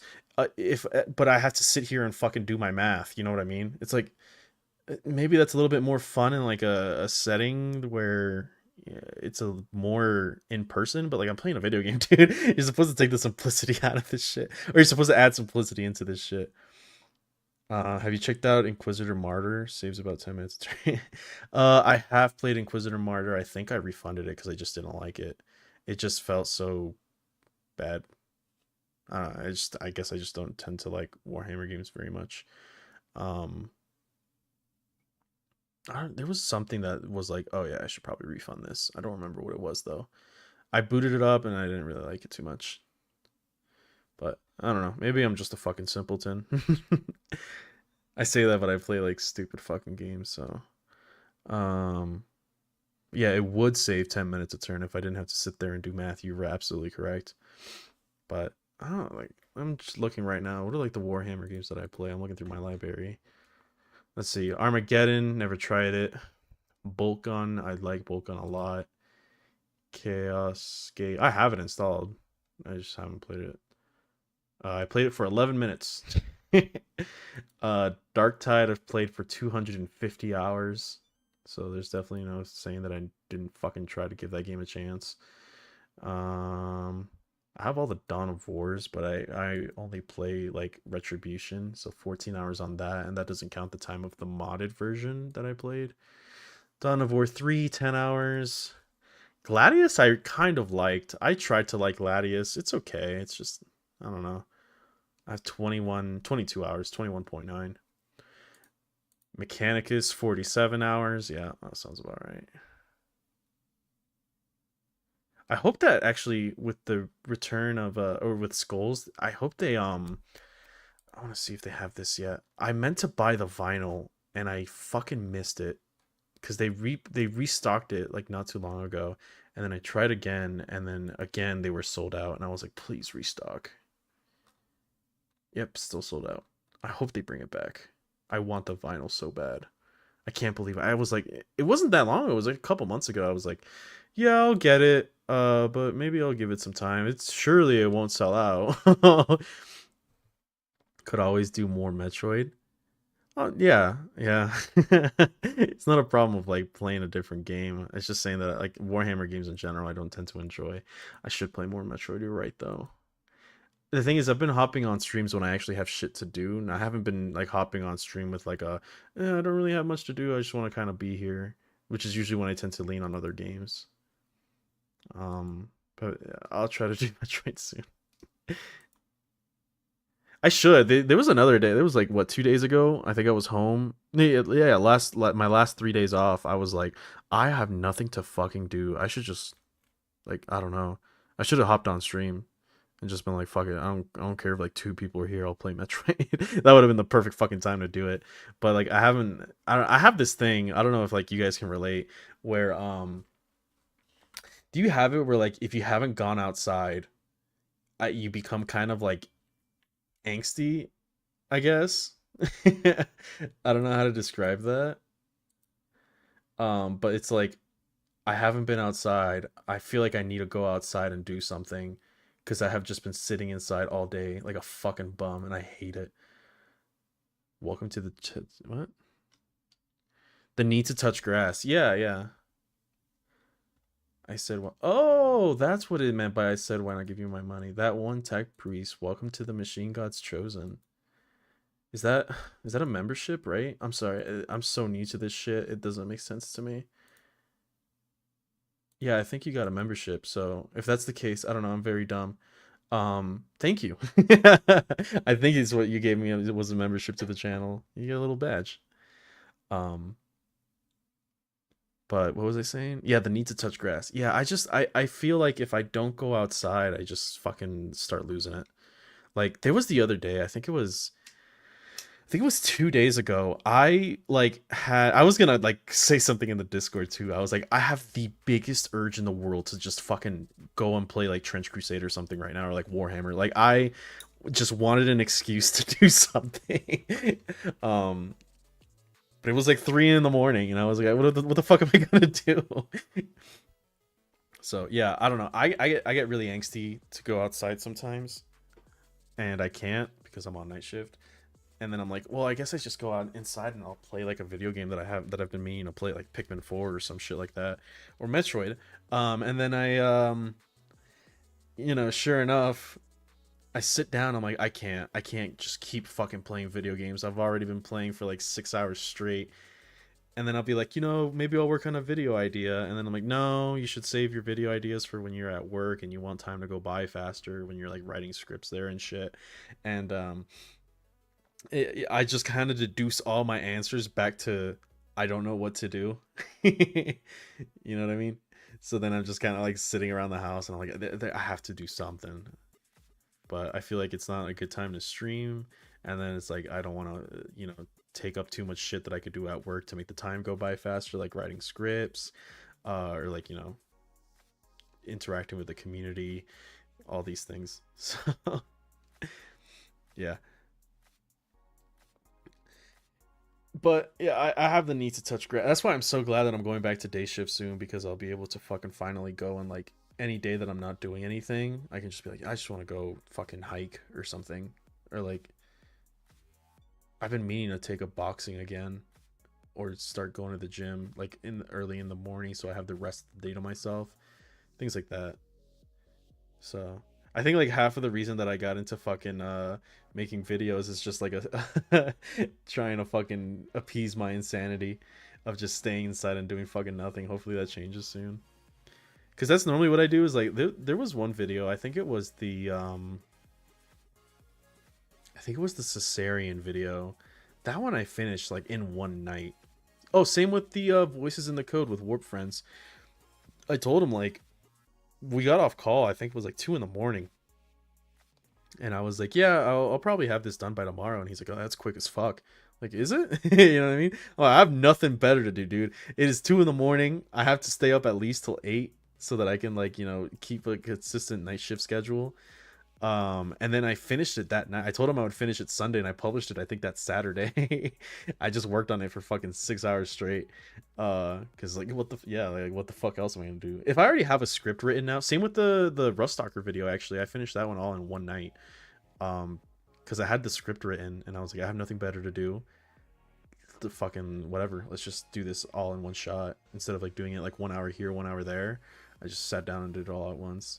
And that one was easier because I recorded the script pretty early, so I had almost everything there, and I got all the data.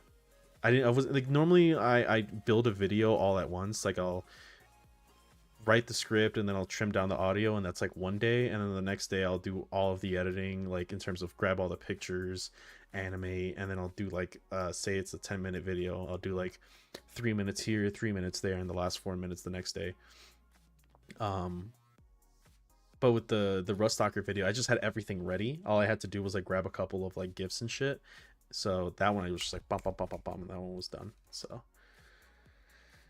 we'll see how the video process goes when I go to day shift. Ideally, I think I'll be streaming more, and I'll be probably pushing out videos at about the same pace. If anything, probably a little bit faster, because when I'm at work at night, I can just kind of fuck off and do whatever I want, which I do a lot of painting and stuff.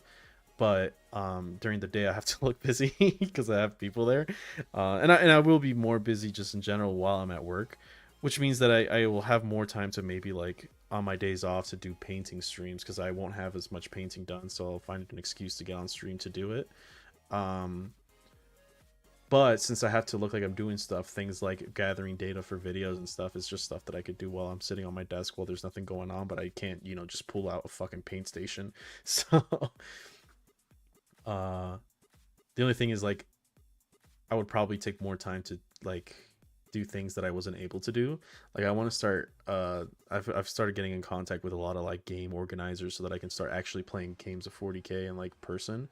So, um a lot of painting has been done over the night shift so that I can actually play in person more during the day shifts. um like since day shift is from 5 a.m. to 2 p.m., I'll be able to like go to like go play Trench Crusade or go play for Kill Team even on days that I work. Whereas like normally on night shifts, I wouldn't be able to do that.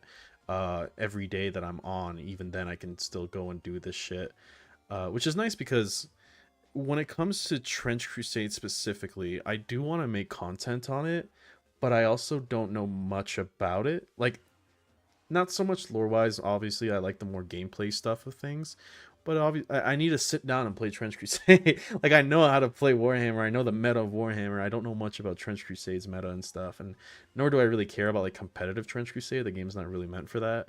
But I don't know how to like. I couldn't tell you how to play X, Y, or Z faction. Where like I don't know how to play Death Guard effectively, but I know how to play Death Guard. You know, I know how to play CSM. I don't know how to play them to a pro level, but I don't know them like the ins and outs and stuff. So the only way to do that is by going to a game store and fucking playing. So, and then like I mentioned that the fact I think it was to Bucket that I want to start playing more in-person games because I play just a lot of TTS but not a lot of in-person. And I thought I had an idea where like maybe I could just get people to um I can get people to do like community lists that I can bring to tournaments or like GTs or RTTs, and it won't be like like a huge meme. Like we'll still make the list somewhat competitively viable, but it'd be cool to sit down with the community and be like, hey guys, what do we think about this? What do we want to add? And then see that being performed, and then being able to look back at a tournament or something. And it'd be cool if I go to like a bigger event, and then I could like try to see if I can hop on a live streamed game or something, and shout out the community through that. So those are all things that I'm going to try to do. But I think a lot of the organized events here are more during I think August and October is the next two like open GTs. So I'll have plenty of time to paint stuff. But you know anyway, I've been yapping for too long. I really have to get to bed. So no stream tomorrow, but the day after. And I already have a video idea. I just have to write the script, which I'm probably gonna do tomorrow. But we'll see if I get to it, because I always tell myself I'm gonna write a script at work, and the next thing I know, I fucking end up painting for most of the shift, and I have a primed manipulus I have to finish. And I think as soon I finish that manipulus, and I think then I build an infiltrator squad, and then I'll have my 2,000 point list. And after that, it'll just be filling more shit out. So anyway, all right. Let me stop. Let me shut the fuck up. I talk way too much. 4 hour stream. I was not expecting. I was expecting like 2 at the best. Thanks again for streaming and have a great night. It's 1 in the afternoon, but I appreciate it. Yeah, I have to go to sleep at 1 in the fucking afternoon. We'll see how well that works. I'm not even tired, and it's gonna be interesting to see if I even fall asleep. But all right, chat. I will see you Thursday. Thursday is Warhammer Skulls, and hopefully I'll be awake for it. All right, bye.